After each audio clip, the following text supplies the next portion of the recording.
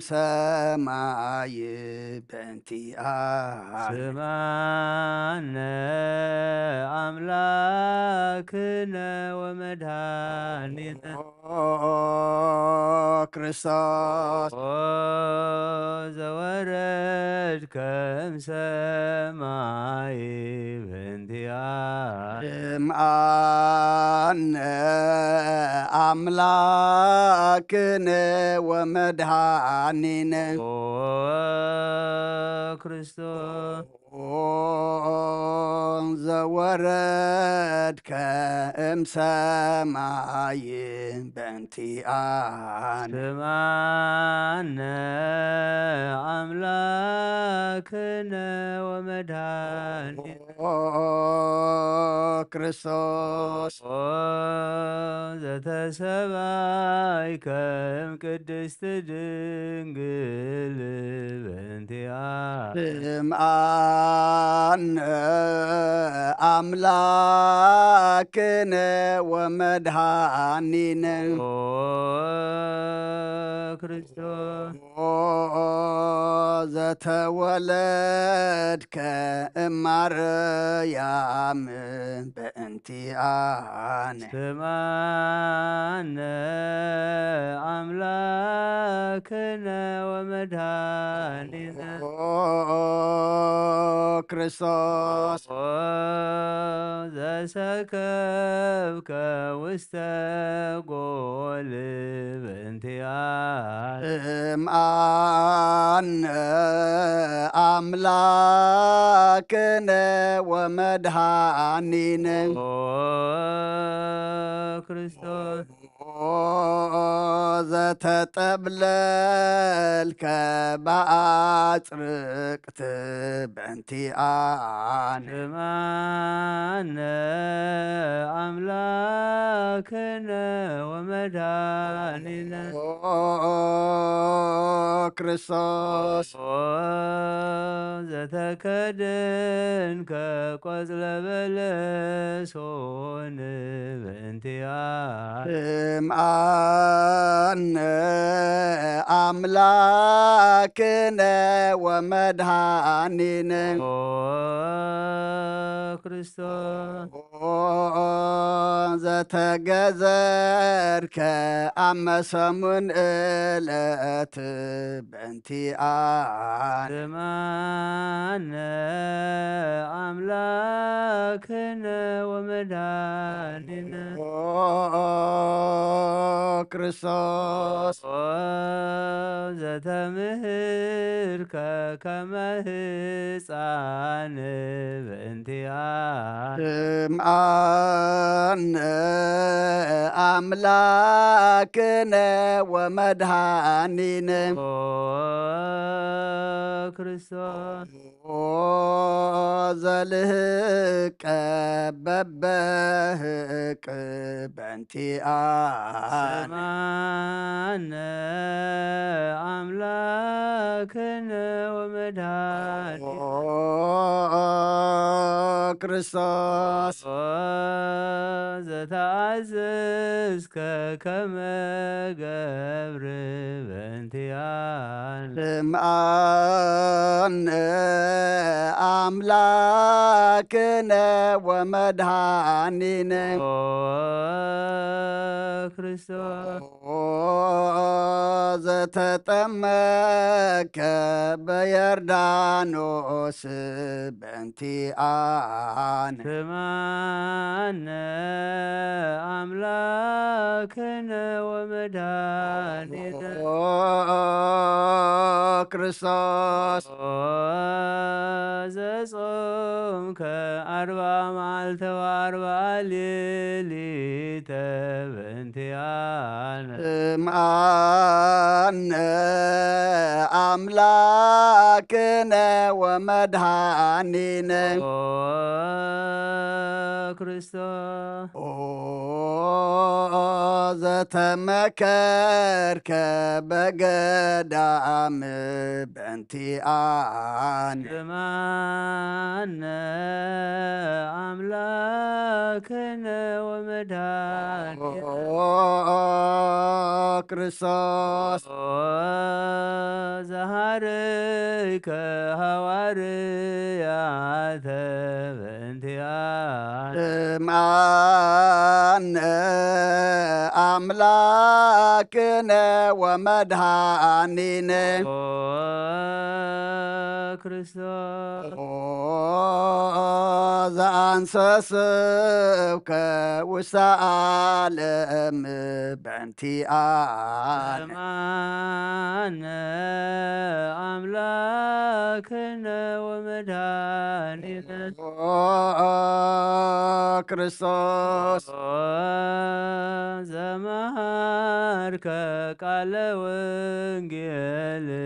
በእንቲአነ ስምዐነ አምላክነ ወመድኃኒነ ክርስቶስ ዘሐጸብከ እግረ አርዳኢከ በእንቲአነ ስምዐነ አምላክነ ወመድኃኒነ ክርስቶስ ዘአሐዙከ አይሁድ በእንቲአነ ስምዐነ አምላክነ ወመድኃኒነ ክርስቶስ ዘሰሃቦከ በእንቲአነ ስምዐነ አምላክነ ወመድኃኒነ ክርስቶስ ዘሰሃቦከ ከመ በግዕ በእንቲአነ ስምዐነ አምላክነ ወመድኃኒነ ክርስቶስ ዘሐተቱከ ከመ ሰራቅወ ፈያት በእንቲአነ ስምዐነ አምላክነ ወመድኃኒነ ክርስቶስ ዘአቀሙከ ውስተ አውድ በእንቲአነ ስምዐነ አምላክነ ወመድኃኒነ ክርስቶስ ዘጠፉከ መላህትከ በእንቲአነ ስምዐነ አምላክነ ወመድኃኒነ ክርስቶስ ዘሰለቡከ ክዳነከ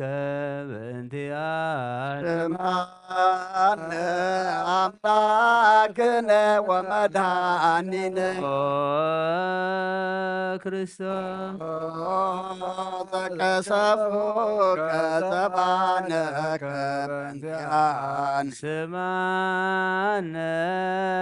አምላክነ ወመድኃኒነ ክርስቶስ ዘአልበሱከ ከለሜዳ ዝለይ በእንቲአነ ስምዐነ አምላክነ ወመድኃኒነ ክርስቶስ ዘተኰራይከ ርእሰከ በእንቲአነ ስምዐነ አምላክነ ወመድኃኒነ ክርስቶስ ዘአስተቄጽሉከ አክሊለ ሦክ በእንቲአነ ስምዐነ አምላክ አምላክነ ወመድኃኒነ ኦ ክርስቶስ ዘአጸሩ ከመስቀለ በእንቲአነ ስማነ አምላክነ ወመድኃኒነ ክርስቶስ ዘቀነውከ እደዊከ ወእገሪከ በእንቲአነ ስምዐነ አምላክነ ወመድኃኒነ ክርስቶስ ተሰቀሉ ከዲበ ዕፀ በእንቲአነ ስምዐነ አምላክነ ወመድኃኒነ ክርስቶስ ዘአስተዩከ ብሂአዘ ምስለ ሞት በእንቲአነ ስምዐነ አምላክነ ወመድኃኒነ ክርስቶስ ዘተአገሥከ ጽልአተ በእንቲአነ ስምዐነ አምላክነ ወመድኃኒነ ክርስቶስ ዘጥምከ ሞተ በእንቲአነ ስምዐነ አምላክነ ወመድኃኒነ ክርስቶስ ደረገቱከ ገቦከ በእንቲአነ ስምዐነ አምላክነ ወመድኃኒነ ክርስቶስ ዘአውሃዝከ ደመ ወማየ በእንቲአነ ስምዐነ አምላክነ ወመድኃኒነ ክርስቶስ አውረዱከ እመስቀለ በእንቲአነ ስምዐነ አምላክነ ወመድኃኒነ ክርስቶስ ዘገነዙከ ዮሴፍ ወኒቆዲሞስ በእንቲአነ ስምዐነ አምላክነ ወመድኃኒነ ክርስቶስ ዘወዳዩከ ውስተ ዝክረ በእንቲአነ ስምዐነ አምላክነ ወመድኃኒነ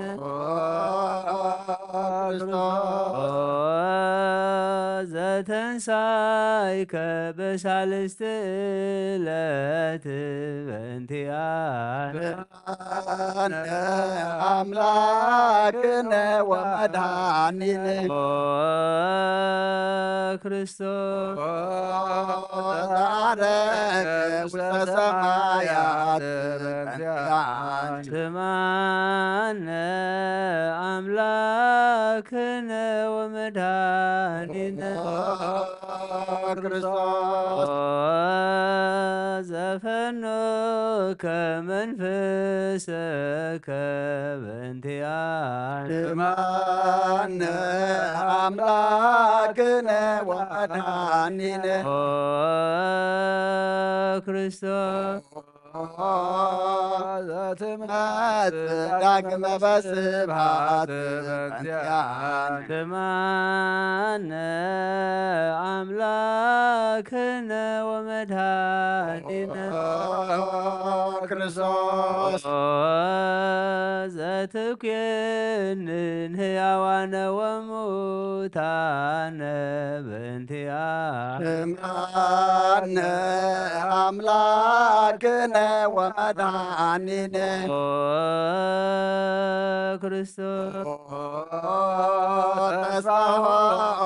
ለኵሎሙ አጽናፈ ምድር ስምዐነ አምላክነ ወመድኃኒነ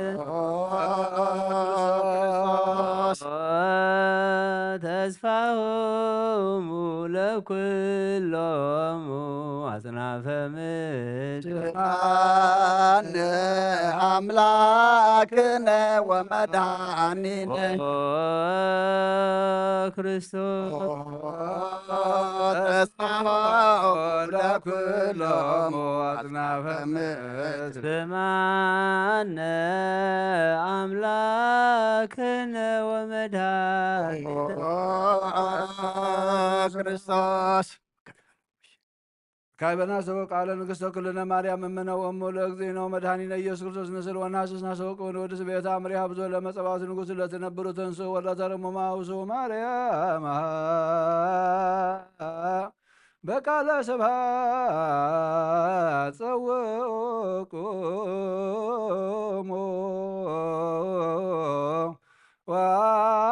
ወአጽምዑ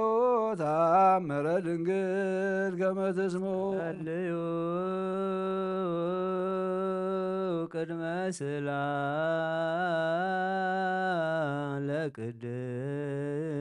ለቅድስት ድንግል መርአተ አብ ወእመ በግዕ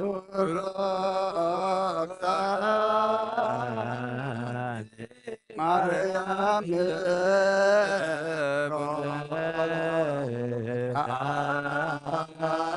አንቲ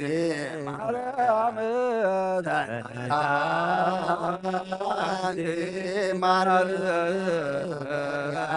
ወብርኩ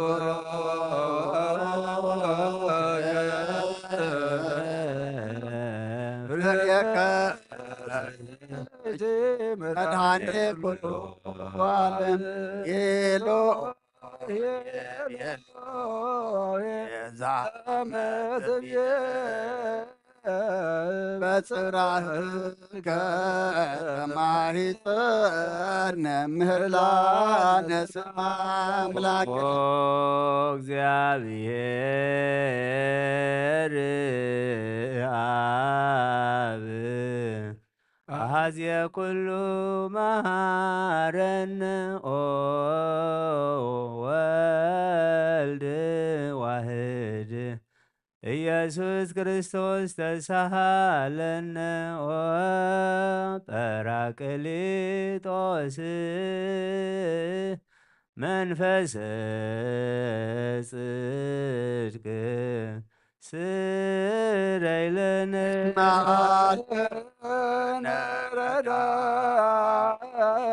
በጊዜ ምንዳቤ ወሐዘን እስመ ዘእንበሌከ ባይለይ ለጻድቃንሰ እምግባሮሙ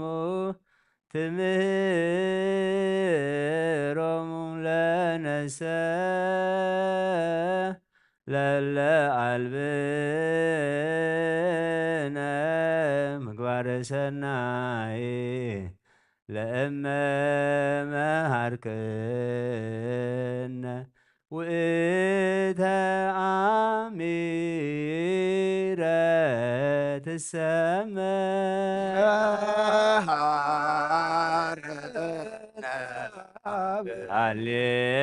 ሃሌሉያ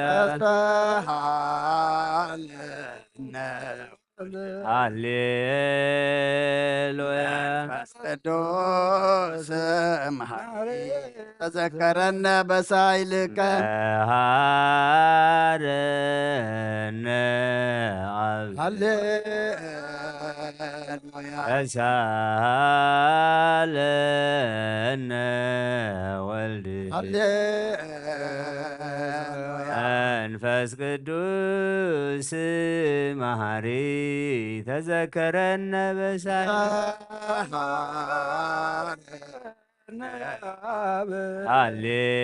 ሃሌሉያ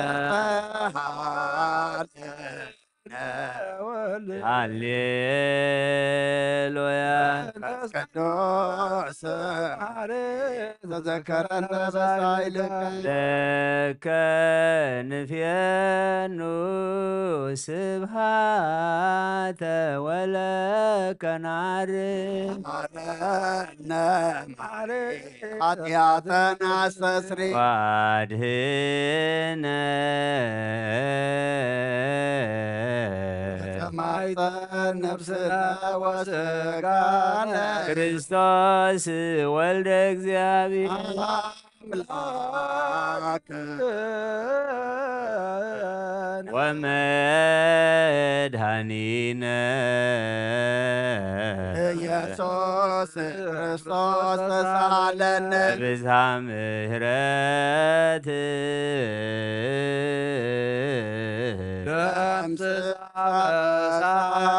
ወፈኑ ሳይለከ ላዕሌነ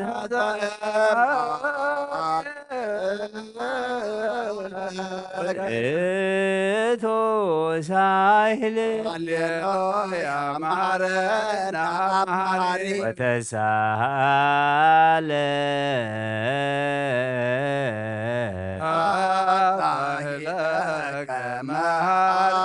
ኢታጥፋነ ተዘኪረከ ዘትቀር እስመ መሐሪ አንተ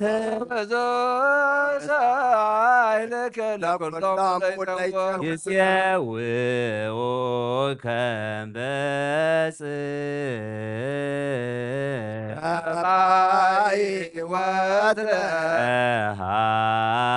ሃሊ ዘውስተ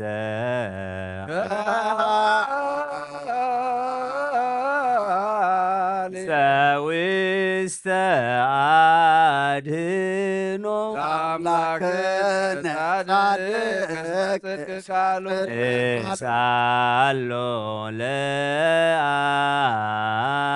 ለአብ ይፈኑ ለከ ሳህሎ እስመ አብ ያእክል ለዘሳል ስብሐት ሎቱ ይደሉ ሃሌሉያ ኮቴቱ ይዳል ሃሌሉ ለክርስቶስ ለእግዚአ ኩሉ ሃሌሉያ ሃሌሉያ እኖ ተስፋየ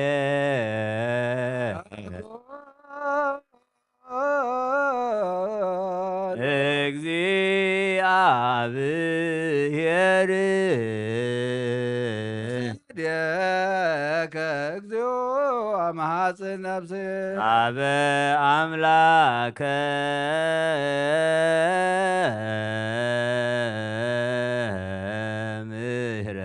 ምሕረት አማሐፅን ነፍሴ አበ ንጉሠ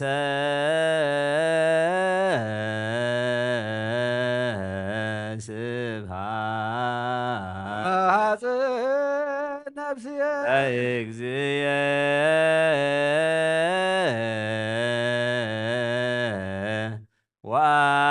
ወአምላኬ ነፍሴ እምኩሉ ምግባረ እኩይ አድኅና ለነፍስ አምላከ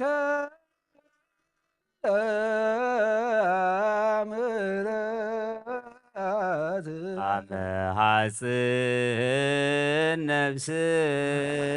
ንጉሠ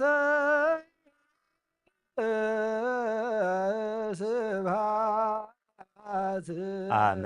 ሐጽን ነፍስ አምላክ አመ ሐጽን ነፍስየ ኩሎ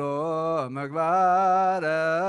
እኩይ አድህና ለነፍስ ሀበ አምላከ ምህረት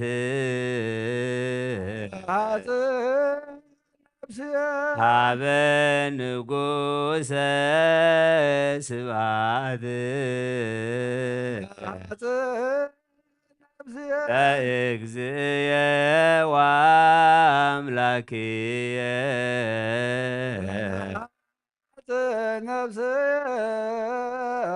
እምኩሉ ምግባረ እኩይ አድህና ለነፍስ ንሳሎ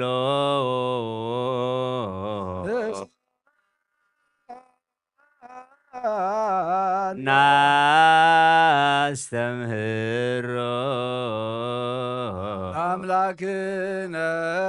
ጻድቅ እስመ ጽድቅ ቃሉ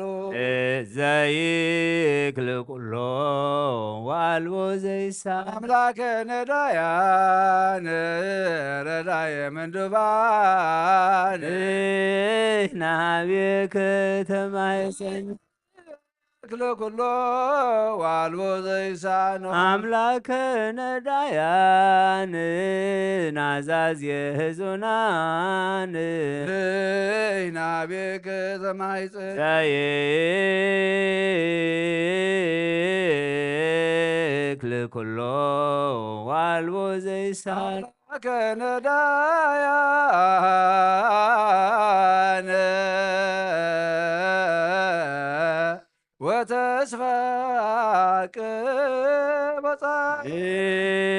ናቤከ ተማይሰን ከመ አቅብከነ እምሰርክ እስከ ነገ እቀበነ እግዚኦ እምነገ ወእስከ በከመ አቀብከነ እምነግ እስከ ሰርክ ቀበነ እግዚኦ እምሰርክ እምነግ እስከ ሰርክ በከመ አቅብከነ እምሰርክ እስከ ነገ እቀበነ እግዚኦ እምነገ ወእስከ ተሳሃልከ እግዚኦ ምድረከ ሃሌሉያ ስማዕ ጸሎተነ ወስእለተነ ወስረይ ኩሎ ኃጢአተነ ስማዕ ጸሎተነ ወስእለተነ ዘሰማይኮ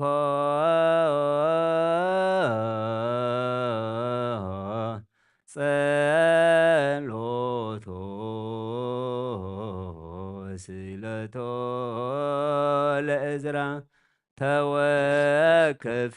ምህላነ ሰላመከ ሀበነ ወማእከሌነ ወምጥማተከ እምኔነ ሃሌሉያ ሳለነ ጊዮርጊስ አብ እግዚአብሔር ወጸልይ በእንቲአነ ሀረድዎ ገመድዎ ዘረው ሥጋሆ ከመ ሐመድ ወወሰድዎ በሰብአ ነጋስም ረጋጸ ምድር አንሥአ ሙታነ አባ ጊዮርጊስ በሰላም አደወ መንግሥተ ክብረ ወረሰ አርየነ እግዚኦ ሳሂለከ ሃሌሉያ ማኅደረ ሰላምነ ቅድስት ደብተራ እሞሙ ለሰማዕት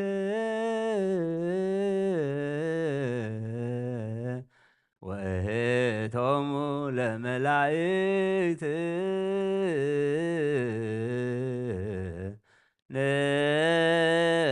ንስግድ ኩልነ ሀበ ማርያም ባርከኒ አባ እንዘ በረከተከ በእንተ ሰላማ ለቅድስት ቤተ ክርስቲያን አባ ባርከኒ እንዘ በረከተከ መላከ ሰላምነ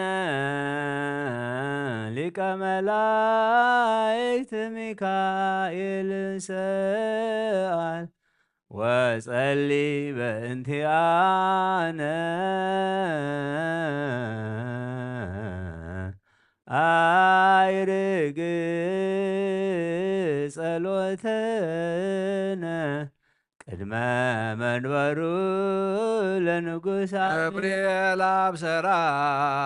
ለማርያም ወይቤላ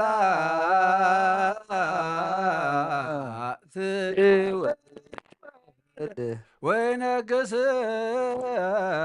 ለቤተ ያዕቆብ ዋልቦ ማህለክት ለሰላሙ ሀብዬ እንቲ አየ ሰናይ ትርግብየ መዓዛ አፉሃ ከመኮል ወኩሉ ነገራ ዓለም ወለዓለመ ዓለም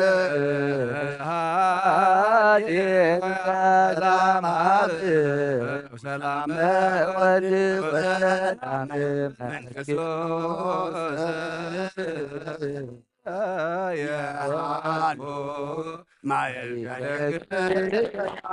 ለዓለም ወለዓለመ ዓለም ሃሌሉያ ሰላም አብ ወሰላመ ወልድ ወሰላመ መንፈስ ቅዱስ የሃሉ ማእከልየክ ለዓለም ወለዓለመ ዓለም ሃሌሉያ ሰላም አብ ወሰላመ ወልድ ወሰላም መንፈስ ቅዱስ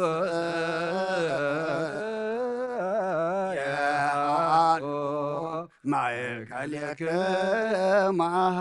ኑ ንስግድ ወንግነ ኢላትን ንትፈሳውን ታሰይባት እስመ አምላኬት ድንግልናት ያክሌት ዛቲቲ ትንቢቶም ለነቢያት መጎሰ ስብከቶም ለሐዋርያት እሞም ለሰማዕት ወቶም ለመላእክት ላቲ ይደሉ ክብር ወስብሐት ወለወልድ አምልኮ ወስግደት በምድር ወበሰማያት በባሕር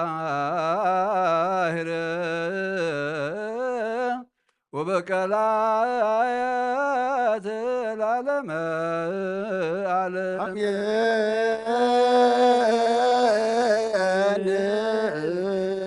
ሰላም አብ ወወልድ ወመንፈስ ቅዱስ ፍቅር ለእግዝእትነ ማርያም ንግሯት አምላክ ሞገሰ መስቀሉ ሀብተ ረድኤቱ ለእግዚእነ መድኃኒነ ኢየሱስ ክርስቶስ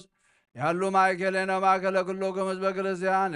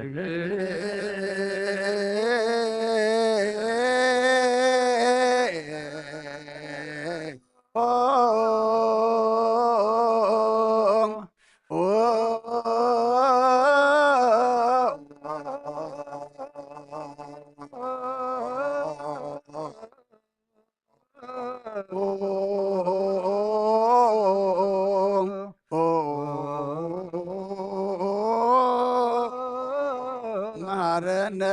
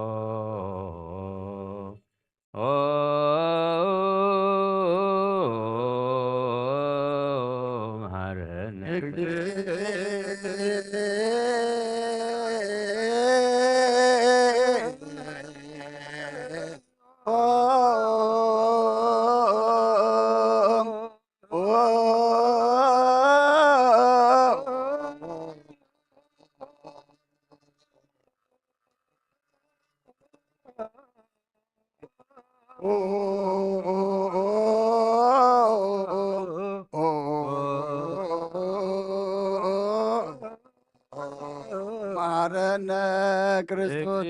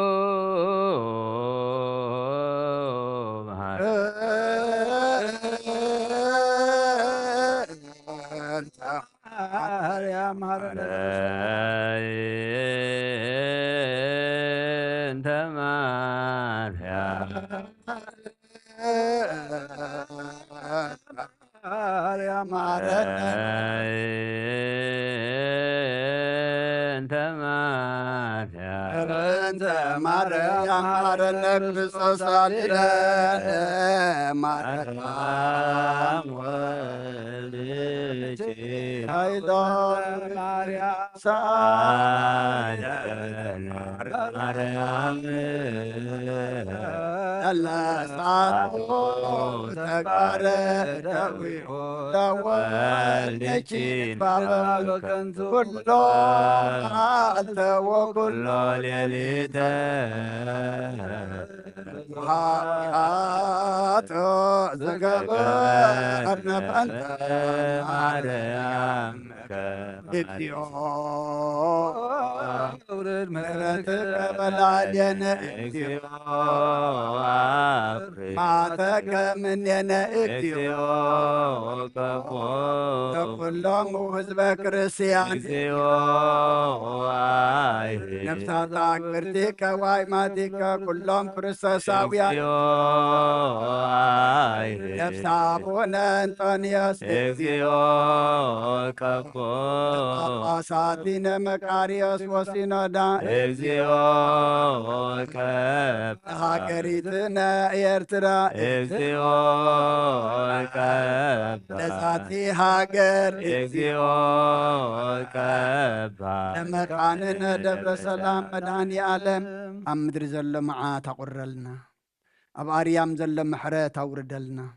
ጸሎትና ለመናና ተቀበለልና ተቀቢልካ ድማ አምላክና መወዳእታ ኩልና ጸብቀልና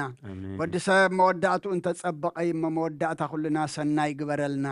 ንዓለም ሰላም ነዛ ዘለና የሃገር ሰላም ንሃገርና ንህዝብና ንጎራብትና መንጎና ድማ ሰላም ሃበና ኣብ ሕማም ዘለው ፈውሰልና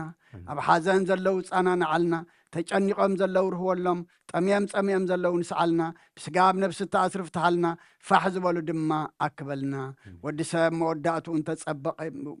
ፋሕ ዝበሉ ድማ ኣክበልና ኣብ ጭንቂ ኣብ መከራ ኣብ እህታ ኣብ ስቓይ ዘለዉ ድማ ኣምላኽና እህቶኦም ናብ ቅሳነት ናብ ሰላም ቀይረልና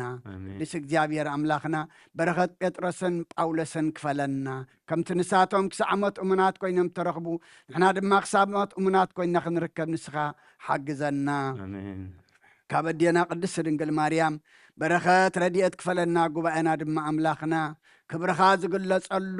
ንሕና ድማ ኣምላኽና ብመንፈስ እንዓብየሉ ጉባኤ ግበረልና ኣብ ሰማያት ትነብር ኣቦና ስምካ ይቀደስ መንግሥትኻ ትምጻእ ፍቃድካ ከምቲ ኣብ ሰማይ ከምኡ ድማ ምድሪ ይኹን ናይ ዕለት መግብና ሎሚ ሃበና ንሕና ንዝበደሉና በደሎም ከም ዝሓደግናሎም በደልና ንኣበሳና እንደገልና ኣብ ክፉ ኣድሕነና እምበር ኣብ ፈተና ይተእትወና መንግሥትን ሓይልን ክብርን ዘለዓለም ናትካ እዩ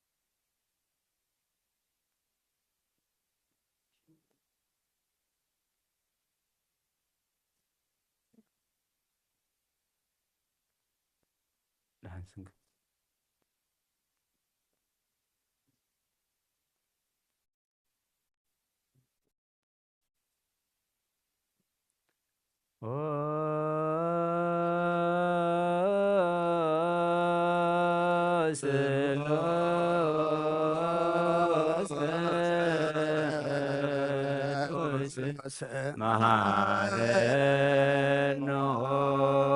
ስሉስ ቅዱስ ማሐቀነ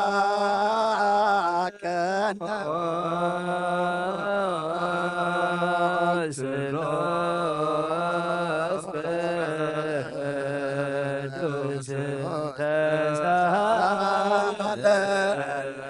ጸጋ ዝተመላእኺ ኦ ድንግል ማርያም ደስ ይበልኪ ደስ ይበልኪ ደስ ይበልኪ ደስ ይበልኪ ደስ ይበልኪ እግዚአብሔር ምሳኺ ንስኺ ካብ ኣንስቲ ብርኽቲ ኢኺ ረኸርስኹን ብሩኽ እዩ ክርስቶስ ወድኺ ለምንልና ያትና ሓድገልና ንኣብ ንወልድን መንፈስ ቅዱስ ክብርን ምስጋናን ይኹን ሎምን ኩሉ ሰዓት ንዘለዓለም ዓለም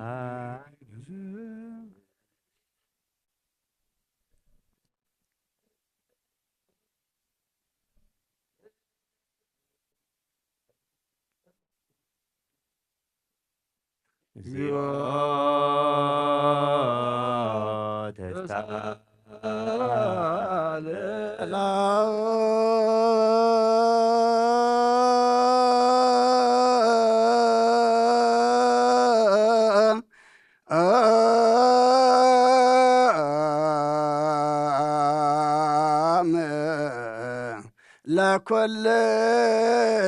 ለኩልክሙ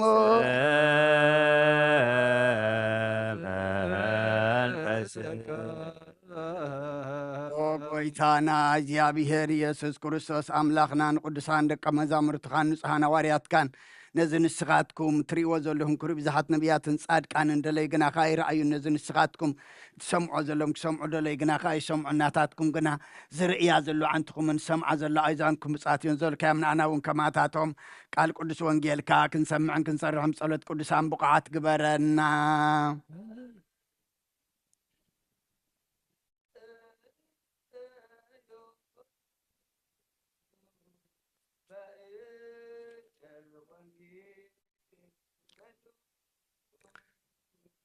راسيا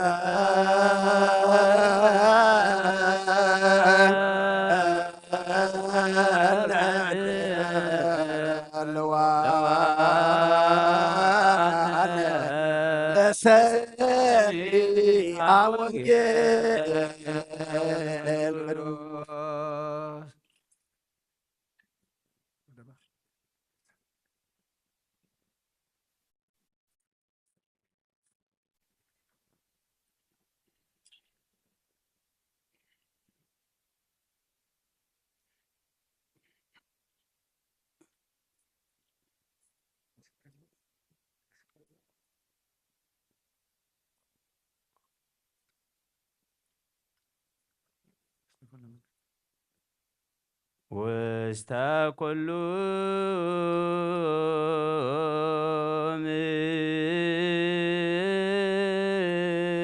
ምድር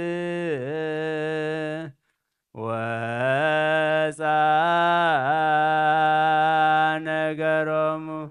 ወእስከ አጽናፈ ዓለም በጽሐ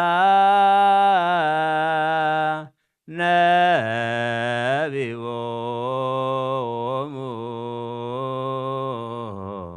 ወውስተ ፀሐይ ሴመ ጽላሎቶ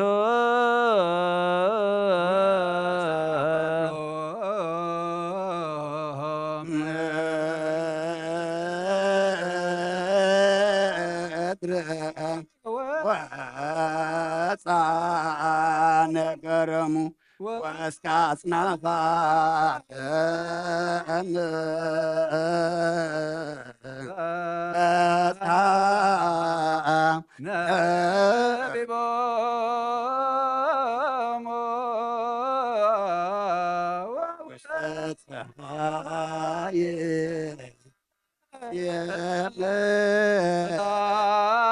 የመላልቶ ውስተ ኩሉ ምድር ወፃ ነገሮሙ ወእስከ አጽናፈ ዓለም በጽሐ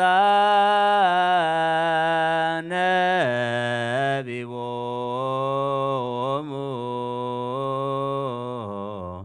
ወውስተ ፀሐይ ሴመ ጽላሎቶ ኩሎ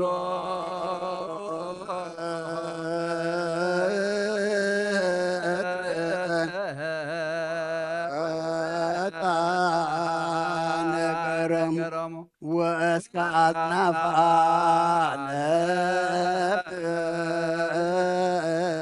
በጽሐ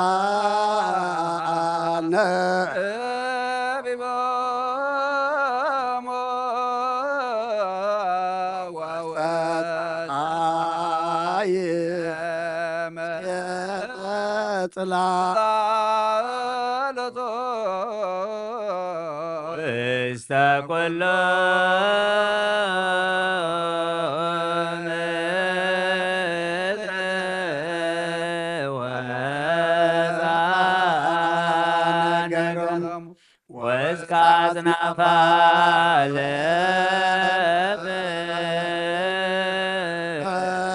በጽሐ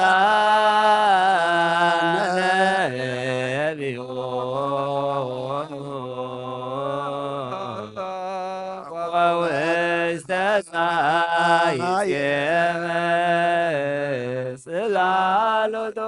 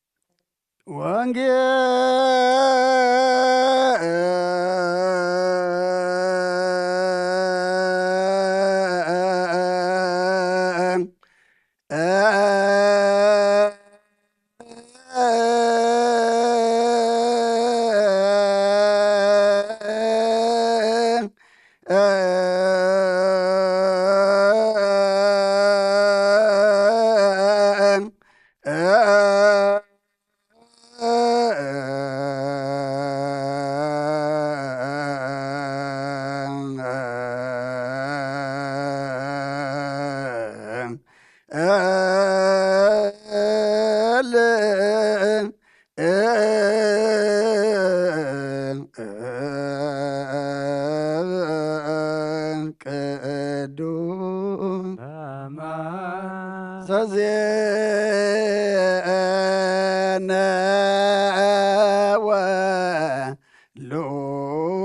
ወሉቃስ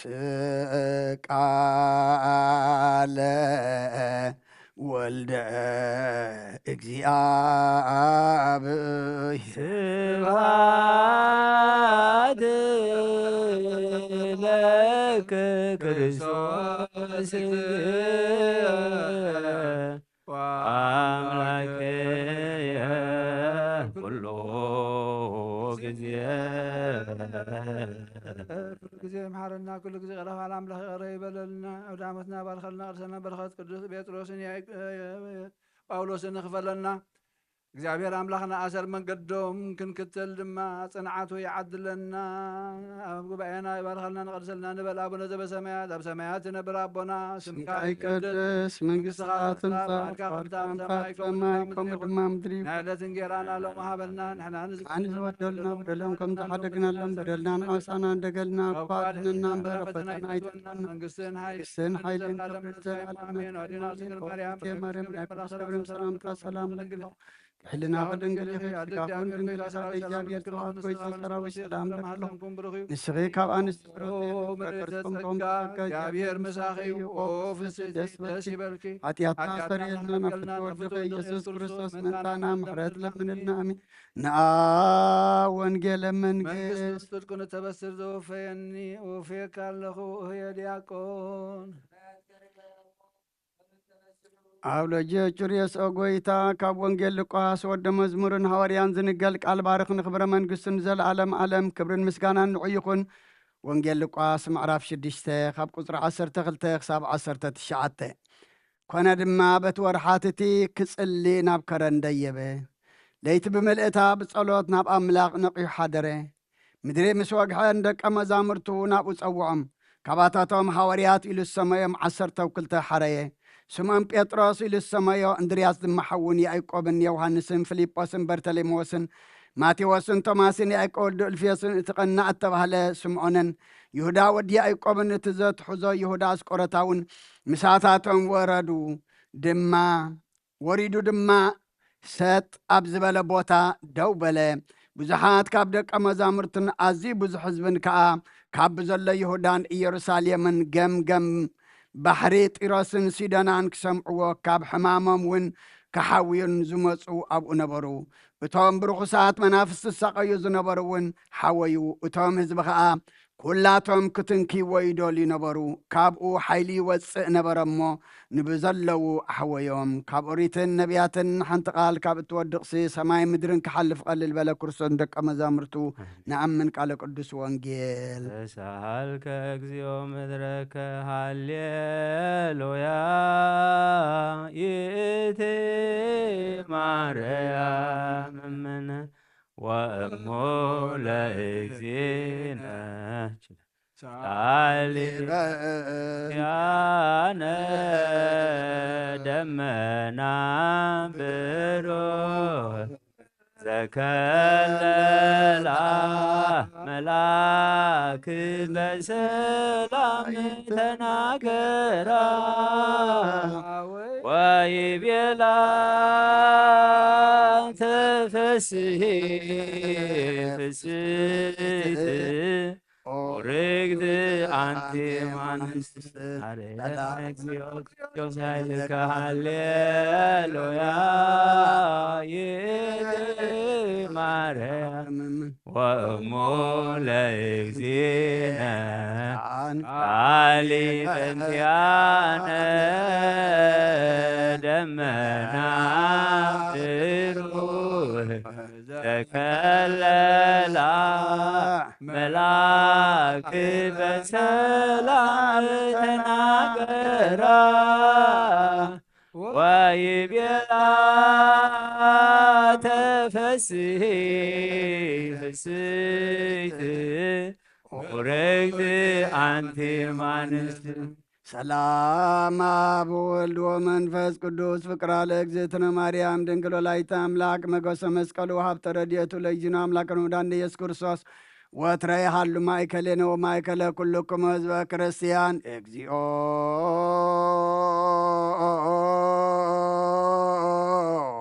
መሐረነ እግዚኦ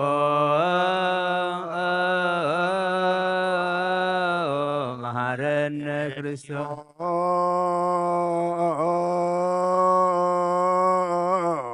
መሐረነ እግዚኦ መሐረነ ክርስቶስ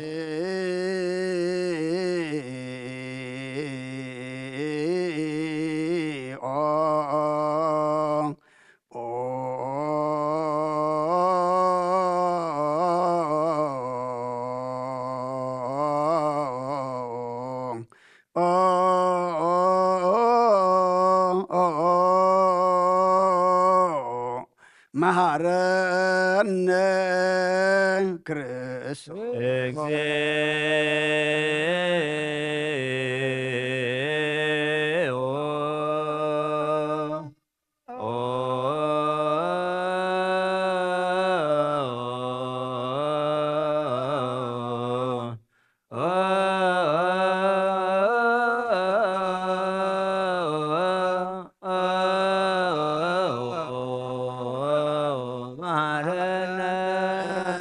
እግዚኦ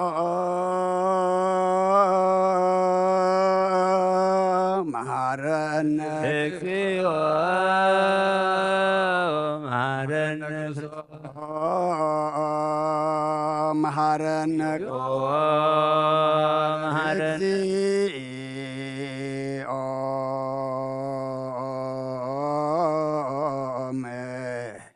መሐረነ ክርስቶስ እግዚኦ መሐረነ ክርስቶስ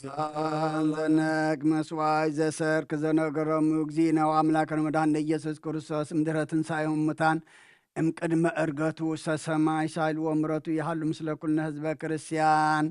ወምስለ ነፍሳት አግብርቲከ ወአእማቲከ ለዓለመ ዓለም ቅዱስ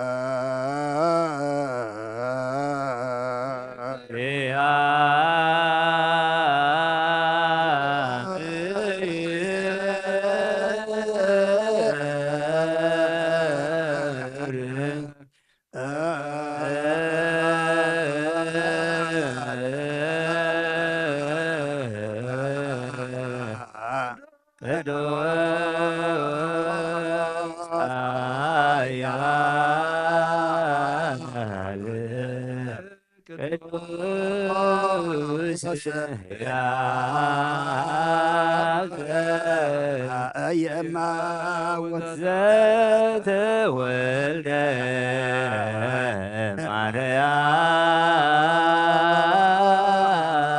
ማርያም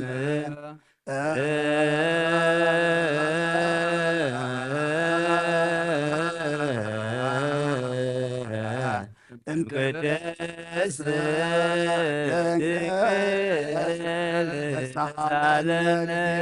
ቅዱስ እግዚአብሔር ቅዱስ ኃያል ቅዱስ ሕያው ዘይመውት አብ ዮርዳኖስ ተጠምቀ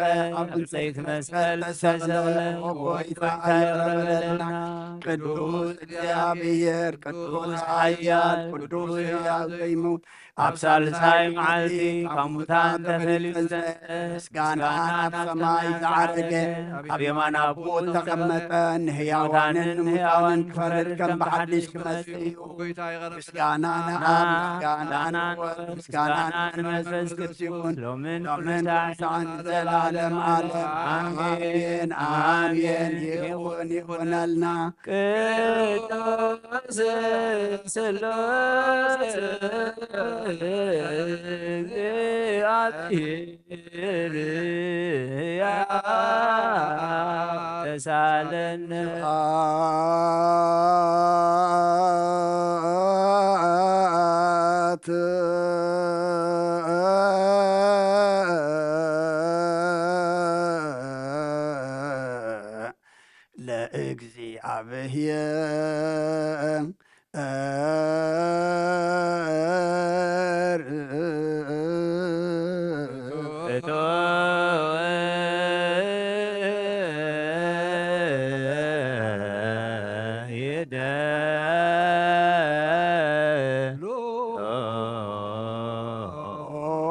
ጎይታ ንዓኻ ኩሉን ዝፈጠርካን ዘይትረአ ኣምላኽ ብኩልንትናና ነምልኸካ ኣለና ኦ ንኽልጦ ብሓያ ዝኾንካ ጎይታ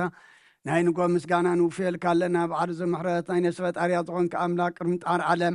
ካብ ኣብ እንተወለድካ ነመስግነካ ኣለና ቅዱሳኑ ዝዓርብ ናይ ብዕጡ ቓሊኻ ንስኻ ብዘይቋርብ ምስጋናን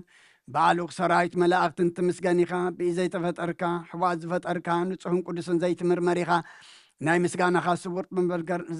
ጥበብ ነገርካና ንስኻ ዘይጠፍ ብርሃን እውን ኣተስፈኻና ንዓኻ ምስጋናን ክብርን ቅድስናን ነቕርብ ኣለና ኣብ ጎይታ ንሕና ባሮትካ ንጹህ ምስጋና ንውፍለና ህዝቢ ከዓ ንዓኻ የመስግኑ ኣለዉ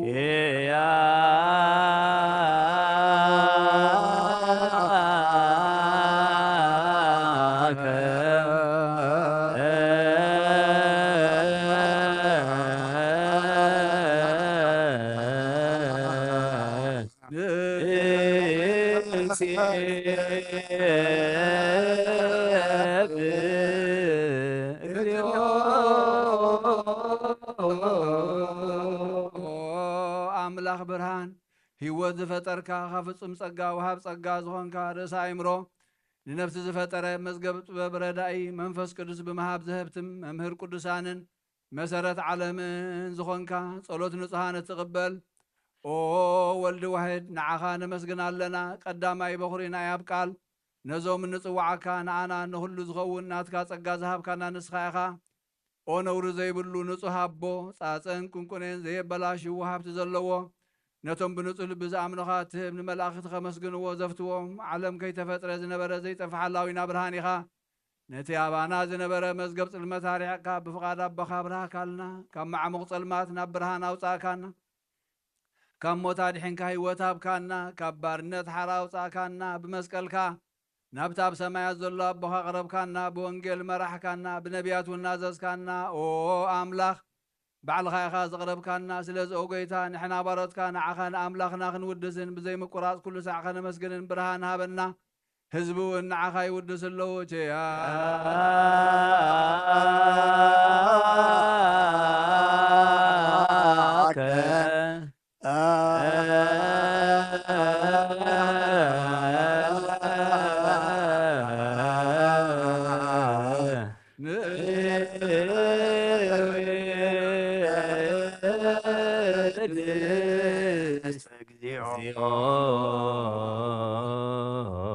ምስ ኣቦ ልዕሊ ኩሉ ንዝኾንካ ኢየሱስ ወዲ እግዚኣብሔር ምስ ናይ ዘለኣለም መንግሥትኻ ዝምስጋና እዚ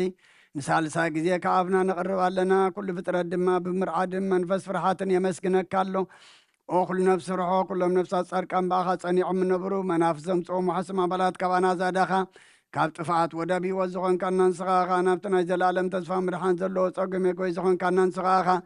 ነቶም ባሕሪ ጭነቑ ተድሕን ነቶም ምድረ በዳ ዘለኹ ኣብ ጸጋኻ ትሐውን ነቶም ኣብ ጽሩማት ዘር ዘለኹ ኣምሳቶም ትነብር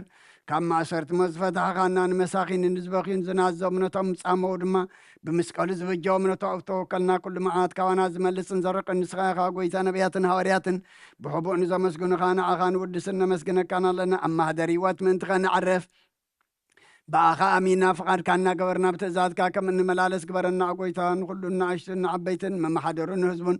ንጓሳን መጓሲኦም ብምሕረትካ ሓሉ ኦጎይተናን ኣምላኽናን ብሩኽ መንግስትናትካ እሞ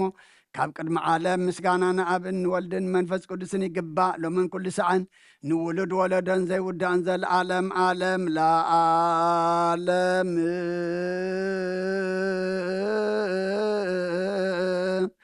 ወለ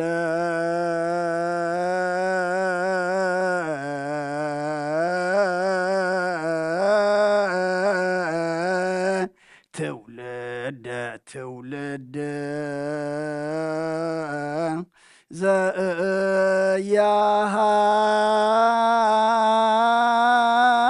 ዘያሃልቅ ለዓለም ዓለም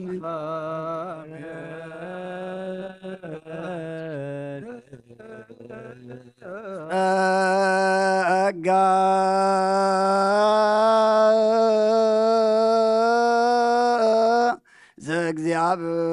ዘእግዚአብሔር ያሃሉ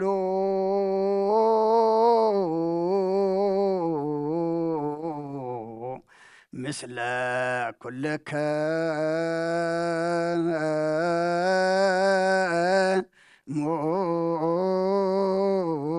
ምስለ መንፈስከ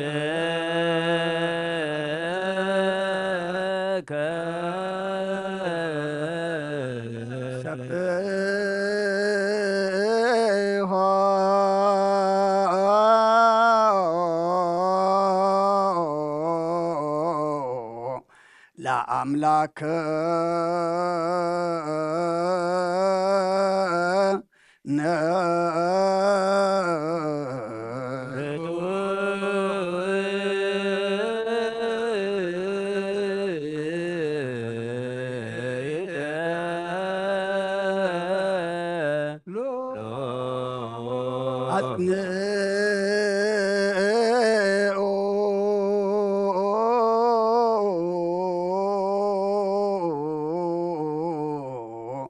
ሄሌና ልበከ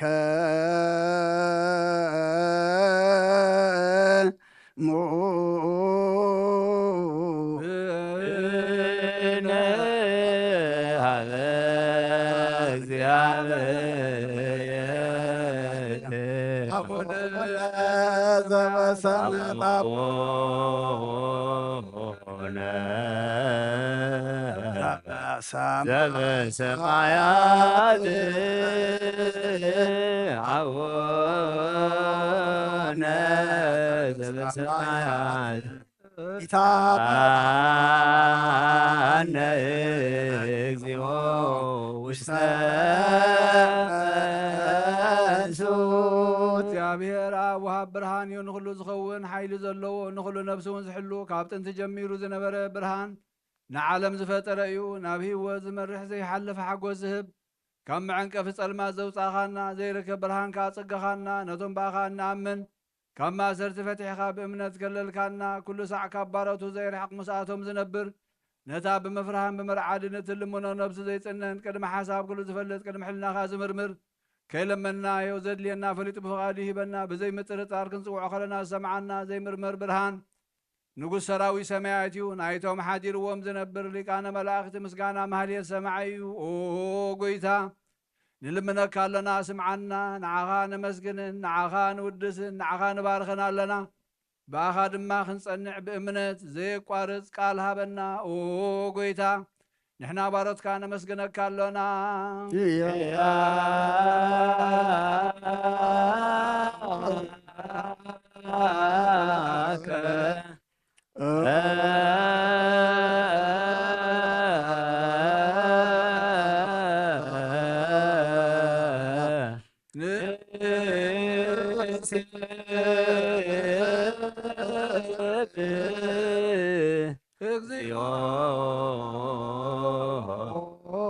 ጌታ ኢየሱስ ክርስቶስ ለመናና ስምዓና ንዓባሳትካ ንስዑራት ምርኩስ ንዕውራት ብርሃን ንሓንካሳት እግርን ለምጸማት መንጽእ ብሕማም ተታሕዚ መሕወይ ንጸማማት ወብስኾንካዮም ንሞት ዘለፎ ንጸልማት ከኣሰቓዮ ብርሃን ዝፈጠረ ዘይዓርብ ፀሓይ ዘይጠፍ መብራህቲ ኩሉ ሰዓሉ ንቅዱሳኑ ዘብርህ ፀሓይ እዩ بمدفتاو نقول سلمات عالم زفت رأيو سام نمدحان توليدك نقول تجلس كان نفس ملس كان سخاخة نقول دما ببزل يقدم كحالة ملاز فترك بخل جس عالم نمدرس فتر كان سخاخة كابتن تتبع نايمرون كاب أبنا بز عالم تلاقى زلاوي زي برسن زي مرمرني زي رأمن فسين الزبسر كان نسخة مسكونيها سمكاون مستنكري أوغويتام أنت زنحنا بارت كان ودسك كالونا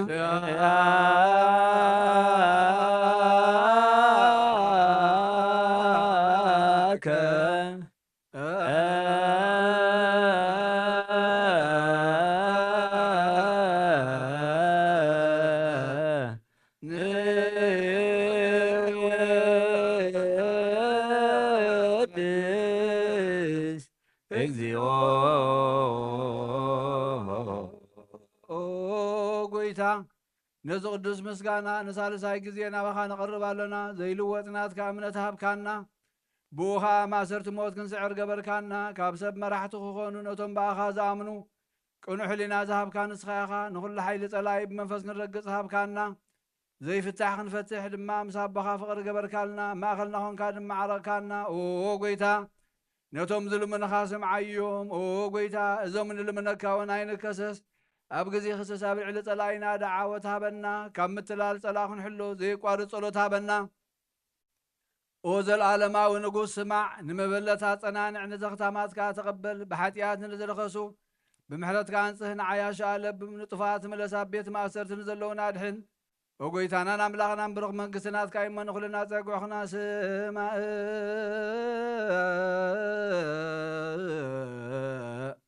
زلالم نقوس معس بنازز اقبال موتات وكف سرويان بمهرتك عن أنا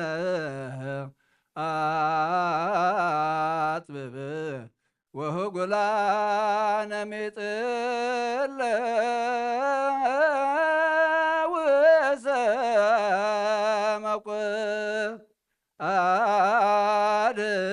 آدن ولكل نكون سوى اسم كان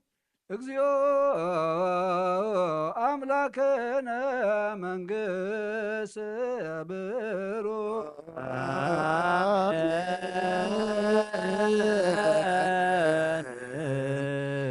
ጋሁ ለእግዚአብሔር ያሃሉ ምስሌከሙ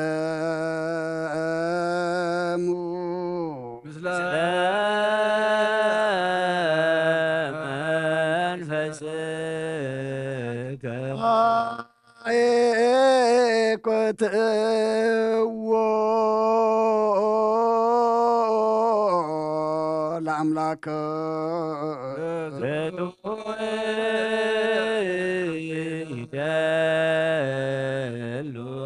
መድሓን ነብስናን ዝኾንካን ዘይትልወጥና ኻንኣ መሰረት ጥበባትን ዓቀባ ኣልባብናን ዓይልብናና ዘብራኻልና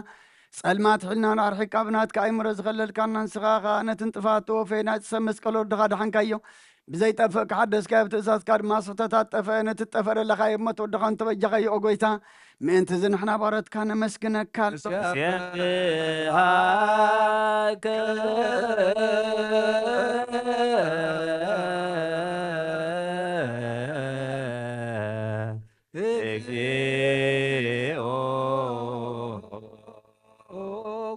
ንውድሰካለና ሊቃነ መላእኽቲ ብዘይቋርፅ ምስጋና ማህሌት ኩሉ ሰዓት ዘመስግኑኻ ኢኻ ኦ ጎይታ እዚ ኣጋእዝቲ ብኣኮቴትን ብማህሌትን ኩሉ ሰዓት ዘመስግኑኻ ናይ ክብሪ ምስጋና እዩ ቅድም ምሳኻ ዝነበረ ናትካ ቃልን ናትካ ምኽርን ናትካ ጥበብን ናትካ ምብፃሕን ዝለኣኽካ ኢኻ ዓለም ከይተፈጥረ ምሳኻ ህልው ዝኾነ እወ እቲ ባህሪ ሰብ ንምድሓን ብስጋ ዝተገልፀ ቃል ካብ ኣርዑት ሓጢኣት ሓራ ዘውፃእና ወድኻን ፍቕርኻን ጎይታና ኢየሱስ ክርስቶስ እዩ ስለዚ ኦ ጎይታ نحنا باروت كان ودسك لنا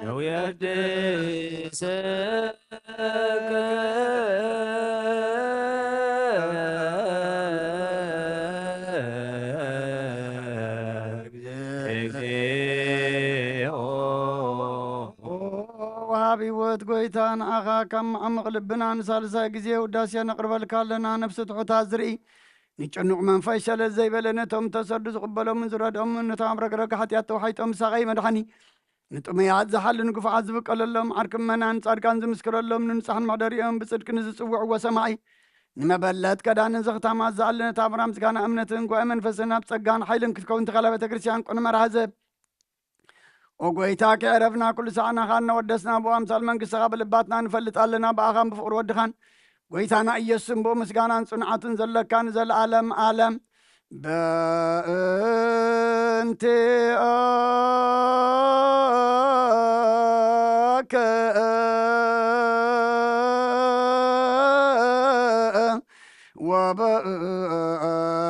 تفقر والدك زينا يسوس زبطو لك سبحان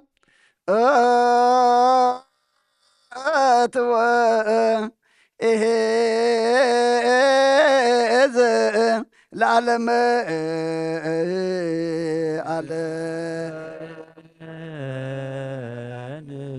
هات العاب لزعان كهن ام كبد هات لو الفوسن ام صنهما هات لمنفس قدوس لزهوسن ام اريا امين يبلو ملائكه السماء بچدان قالو سلسبا قالو بامان يرسمو بماريام ولادتي لمننا محر املاك محرنا يقربها لاملاك قرب لنا ساعات لي تباركنا املاكنا ساعه زمعتي ادما بارخلنا او دعمتنا بارخلنا قدسلنا بركات قدسان ابوتاتنا بيترسم باولسن كفلنا كم تنساتهم زسمرخا نحنا ون كنسمركا كم تنساتهم كسعموت امنات كوينا ما بقد مخات ترقبوا نحنا ون كسعموت امنات كوينا خنركب حيلها بنا قبائنا بارخلنا قدسلنا اب سمايات تنبر ابونا سكاي كدر سبحات سنسات ما مدريهو وما هذنا عن بدلنا بدلون كنسلنا لنا مسانا هندقلنا أنا يتدورنا قسم حيل كبر العالم نتايم آمين بسقاف ونقليه تكزابير بيتان سلامي سلام لك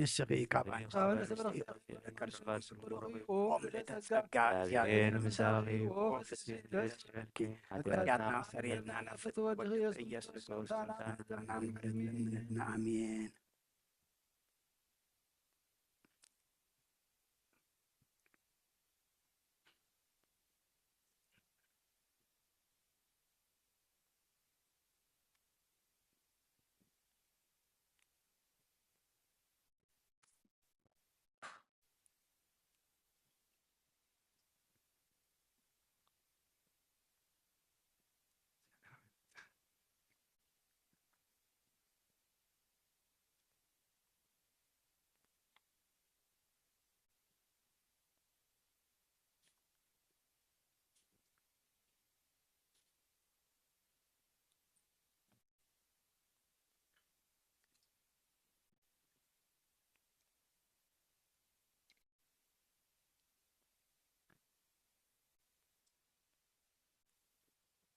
بسم آب وولد ومنفس قدوس هادو أملاك علت حمش حملة بزا علت زياء تونكلتا عبيتي هواريات لقانات بيتروسن باولوسن سماعت النت تقبلوا له معالتي بيتروس كبيت سايدا ايو نسو غفاف عسا نبره قويتانا يسوس كريستوس مستتأمك نصبحيتو حاريس أوعو نقويتا إلا أخو نبره بؤبؤ دما هايمانوتن أب قويتانا خاف فقرن منفساو قناعتن حادرو بزد ما قويتانا رأس كلهم هواريات غيرو شومو هواريات بتنا قويتانا قبري تتاراتيروم نسو إلياس قال يومون إرمياس قال يوم كأحد خاب قدامات نبيات يوزخون إلهم مسحسبو بيتروس جنا أبكد كلهم هواريات نسخا كريستوس ودهياو زابيري خايلو تأمن شعو قويتا خا نسخا بصيخا كوحي بيت خريستياني خايلو مفتح منقس السمايات هابو دحر عرقات قويتانا سقا منفس قدوس تقبلو أبتوم ززاروبو توخالو آتيو بسم اتزتسقل قويتانا إيسوس كريستوس سبخه كقصرو زي كقولو نبزحات أحزاب مليسو نابتقنعت امنت أأتوهم እግዚአብሔር ከዓ በአዳው ቁጽር ዘይከአል ዓበይቲ ተአምራትን መንከራትን ገበረ ክልተ መልእኽታት ጽሒፉ ድማ ናብቶም ኣመንቲ ለኣኸ ንማርቆስ ከዓ ወንጌል ተርጉሙ ኣጽሓፎ ብድሕሪ እዚ ናብ ሮማ ኣትዩ ኣብ ልዕሊ ቲያጥሮን ዝዓበየ ቦታ መኳንንቲ ዝእከብሉ ኮይኑ ዓዊሉ መሓርቲ ብፁዓን እዮም ንዕኦም ከዓ ክምሕሮም እዩ زبلن نعوز مثلن قال كمهر مس جمره ثم أوز نبرو عبيتي ناي أربعة ناي أمان عدود ناب أربعة وما أزنات زوريا منبر ناي كردوس بيتروس قال مسمعو أمين بلو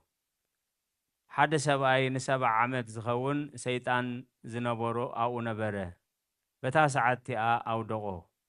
بتخاب أمانة عنود سمعوا قال كابو وسه أتوم تأكيبهم زنبورو دما نزل سمعون رأيون نتوم مكان انتهى قردما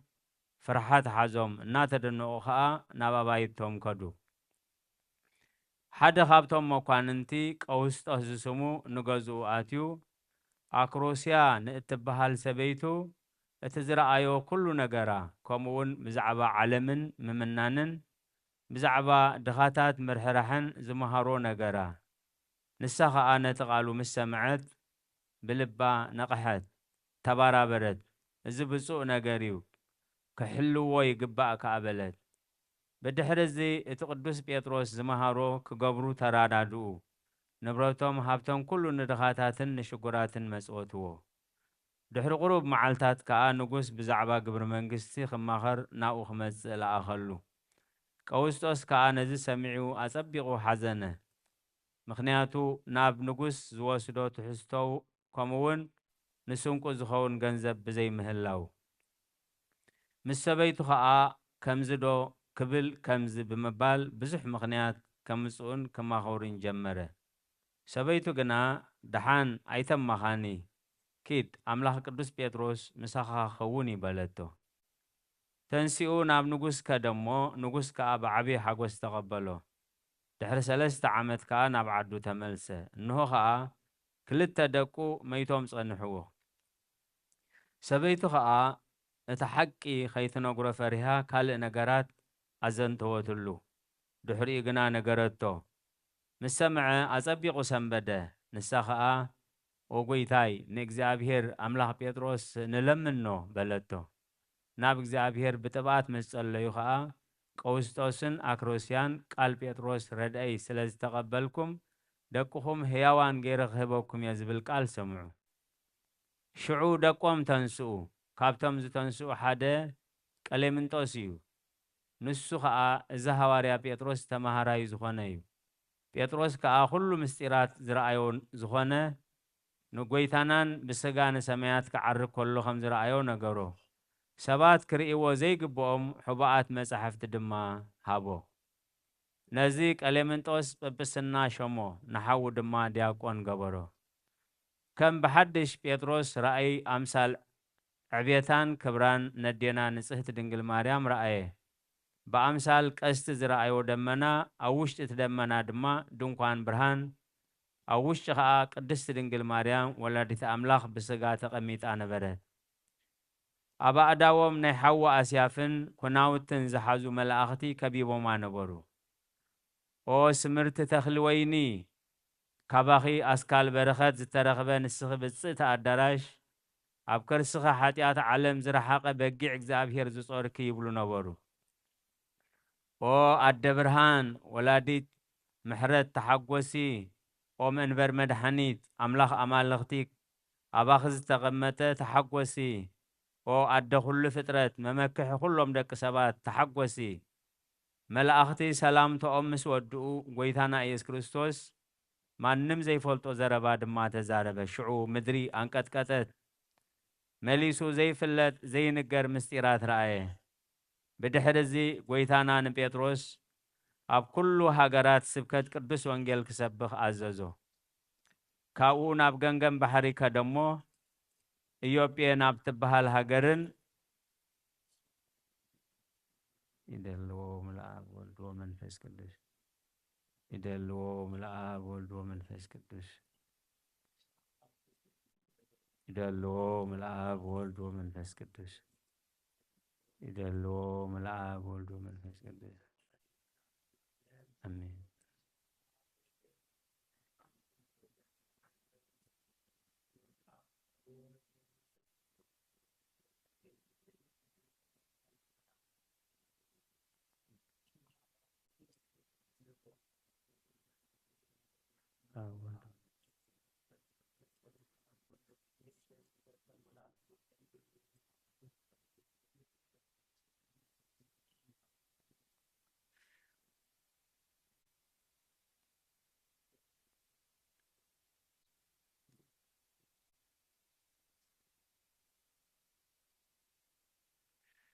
أبا بارك النساء መላእኽቲ ሰላምቶኦም ምስ ወድኡ ጎይታ ኢየሱስ ክርስቶስ ማንም ዘይፈልጦ ዘረባ ተዛረበ። ሽዑ ምድሪ አንቀጥቀጠት መሊሱ ዘይፍለጥ ነገራት ምስጢራት ረአየ። ብድሕሪ እዚ ጎይታና ንጴጥሮስ ኣብ ኩሉ ሃገራት ስብከት ቅዱስ ወንጌል ክሰብኽ ኣዘዞ። ካብኡ ናብ ገንገም ባሕሪ ኸደሞ ኢዮጴ ናብ ትበሃል ሃገርን ናብ ሃገር ኤማሁስን ናብ ልድያን ኣተወ። ሓደ መዓልቲ ኣብ ሃገር ኢዮጴ ክጽሊ ከሎ ብርህቲ ደመና ኣጽለለቶም። ድቃስ መጾ ካብ ሰማይ ከዓ ስፉሕ መጋረጃ ናብኡ ወረደት። ኣብኣ ከዓ ኣምሳል ኩሎም እንስሳታት ኣዕዋፍ ሰማይ ኣምሳል ሓሰማታት ነበረ። ካብ ሰማይ ከዓ ኦ ጴጥሮስ ተንስእ ሓሪድካ ብላዕ ዝብል ቃል ጸውዖ። ንሱ ከዓ ጎይታይ ኣይበልዕን ኩሉ ርኹስ ዝኾነ ኣብ ኣፈይ ኣይኣቱን በለ። ደጊሙ እግዚአብሔር ዘንጽሖ ንስኻ ርኹስ እዩ ኣይትበል ዝብል ቃል ተዛረቦ። ነዚ ቃልዚ 3 ግዜ ሰምዐ። እናኽጽውዖ ድማ ናብቶም ኣምሳል እንስሳን ኣራዊትን በጻብዑ የመልክተሉ ነበረ። ብድሕሪ እዚ ኩሉ ናብ ሰማይ ተሳሕበ። በዚ ነገር እዚ ናብ ሃገር ቂሳርያ ኸይዱ ንቀርኔሌዎስ ምስ ቤተሰቡ ኣጥመቆ። ካብኡ ተመሊሱ ድማ ኣሕዛብ ቃል እግዚአብሔር ከም ዝተቐበሉ ንሕዋታ ሃዋርያት ነገሮም።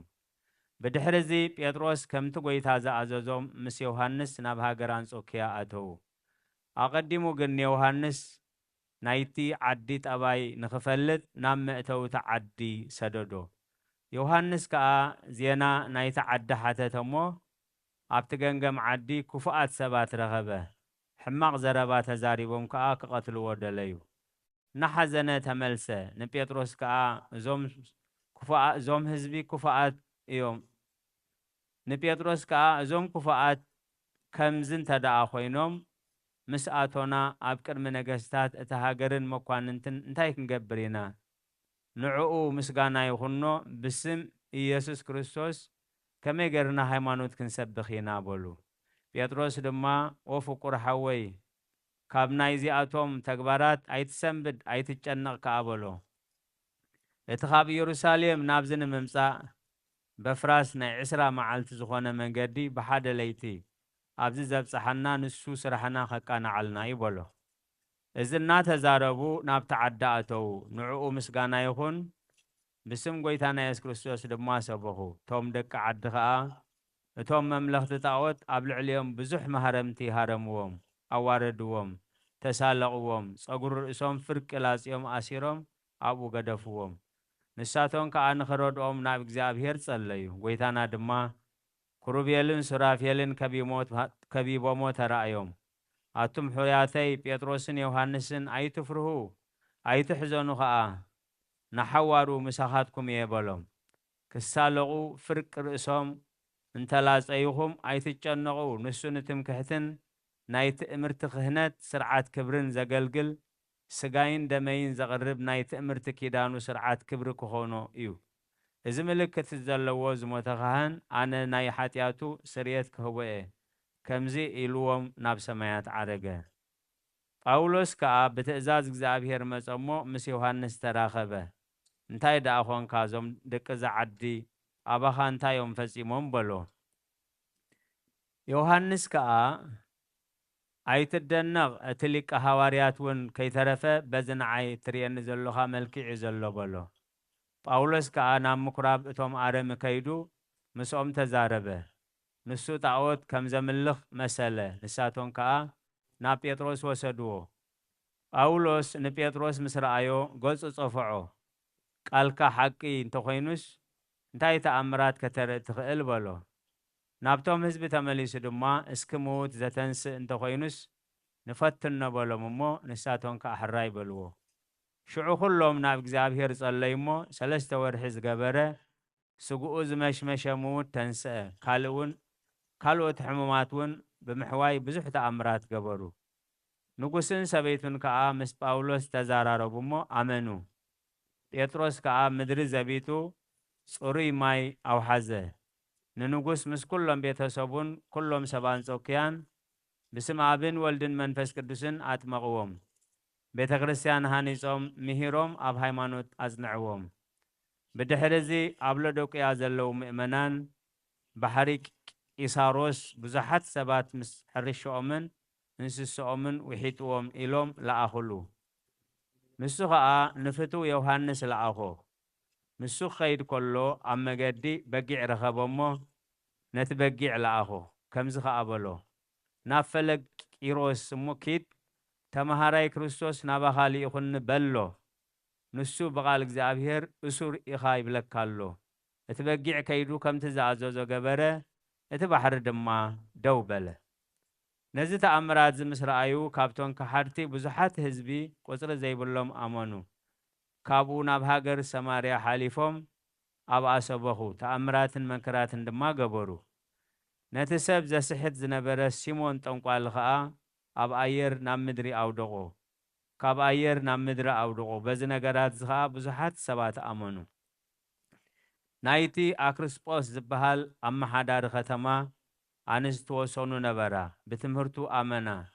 ንጽህነን ከዓ ሓለዋ ብዙሓት ኣንስቲ ድማ ካብ ሰብኡተን ተፈልየን ብዛዕባ እቶም ደቂ ዓዲ ክቐትልዎ ተማኸሩ ሰበይቲ ኣውሳብዮስ ዓርኪ ንጉስ ከዓ ንጴጥሮስ ካብ ሮማ ውፃእ ዝብል ምኽሪ ለኣኸትሉ ካልኦት ካብኣቶም ዝኣመኑ ሕያወት እውን ከምኡ በልዎ ንሱ ከዓ ምእንቲ ከይፈልጥዎ ቆቡዑ ለዊጡ ካብቲ ከተማ ወፀ ክወፅእ ከሎ ድማ ንጎይታና ናብቲ ሃገር ከኣቱ ከሎ ረኸቦ ከምቲ ቀደም ዘይፈልጦ ዝነበረ ኮይኑ ተረኣዮሞ ሰገደሉ ኦጎይታ ናበይ ደኣ ትኸይድ ኣለኻ በሎ ንሱ ከዓ ንኽስቀል ናብ ሮማ ኸይድ ኣለኹ ኢሉ መለሰሉ ካልኣይ ግዜ ክትስቀል በሎ ሽዑ ጴጥሮስ ኣቐዲሙ ጎይታና ዝበሎ ቃል ዘከረ ምስ ኣረካ ካልእ ክዕጥቐካ እዩ ናብ ዘይደኸለኻዮ እውን ክወስደካ እዩ ዝበሎ ሽዑ ናብታ ከተማ ተመሊሱ በይቲ ጎይታና የሱስ ክርስቶስ ዝበሎ ኩሉ ነቶም ኣሕዋት ነገሮም ንሳቶም ከዓ ኣዝዮም ሓዘኑ ኔሮን ንጉስ ዜንኡ ምስ ሰምዐ ሒዞም ክሰቕልዎ ኣዘዘ ንሱ ከዓ ርእሱ ንታሕቲ ገይሮም ክሰቕልዎ ለመኖም ምስ ሰቐልዎ ከዓ ነቶም ምእመናን ነገረ ህይወት ነገሮም ብቕንዕቲ ሃይማኖት ከም ዝጸንዑ ድማ ተላበዎም ብድሕሪዚ ነብሱ ናብ ኢድ እግዚኣብሔር ሃበ ጸሎትን በረኸቱን ምስ ኩሉና ህዝበ ክርስቲያን ደቂ ይኹን ንዘለዓለመ ዓለም ኣሜን ሰላም ለከ ጴጥሮስ ተልሚድ ዘእያቅበጸከ ተስፋ ነገረ ኑፋቄ ወካሂድ እንዘትረውዝ ጥቡአ ለመልእክተ ክርስቶስ ወልድ አመለሊከ ወሬዛ ቀነትከ በዕድ ወአመልህከ አቅነተከ ባዕድ ሰላም ንዓኻ ጴጥሮስ ተልሚድ ተስፋ ዝቁረጽ ዘየቁረጸካ ነገር ኑፋቄን ዝኾነ ምክሓድ ተጋሂድካ እትጎይ ንተልእኾ ክርስቶስ ወልድ ጎበዝ ኣብ ዝነበርካሉ ተቐነትካ ብኢድ ምስ ሸምገልካ ኣዕጠቐካ ባዒድ እዩ በዛ ዕለት እዚኣ ማለት 5 ሓምለ ደጊምና እውን ናይ ቅዱስ ጳውሎስ ልሳን ክርስቶስ ምኡዝ ልሳን እፍረት መብራህቲ ቤተ ክርስቲያን ምንጭ ጥበብን ምኽርን ዝኾነ ትርጉም ስሙ መራሒ ኣመስጋኒ ወደብን ህድኣትን ዜና ነዘንቱ እዚ ጳውሎስ ኣይሁዳዊ ካብ ነገድ ብንያም ፈሪሳዊ ወዲ ፈሪሳዊ እዩ ቀዳማይ ስሙ ሳውል እዩ ትርጉሙ ከዓ ውህበት ማለት እዩ ንሱ ጎበዝ መልክዐኛ ውቁብ ቁመቱ ሰጥ ዝበለ መቂሑ ከም ቅራፍ ሮማን ገጹ ብሩህ ኣፍንጭኡ ውፁእ ዝበለ ኣዒንቱ ኩሕላይ ምዕጉርቱ ከም ጽጌረዳ ዝበለ ጭሕሚ ዝኸበቦ እዩ ንሱ ብሕጊ ኦሪት ፈላጥ ነታ ሕጊ ቀናእ ነበረ ነቶም ብሃዋርያት ዝኣመኑ ምእመናን ኣርድእቱ ኣጸቢቖም ይፈርህዎ ነበሩ ንሱ ካብ ሊቃነ ካህናት ፍቓድ ወሲዱ ነቶም ብስም ጐይታና ዝሰብኩ ዝነበሩ ኩሎም ይሕዞም ነበረ ሓደ መዓልቲ ነቶም ምእመናን ክሕዞም ኢሉ ንሃገር ደማስቆ ክኸይድ ከሎ ምስ እውን ሓያሎ ሰባት ከለዉ ሃንደበት ካብ ሰማይ መብረቕ ናብኡ በረቐ ናብ ምድሪ ከዓ ወደቐ ሳውል ሳውል ንምንታይ ትሰጐኒ ዝብል ቃል ድማ ሰምዐ ኦ ጐይታ መን ኢኻ ንስኻ በሎ ጐይታ ድማ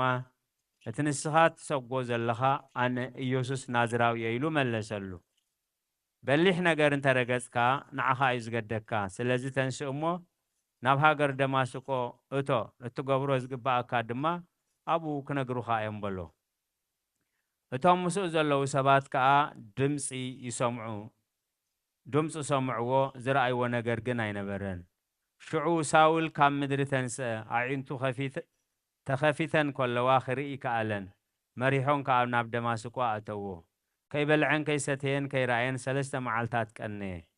ሓደ ካብ ኣርድእቲ ሃናንያ ዝበሃል ሰብኣይ ነበረ ጐይታ ተገሊጹ ድማ ሃናንያ በሎ ሃናንያ ከዓ እኒኹ ጐይታ ይበለ ናብታ ቅንዕቲ እትበሃል መገዲ ኪድ ካብ ቤት ይሁዳ ዝኾነ ሳውል ዝበሃል በዓል ጠርሴስ ንሱ እንሆ ይጽልእ ኣሎ እሞ ድለዮ በሎ ሃናንያ ከዓ ጐይታይ ብዛዕባ እዚ ሰብኣይ እዚ ኣብ ኢየሩሳሌም ኣብ ቅዱሳንካ ዝገበሮ ሕማቕ ተግባር ሰሚዐ ኣለኹ ኣብዚ ድማ ነቶም ኩሎም ስምካ ዝጽውዑ ከኣስር ካብ ሊቃነ ካህናት ፍቓድ ሒዙ መጺኡ ኣሎ በሎ ጐይታ ድማ ኣነ ሕሩይ ኣቕሓ ገይረዮ ኣለኹ ንሱ ኣብ ኣሕዛብ ኣብ ነገስታትን ደቂ እስራኤልን ስመይ ክጸውር እዩ ኣነ ምእንቲ ስመይ ክንደይ ክሳቕ ከም ዘለዎ ከርእዮ የበለ ሃናንያ ከዓ እሞ ኣብቲ ሳውል ዘለዎ ቦታ ኣትዩ ክጽሊ ከዓ ረኸቦ ሃናንያ ከደሞ ኣብቲ ሳውል ዘለዎ ቦታ ኣትዩ ክጽሊ ረኸቦ ኢዱ ኣብ ልዕሊኡ ኣንቢሩ ንኽርኢ ጸለየሉ ሳውል ሓወይ እቲ ክትመጽእ ከለኻ ኣብ መገዲ ዝተራእየካ ጐይታና ኢየሱስ ክርስቶስ ክትርእን መንፈስ ቅዱስ ክመልኣካን ናባኻ ልኢኹኒ በሎ ሽዑ ካብ ኣዒንቱ ከም ዓለባ ሳርየት ዝመስል ቅንጥጥ በለሉ እሞ ተንሲኡ ተጠምቀ እኽሊ በሊዑ ከዓ ጸንዐ ኣብ ደማስቆ ምስኣቶም ቀነየ ኣብቲ ኣብያተ ጸሎቶም ከዓ ብዛዕባ ኢየሱስ ክርስቶስ ንሱ ወዲ እግዚኣብሔር እዩ እናበለ ሰበኸን መሃረን እቶም ዝሰምዑ ድማ ተደነቑ እዚ ደኣ ነቶም ኣብ ኢየሩሳሌም ነዚ ስም እዚ ዝጽውዑ ዝነበሩ ዝጻብኦም ዝነበረ ዶ ኣይኮነን በሉ እዚ ቅዱስ ጳውሎስ ብጸጋ መንፈስ ቅዱስ ጰራቅሊጦስ ተመልአ ሓቀኛ ሃይማኖት ኣጋሃደ ከምቲ ኣብ ሕጊ ኦሪት ዝነበሮ ቅንኣት ከምኡ ድማ ንሕጊ ጐይታና ኢየሱስ ክርስቶስ ዕጽፊ ቅንኣት ኣሕደረ ናብ ኩሉ ማእዝናት ዓለም ከይዱ ብዛዕባ እቲ ዝተሰቕለ ጐይታና ሰበኸ ቁጽሪ ዘይብሎም ኣሕዛብ ብኢዱ ኣመኑ ብዙሕ ስቓይን ማህረምትን ማእሰርትን ስደትን ዓብዪ ኩነንየን በጽሖ ንሱ ድማ ኣብቲ መልእኽታቱን ኣብ መጽሓፍ ግብረ ሃዋርያትን ተጻሒፉሎ ኣብ አንጾኪያ ምስ ሃዋርያት ኮይኖም ግብሪ እግዚኣብሔር ክገብሩ ከለዉ መንፈስ ቅዱስ ኣነ ዝደለኽዎ ስራሕ ንሳውልን ንበርናባስን ፍለይለይ በሎም ካብኡ ጾሙን ጸለዩን እሞ ኣእዳዎም ኣብ ልዕሊኦም አንቢሮም ድማ ኣፋነዎም ምስ ተፋነዉ ከዓ ብመንፈስ ቅዱስ ተላኢኾም ሴለውቅያ ወረዱ ካብኡ ናብ ቆጵሮስ ድሕሪኡ ናብ ሃገር ስልማና ወረዱ ኣብ ኣብያተ ጸሎት ኣይሁድ ከዓ ቃል እግዚኣብሔር ነገሩን ሰበኹን ኣብ ኩሉ ደሴታት ምስ ተመላለሱ ጳፉና ብትበሃል ዓዲ በጽሑ ኣብኡ ከዓ ሓደ ነቢይ ሓሶት ጠንቋሊ ኣይሁዳዊ ሰብኣይ ረኸቡ ስሙ በርያሱስ እዩ ምስቲ ሰርግዮስ ጳውሎስ ዝበሃል ኣስተውዓሊ ምስልየነ ዝቕመጥ ነበረ እቲ ስሞኛ ከዓ ካብ ሳውልን በርናባስን ቃል እግዚኣብሔር ክሰምዕ ደለየ እቲ ጠንቋሊ ኤልማስ ዝትርጉሙ ትርጉም ስሙ ከምኡ እዩ ንሳውልን በርናባስን ይከራኸሮም ነበረ ነቲ ሽሞኛ ከዓ ከይኣምን ይኸልኦ ነበረ ናብቲ ጳውሎስ ዝተባህለ ሳውል መንፈስ ቅዱስ መለእሞ ጠመቶ ኣታ ኩሉ ሓጢኣትን ኩሉ ክፍኣትን ዝመልኣካ ወዲ ሰይጣን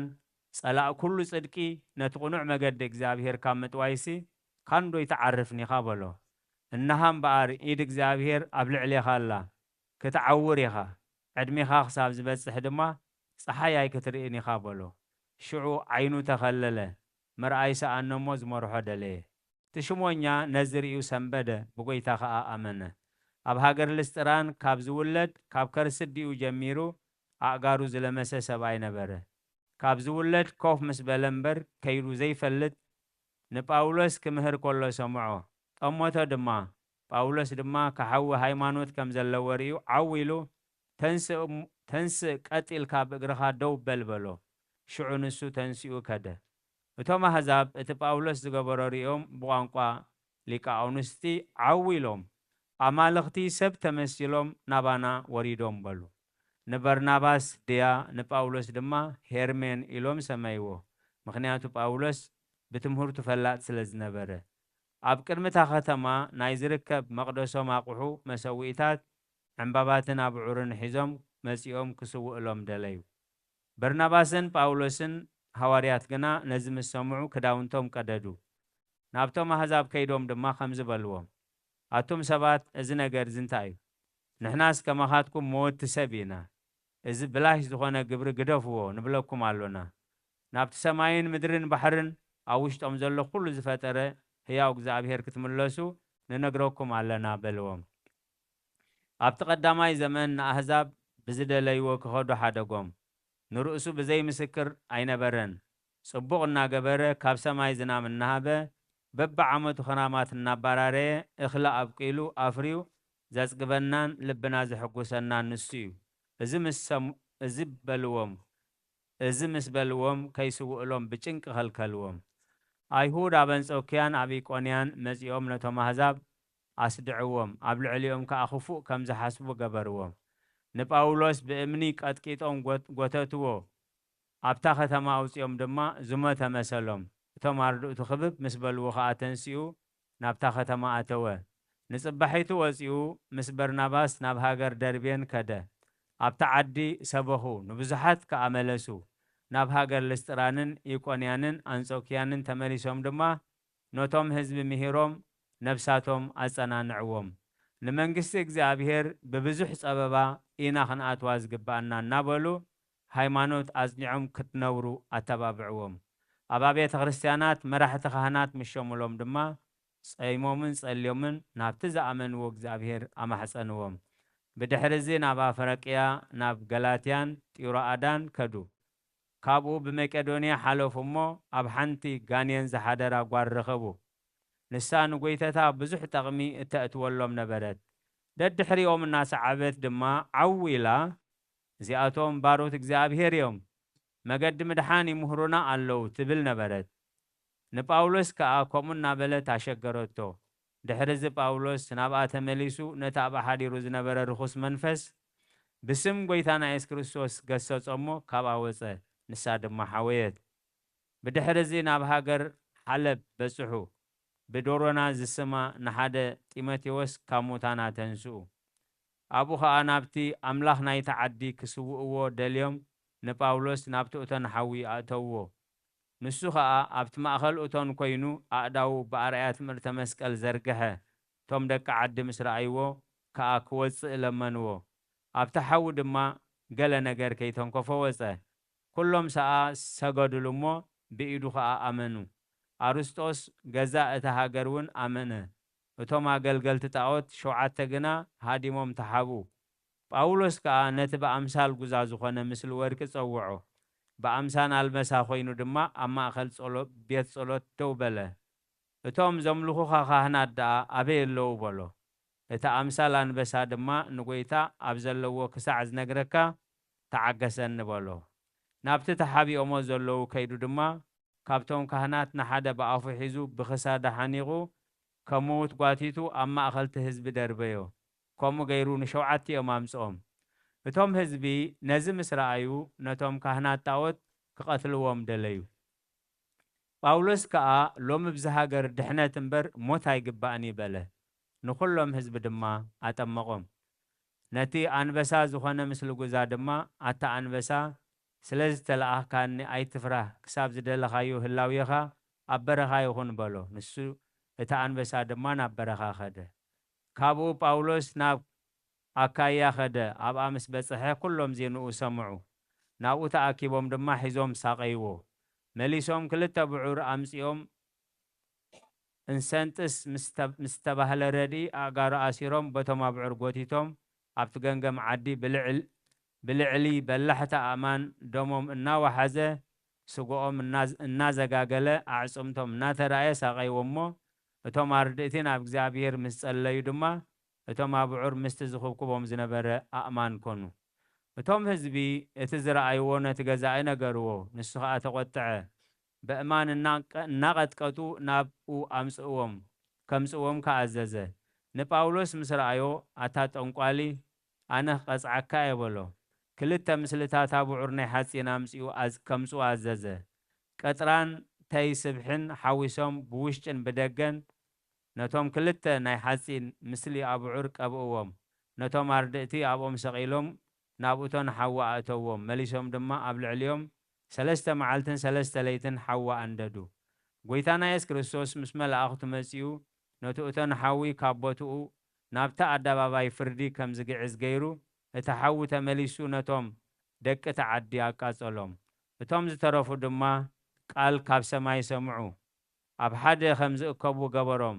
እቲ ኣቐዲሙ ናብ በረኻ ዝሰደዶ ኣንበሳ መጺኡ ድማ ዓው ኢሉ ብልዑል ቃል በቲ ጳውሎስ ዝስሙ ዝሰብኮ ጎይታና ኢየሱስ ክርስቶስ እመኑ በሎም። እቲ ኣንበሳ ተመሊሱ ንጳውሎስን ንእስቅንጥስን እዞም ደቂ ዝሃገር ሓይሊ ኣምላኽ ክፈልጡ ካብ ዝሓዊ ወፂኡ በሎም። ንሳቶም ከዓ ሽዑ ካብቲ እቶን ሓዊ ብጥዑያቶም ጸጉሪ ርእሶም እኳ ከይተተንኮፉ ጨና ሓዊ ዘይብሎም ወፁ። ሽዑ እቶም ደቂ ዓዲ ብሓደ ኣምላኽ ብጎይታና ኢየሱስ ክርስቶስ ንኣምን ኢሎም ጨርሑ። ምስጋና ንዑ ይኹን። ብድሕሪ እዚ ብስም ኣብን ወልድን መንፈስ ቅዱስ ኣጥመቕዎም። ንእስቅንጥስ ክህነት ሸይሙ ቤተ ክርስቲያን ሃነጸሎም። ካብኡ ናብ ሃገር ኣቴና ከደ። ካብኡ እውን ምስ ፊልጶስ ናብ 2 ዓድታት ከዱ። ኣብኡ ሰበኽሎም። መራሕቲ እቲ ሃገር ከዓ ሓዝዎም፣ ኣሰርዎም። ኣብ ክሳውንዶም ሰንሰለት ኣእተውሎም። ኣራእሶም ዝኸድን ቆቡዕ ሓጺን ገበሩሎም። መሊሶም ንጉንቦ ኢዶምን ኣጻብዖምን ዝኸድን ሓፃውን ኣእተውሎም። ንመንኩቦምን ክሳውዶምን ዝሽፍን ሓጺን ሰሪሖም ድማ ብቕድሚትን ብድሕሪትን ሸንከርዎም። ንኹሉ ኣካላቶም ዝሽፍን ሰፊሕ ሓጺን ሰሪሖም ድማ ኣካላቶም ከም ዘይርአ ብክልተ ጎኖም ምስቲ ሰሌዳ ሓጺን ሸንከርዎም። ሳእና ሓጺን ሰሪሖም ከዓ ኣብ ኩርኩሮኦም ክሳብ ሰለፎም ዝበጽሕ መሳምር ገይሮም ሸንከርዎም። ካብ ሓጺን ምስሊ ግላስ ገበሩ። ሰራሕቲ ኣቃቂር መጺኦም ከዓ መጠን 1 መክሊት ዝኸውን ዓረር ዓብዪ ናይ ሓጺን ድስቲ ገይሮም 7 መስፈር ዘይቲ ሰሊጥ ኣብኡ ሓዊሶም ስብሕን መዓር ገራን ዝብልዎ ናይ ከብቲ ልኻይን ብዙሕ ፈሳሲ ሓዊ ኣጸቢቑ ኣቃጸሎ። እቶም ሃዋርያት ድማ ናብ እግዚኣብሔር ጸለዩ እሞ ኣምላኽ ከዓ ካብ መኳንንቲ ሓደ ርኅራሄ ኣእተወ። ነቶም ሰባት ድማ ፈትሕዎም በሎም። ሽዑ ፈትሕዎም። እቲ ኣብ ኣካላቶም ዝነበረ ሓፃውን ድማ ኣለይሎም እሞ ስጉኦም ኩሉ ተዘጋጊሉ ደሞም ብዙሕ ናብ ምድሪ ፈሰሰ። ሰይጣን ከዓ መሊሱ ኣብ ልዕሊቶም ደቂ ተዓዲ ኣተወ እሞ ንሃዋርያት ከም ብሓድሽ ናብ ሓዊ ኣእተዎም። ሽዑ ጎይታ ካብ ሰማይ ወሪዱ ነቲ ሃልሃልቲ ሓዊ ኣጥፍኦ። ዝናም ዝመልአት ብርህቲ ደመና መጺኣ ድማ ኣብ ልዕሊ ስጉኦም ንሃዋርያት ዞረት። እቶም ደቂ ዓዲ ከዓ እዚ ምስ ረኣዩ ኩሎም ኣመኑ። ኣብቲ ሃገር ብዙሕ ተሳቐዩ። ሓንሳብ ብዳርባ እምኒ፣ ሓንሳብ ብውርዋር ፍላጻ። ገናኸ ብዙሓት ምዉታናት ተንስኡ እሞ ኣብ ታቕንዕቲ ሃይማኖትኩም ዝጸንዑ ገበርዎም ከምኡ ጳውሎስ ናብ ካልእ ሃገር ከደ ስብከት ቅዱስ ወንጌል ከዓ ሰበኸ ምስጋና ንዑ ይኹን ጎይታና ኢየሱስ ክርስቶስ ከዓ ተራእዮ ፍቁረይን ሕሩየይን ሰላም ንዓኻ ይኹን በሎ ኩሉ መዘከርታኻ ዝገበረ ስምካ ዝጸውዐ ቤተ ክርስቲያንካ ዝሃነጸ ኣብኣ ዝጸለየ መብጽዑ ዘወፈየላ በቲ ትዝከረሉ መዓልቲ ምሕረት ርሕራሐ ዝገበረ ነዚኦም ኩሎም ኣብ ሰማያዊ መንግስቲ ኣቦይ ምሳኻ ኸንብሮም እየ ብስምካ ንዝተሃንጸ ኣብያተ ክርስቲያናት ከዓ መላእኽተይ ከም ዝሕልወን ክገብር የኢሉ ብዙሕ ኪዳን ሃቦ ብቅዱስ ኣፉ ሰዓሞ ካብኡ ድማ ናብ ሰማይ ዓረገ ብድሕሪ እዚ ናብ ብዙሓት ዓድታት ተዘዋወረ ክሳብ ሃገር እልዋሪቆን ከዓ በጽሐ ነደ ብርሃን እግዝእትነ ማርያም ድማ ረኣያ ንሳ ከዓ ኣብታ ሃገር ክምህር ኣዘዘቶ ብዙሕ ነገር ነገረቶ ሰላም ተኣምስ ሃበቶ ንሰማያት ዓረገት ካብኡ ናብ ሃገር ሮማ ኣተወ ኣብኣ ዝሰበኾም ብኢዱ ብዙሓት ሰባት ኣመኑ ጥምቀት ክርስትና ከዓ ኣጥመቖም 14 መልእኽታት ዝሓዘ መጽሓፍቲ ጸሓፈ ንሱ ድማ ፍጹም ጥበብን ፍልጠትን ዝመልኦ እዩ ሓንቲ ካብተን መልእኽታቱ ቀዳመይቲ ኣብ ቆሮንቶስ ኮይኑ ዝጸሓፋ ናብ ሮማ ዝተለኣኸት እያ ጽቡቕ ጉይኡ ምስ ፈጸመ ንጉስ ኔሮን ሒዙ ዓብዪ ኩነኔ ኾነኖ ርእሱ ብሰይፊ ክቁረጽ ድማ ኣዘዘ ምስቲ ሰያፊ ክኸይድ ከሎ ካብ ኣዝማድ ንጉስ ኔሮን ዝኾነት ብኢዱ ዝኣመነት ሓንቲ ጓል ረኸበቶ ምስቲ ሰያፊ ምስ ረኣየቶ ከዓ በኸየት ንሱ ከዓ ኣጸናንዓ እሞ እታ መንዲልኪ ማለት መጎልበቢኺ እሞ ሃብኒ ሕጂ ክመልሰልኪ እየ በላ ንሳ ከዓ መጎልበቢኣ ሃበቶ ንሱ ከዓ ናብቲ ኣርኣስ ዝስይፍሉ ቦታ ምስቲ ሰያፊ ኸደ ነቲ ሰያፊ ክቆርጾ ርእሱ ምስ ኣድነነሉ ብመንዲል ናይታ ጓል ገይሩ ገጹ ኸደነ እቲ ሰያፊ ከዓ ርእሱ ቅዱስ ጳውሎስ ቆረጸ ብመንዲል ናይታ ጓል ተኸዲኑ ከዓ ገደፎ እቲ ሰያፊ ንጳውሎስ ከም ዝቐተሎ ነቲ ንጉስ ክነግሮ ኢሉ ምስ ተመልሰ እታ ጓል ረኸበቶ ጳውሎስ ኣበይ ኣሎ በለቶ ንሱ ከዓ ኣብቲ ኣርኣስ ዝቁረጾ ቦታ ተደርቢዩ ኣሎ ርእሱ በቲ መንዲል ክተኸዲኑ ኣሎ በላ ንሳ ከዓ ከምዚ ኢላ መለሰትሉ ሓሲኻ ኢኻ እነው ሕጂ ጴጥሮስን ጳውሎስን በኣይ ሓሊፎም ንሳቶም ኣልባት ነገስታት ለቢሶም ኣብ ኣርኣሶም ኣኽሊላት ደፊኦም ንዓይ ከዓ መንዲለይ ሂቦምኒ እናሃዛ መንዲለይ ረኣያ ኢላ ነቲ ሰያፊ መንዲላ ረኣየቶ ከምኡውን ነቶም ዘለዉ ንሳቶም ከዓ ኩሎም ተደነቑ ብጎይታና ኢየሱስ ክርስቶስ ድማ ኣመኑ ቅድሚ ዕረፍቱ እግዚኣብሔር ብኢዱ ክቁፀሩ ዘይከኣሉ ተኣምራትን መንክራትን ይገብር ነበረ ነቶም ሕሙማት ምስ ዓራውቶም በቲ ጳውሎስ ዝሓለፎ መገዲ የቐምጥዎም እሞ ክሓልፍ ከሎ ጽላሎቱን ተበጽሖም ሽዑ ንሽዑ ይሓዊ ነበሩ እግዚአብሔር በጸሎቱ ንኹልና ይምሐረና ነዘለዓለም ዓለም አሜን። ዘአቅረብኩ ማህሌተ አዘችርየ አይላፈ መለተ ጾምዱከ ዘልፈ ለላአነብብ ተወከፍ ዘንዴትየ መጽሐፈ እንተረሰይከ እግዚኦ ጸሪቀ መበለት ውኩፈ እምእለ አብኡ ነቢያት ዘተርፈ ነቢያት ቅዱሳን ሐዋርያት ሰባኪያንስ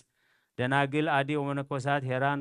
ባርኮ ጉባኤ ዛቲ መካን ለዘ ጸሐፎ በክርታስ ወለዘ አጻፎን ዘይደርስ ለዘ አንብቦ ዘተርጎሞ በልሳን ሐዲስ ወለዘ ሰማ ቃላትሁ በእዝነ መንፈስ በጸሎተ እሙ ማርያም መሐረነ ኢየሱስ ክርስቶስ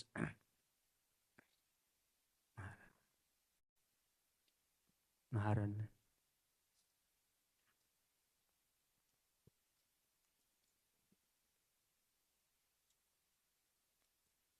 መሐረነ حراي محر أملاخي محرنا يقرب هلا أملاخي قريب لنا برخت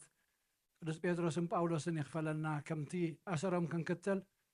بتناي صنعات منفس لمون እግዚአብሔር ሕያው ይኻሞ ጽንዓቶም ከተዕድለና ንልመነካ ንዓኻ ኸነስምር ምስኻ ኸነጓዓስ ስኻ ተሐጎሰሉ እምበር ካልእ ዘይሐጎሰሉ ኸይንገብር ህይወትና ምስኻ ኸነቕንዓ ክትድግፈና ንልመነካ ኣለና ኣውደ ዓመትና ባርኸልና ቀድሰልና ጉባኤና ባርኽ እግዚአብሔር ኣምላኽና ንስኻ ሓለፎ نحن ندحنا له السخات خبر له خونا لنا نلمنا كلنا أما نقولنا نسخات رخب مو نقول نسخات قصاصر أب سمايات نبر أبونا كاي قدس من قصات مسافات كم تاب سمايكم ودم مدري يخون نعلة نجيرانا لو ما هبنا نحن نزود لنا بدلهم كم زحرقنا لهم بدلنا عشان حرقنا كوكفاد إحنا نمبر فتنا يتتونا من قصنا حيل كبر نزل عالمنا تكاي مؤمن أدينا أرسل قل مريم بنا قدس قبل الله سلام لك الله بعلنا خدن قل يخي بس قاهون دنقل يا እግዚአብሔር ጎይታ ሰራዊ ሰላም ለክለሆነ ስኻ ወነስብር እኽቲ ኺፈረ ማህፀንኩም ብሩኺ ወምን ተጸጋ እግዚአብሔር መሳኺ ወፈስት ደስ ይበልካ ኃጢአትና ረሓት ገልና ነፍቶ ወደ ኢየሱስ ክርስቶስ ምንታና ምሕረት ለምንልና አሜን።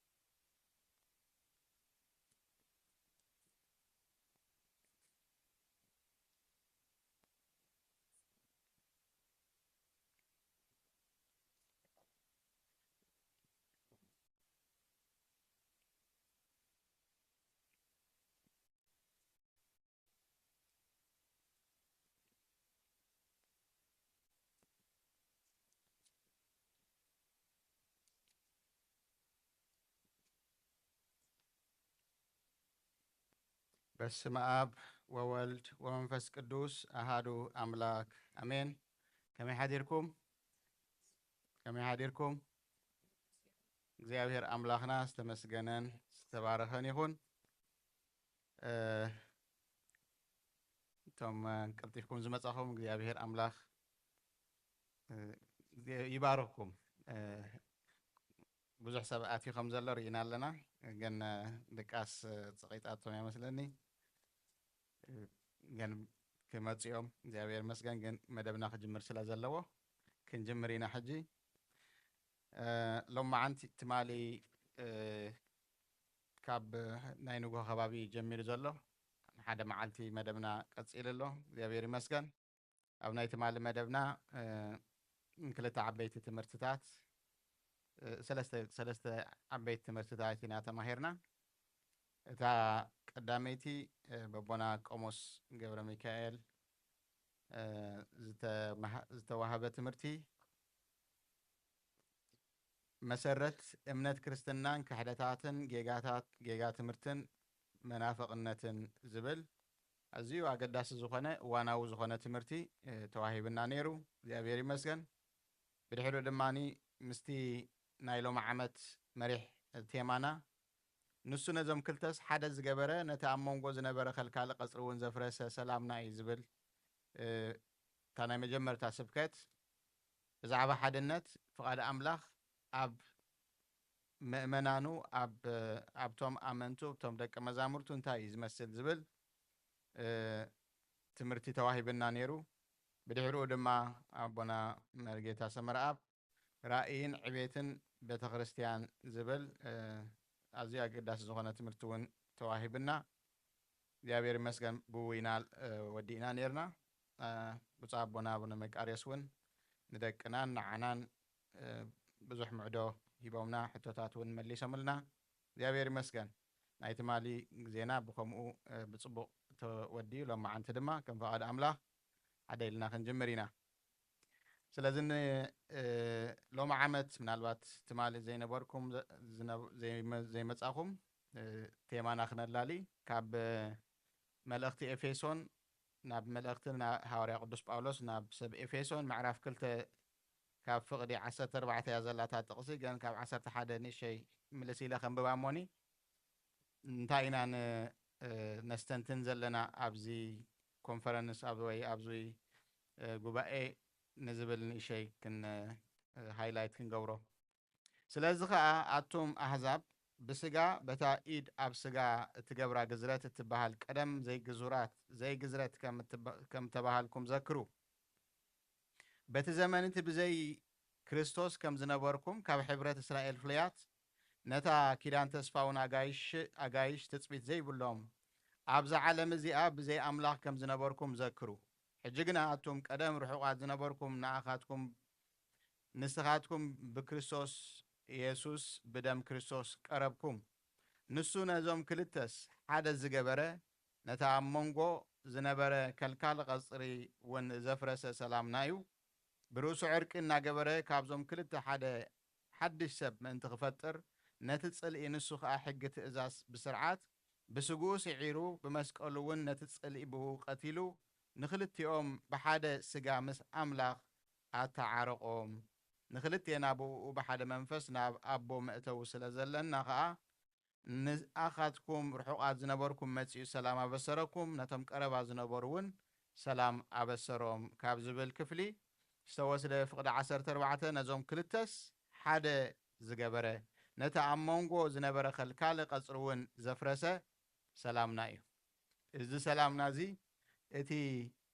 ቀፅርና ዘፍረሰ ከልካለ ቀፅሪ ዝነበረ ኣብ ማእከልና ኣፍሪሱ ድማ ሓደ መጓሰ ዝገበረና ክርስቶስ ጎይታና እዩ እግዚአብሔር ይመስገን ስለዚ ኣብዚ ዓመት እዚ ቀዳማይ ውህድ ዝኾነ ናይ ኣብያተ ክርስቲያናት ሕብረት ድሕሪ ዕርቂ ንመጀመርታ ብሓባር ኮይና ነብዕሎ ዘለና ኮንፈረንስና እዩ እግዚአብሔር ይመስገን ካብ በቢ መንገድኻን ተፈላለኻን ምኻድ ናብ ሓደ ኣምፂኡ ኣብ ሓደ መጓሰ ድማኒ እግዚአብሔር ኣምላኽ ክንጓሰ እዚ ዕድል ስለ ዝሃበና ነዚ ቴማ መሪፅና ነቲ ከምኡ ዝበለ ውዕለት ከም ዝበለ ምሕረት ዝገበረልና ኣምላኽ ነመስግነሉን ሕብረትና ድማ ክድልድል ክንኮኖን ክንፈልጦን ዝግባአና ነገር እነስተንትነሉ ግዜ ክኾነልና እግዚአብሔር ኣምላኽ ይመስገን ኣብ ዝሓለፈ ትምህርትና ሕብረትና ነቲ ሕብረት ቅድስቲ ስላሴ ዝመስል ናብኡ ገጹ ድማኒ ዝዓቢ እናዓመቐ ክኸይድ ዝግብኦ ከም ዝኾነ ኢና ተማሂርና ዘለና ከምቲ ጎይታናን መድሓይናን የሱስ ክርስቶስ ዝጸለዮ ንሳቶም ከማና ኣባና ሓደ ክኾኑ ኢሉ ከም ዝጸለዮ ብዓይነቱ ኳሊቱ ከምኡ ድማኒ እቲ ዕምቆቱን እቲ ዕቤቱን ነቲ ኣብ ፈጣሪና ዝረኣናዮን እንሪኦን ሓድነት ዝመስል ናብኡ ድማ ዝዓቢ ሕብረትን ሓድነትን ኣብቲ ኣካል ክርስቶስ ክህሉ ከም ዘለዎ ስፊሕ ዝኾነ ሓሳብ ኢና ተኻፊልና እግዚአብሔር ይመስገን ኣምላኽ ይርዳእና ኣምላኽ ዝፈልጦ ነቲ ነፀብራቕ ክብሩ ድማ ዝኾነ ሓድነት ክህልወና እግዚአብሔር ይርዳእና እምበር ሕጂ ብዙሕ ግዜ ከይወሰድኩ ብቐጥታ እተን ዘለዋና ናይ ሎማዓንቲ መደባት ከላልየኩም መጀመርታ ትምህርትና መደብ ናይ ጥዕና ወይ ከዓኒ ጥዕናዊ ኣስተምህሮ ሕክምናዊ ዝኾነ ትምህርቲ ተሓውና ዲያቆን ዶክተር ፕሮፌሰር ብርሃነ ክቐርበልና እዩ ብድሕሪኡ ድማኒ መንፈሳውን ስጋውን ጥቕሚ ጾም ዝብል በቦና ዶክተር ቀሺ ተስፎም ክቐርበልና እዩ ሳልሳይ ትምህርቲ ብሓውና ዶክተር ዳዊት ስዩም ዝቐርብ ንትሕትናን ትዕግስትን ዝምልከት ትምህርቲ ክህልወና እዩ መዝሙር ጌርና ድማኒ ናብቲ ካልኣይ ስብከት ናይቲ ቴማና ዝኾነ ናይ ሓድነት ምንጭ ናይ ሓድነት እንታይ እዩ ዝብል በቦና ቀሺ ተኽለ ክትቀርብ እያ ማለት እዩ በቦና ቀሺ ተኽለ ክትቀርበልና ኣብ መወዳእታ ቅድሚ ምሳሕ ምፍናውና ንክርስትና ፅንተት ምክንያት ካብ ዝኾኑ ኣተሓሳስባታት ሓደ ናይ ኮሚኒዝም ናይ ሶሻሊዝም ዝብል ብሓውና ዲያቆን ሳሙኤል ምስ ቀረበ ድሕሪኡ ናብ ምሳሕ ክንከይድና ናይ ምሸት ድማኒ ክነላሊ ኢና ማለት እዩ ስለዚ ግዜ ከይወሰድና ሕጂ ሓውና ዲያቆን ዶክተር ፕሮፌሰር ብርሃነ ማእኸልና ኣሎ ናይ ሽኮር ትምህርቲ ወይ ከዓ ናይ ሕማም ሽኮርያ ትምህርቲ ክበና እዩ ከም ትፈልጥዎ ዶክተር ብርሃነ ፕሮፌሰር ብርሃነ ይኽብል ዘለኒ እግዚአብሔር ይመስገን እታ ዶክተር ኣብቲ ኣፍና ስለ ዘላ ተዘይኮይኑ ፕሮፌሰር ናይ ሕማም ሽኮር ስፔሻሊስት እዩ ስለዚ ካብኡ ንላዕሊ ካልእ ሰብ ብዛዕባ ሽኮርያ ክዛረብ ዝኽእል ስለ ዘየለ ነተን ዝብለን ኩለን ፅቡቅ ጌርኩም ስምዕወን እግዚአብሔር ይመስገን ኣምላኽ ብኡ ገይሩ ንጥዕናና ዝኸውን ነገር ክንረክብ እግዚአብሔር ይዛረበና ዶክተር ብርሃነ ናባኻ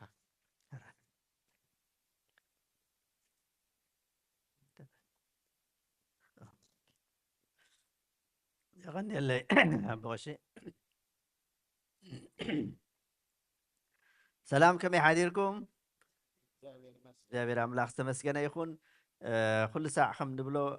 ናይ ብሓቂ ብፍላይ ኣብ ዘለና እዋን ኣብ ዝሕማቕ እዋን ሰባት ብጣዕሚ ብብዙሕ ፀገማት ተሓልፍሉ ደለው ዓለምና እውን ብየማን ብፀጋም ብዝተፈላለየ ምክንያታት ትናወፀሉ ዘላ እዋን ንሕና ግን ከምዚ ኢልና ሃዲእና ኣብ ቤት ኣምላኽ ክንርከብ ንዓና ንነብስናን ንስጋናን ዝኸውን ትምህርቲ ክንመሃር ኣብዚ ምርካብና ናይ ብሓቂ ዓቢ ነገር እሞ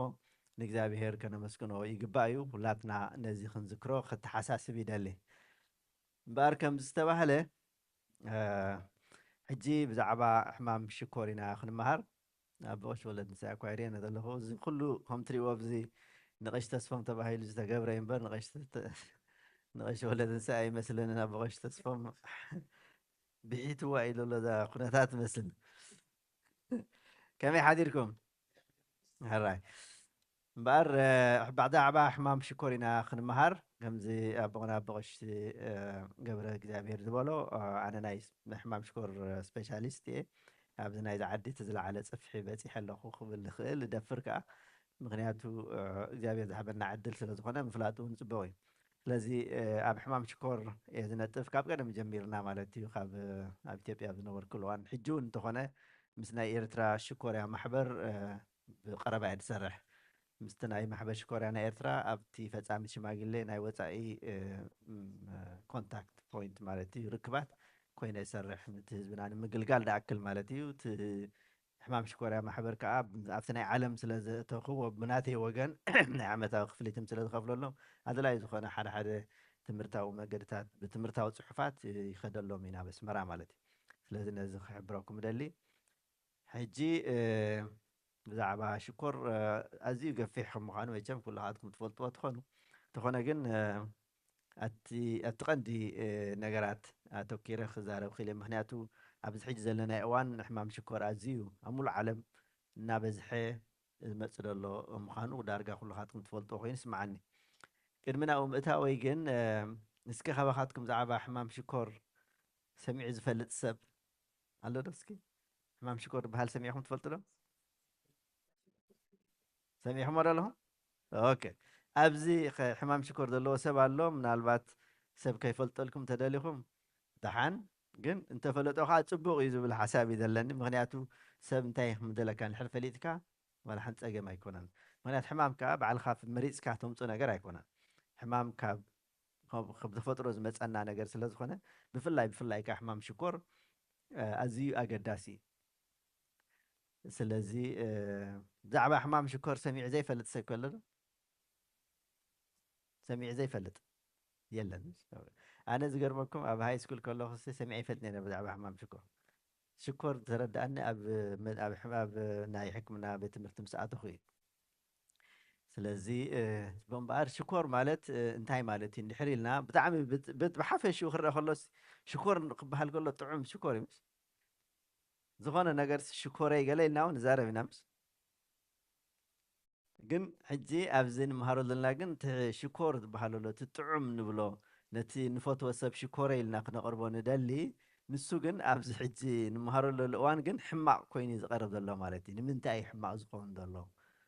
ብዙሕ ግዜ ከዓ ሰብ ዝሽገር ብከምኡ ምክንያት ሽኮር ጥዑም እዩ እምበር ከመይ ገይሩ ሕማቕ ኮነ ዕረ ገለገለ ተዝኸውን ነይሩ ብኣንፃር ማለት እዩ ፀገም ኮነ ነይሩ ግን እንተኾነ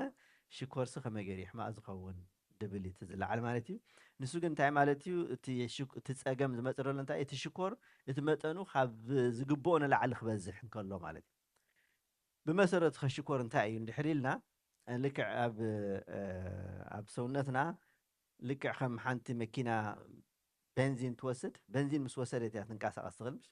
ብዘይ ቤንዚን ክትንቀሳቐስ ኣይትኽእልን ሽኮር ከዓ ንዓና ከም ቤንዚን ማለት እዩ እቲ ንበልዖ ኩሉ ናብ ሽኮር እዩ ዝቕየር እቲ ዳሕራይ እቲ ሽኮር ከዓ ይነድድ ማለት እዩ ከምዚ ዝነድድ ካብኡ ክቃፀል ከሎ ከዓ ልክዕ ከምቲ መኪና ሞተራ ተስኡ ትንቀሳቐስ ትኽእል ንሕና ከዓ ሰውነትና ዋዒ ይህልዎ ሃገምሽ ዝመተ ሰብ ዋዒ ይብሉ ምስ ዛሕሊ ንሕና ግን ዋዒ ኣለና እቲ ዋዕናትና ከዓ ክበዝሕን ክወርድን የብሉና መጠነኛ ክኸውን ኣለዎ እንድሕር ኣዝዩ ዋዒ ኮይንና ረስኒ ንብሎ ማለት እዩ እንድሕር ኣዝዩ ወሪዱ ከዓ ብዙሕ ግዜ ይፍለጥን እዩ ግን ክወርድ ከለኻ ብጣዕሚ ፀገም እዩ ስለዚ ብክልቲኡ ብሂወት ክንነብር ኣይንኽእልን ኢና ስለዚ ነዚ እግዚኣብሔር ክፈጥረና ከሎ ኣመዓራርዩ ብጣዕሚ ከይወረደን ንላዕሊ ካዚ ከይበዝሐን ማእከላይ ብዝኾነ መገዲ ገይሩ ንጥቀመሉ ሽኮር ነቲ ንሂወትና ዝጠቕመና ማለት እዩ ስለዚ እምበር ካብቲ ዝግብኦን ላዕሊ ግን ኣብ ደም ክበዝሕ እንከሎ ፀገም ፍጠር ኣሎ ማለት እዩ ዝኾነ ነገር ካብ መጠን ላዕሊ ድሕር በዚሑ ፅቡቅ ኣይኮነን ዋላ ሽኮር ንባዕሉ እንድሕር መዓር እንድሕር በሊዕናየስ እንታይ እዩ ዝኸውን መዓር ምስ በዝሐ ይመረካ ዝብል ነገር ኣለና ምስ ከምኡ ማለት እዩ ስለዚ ከዓ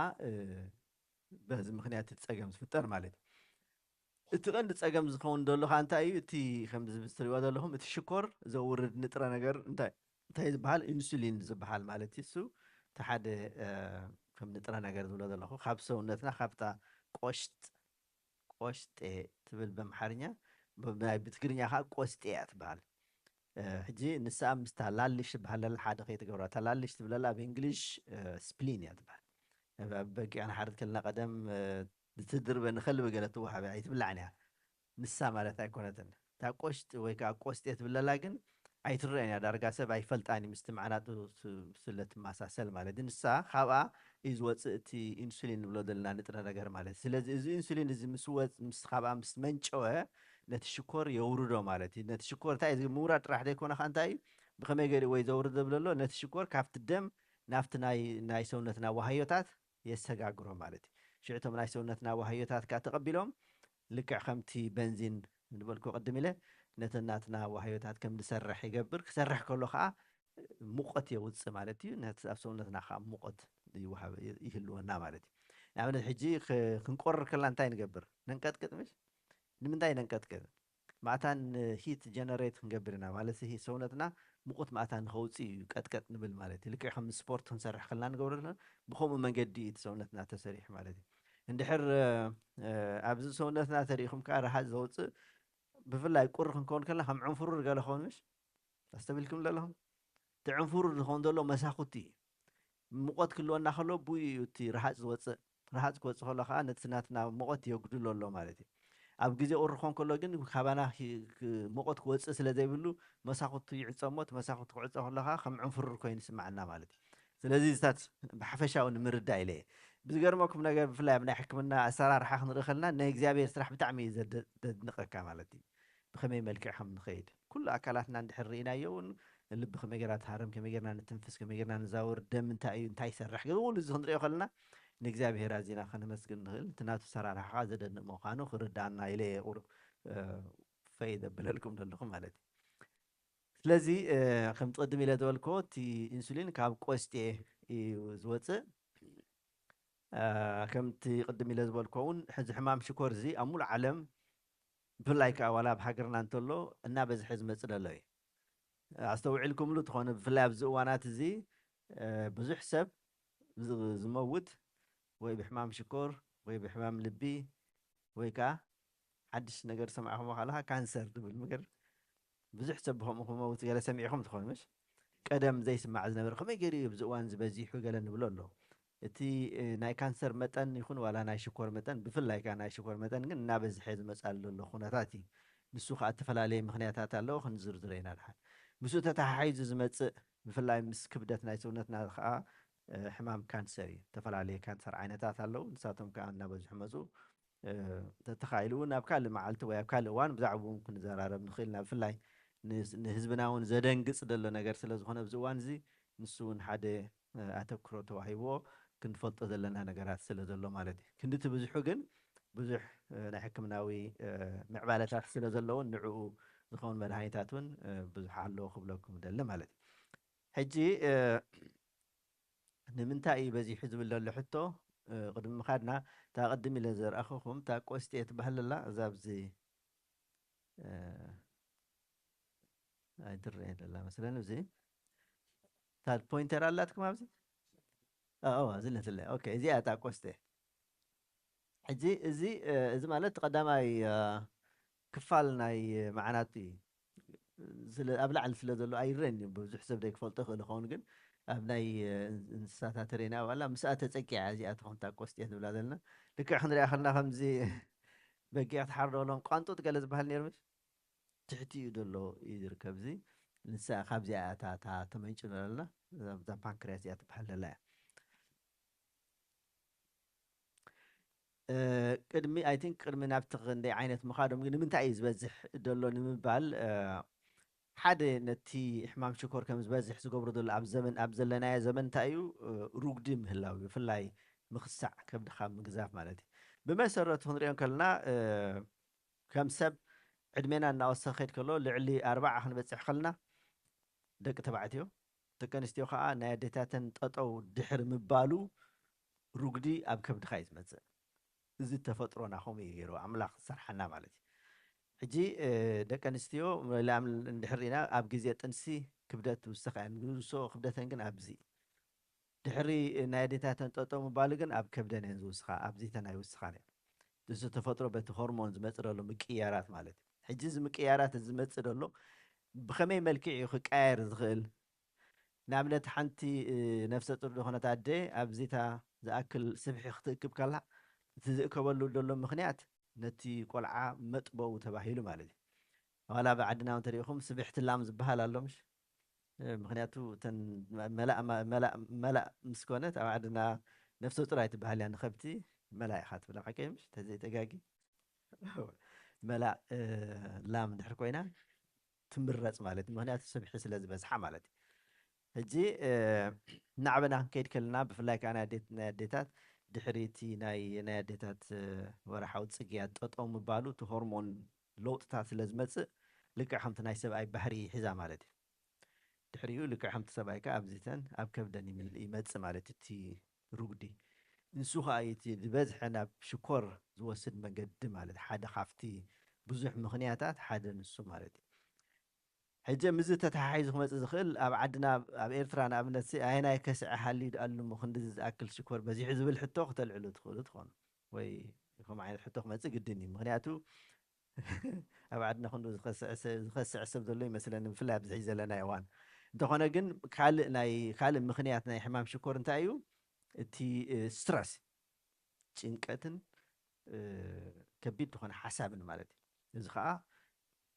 ተዘይተጋጊብ ዓድና ዘሎ ህዝቢ መቸም ካብኡ ሓሊፉስ ናባና እንተሎ ዝተርፍ ማለት እዩ ከም ኤርትራውያን ናይቲ ህዝብና ይኹን ወይ ናይ ቤተሰብና ዘለዎ ፀዓታትን ሽግራትን ፀገማትን ደው ኢልካ ፅቡቕ ነገር ኣይትሰምዕን ኢኻ ደው ኢልካ ኩሉ ሰዕ ሕማቕ ነገር ወራት ዝመፅእ ስለ ዘሎ በቲ ጭንቀት እቲ ዝተላዕለ እዩ ዝመፅእ ዘሎ እቲ ሽኮር ማለት እዩ መብዛሕትኡ ሰብ መዓስ ጀሚርካ ዝብል ሕቶ እንድሕር ኣቕሪብኩምሉ ወይ በዓል ቤተይ ምስ መተኒ ወይ ኣብ እስር ቤት ምስ ኣተኹ ወይ ገለ ነገር ይተሓሓዝ ምስኡ ማለት እዩ ኣብቲ ከምኡ እዋናት ከዓ ይመፅእ ኣሎ እቲ ሽኮር ማለት ስለዚ በቲ ክሮኒክ ዝኾነ ስትረስ ንነዊሕ እዋን ዝፀንሐ ማለት እዩ ብከምኡ ብኣና ወገን ብዓለማዊ ደረጃ ክንሪኦ ከለና ብፍላይ ኣብዚ ዓዲ ዘለና ከዓ እቲ ርጉድ ናይቲ ሕብረተሰብ ማለት እዩ ብፍላይ ኣብዚ ዓዲ እዚ ካብ ሙሉእ ዓለም ዝበዝሐ ርጉድ ዘሎ ኣብዚ ሃገር እዚ ምስቲ ምግቢ ኩሉ ናይ ኣሜሪካ ነገር ከም ትፈልጦ ምግቢ ገዚፍ ነብሶም ገዚፍ ኩሉ ነገር ገዚፍ ገዞም ገዚፍ መደቀሲኦም ገዚፍ መኪናኦም ፅርጊኦም ኩሉ ነገራት ኮታ ማለት እዩ ሕጂ ብከምኡ ተተሓሒዙ ዝመፀ እዩ እዚ ከዓ ድሕሪ ካልኣይ ውግእ ዓለም ቴዎዶር ሩዝቨልት ዝበሃል ፕሬዚደንት ናይዚ ዓዲ ጥሜት ዝበሃል ክጠፍእ ኣለዎ ኢሉ ደውፆ ኣዋጅ ምግቢ ኣዝዩ ኣሕሲሩ ንህዝቢ ከዓ ዝግባእ ምስ ኣቕረበ ኩሉ ነገር ግን ዓቐን ተዘይጌርካሉ ፀገም ስለ ዝኾነ ከዓ ናብቲ ካልእ መዳይ ከዓ ከይደ ኣሎ ሕጂ ከዓ ብኸመይ ሩግዲ ትቕንስ እዩ ዝዓብዪ ሽግር ዘሎ ማለት እዩ ዝተፈላለዩ መድሃኒታት ግን ኣለና ኣብዚ እዋን እዚ ዝሓሸ ኩነታት ንርከብ ማለት እዩ ስለዚ በዚ እቲ ናይ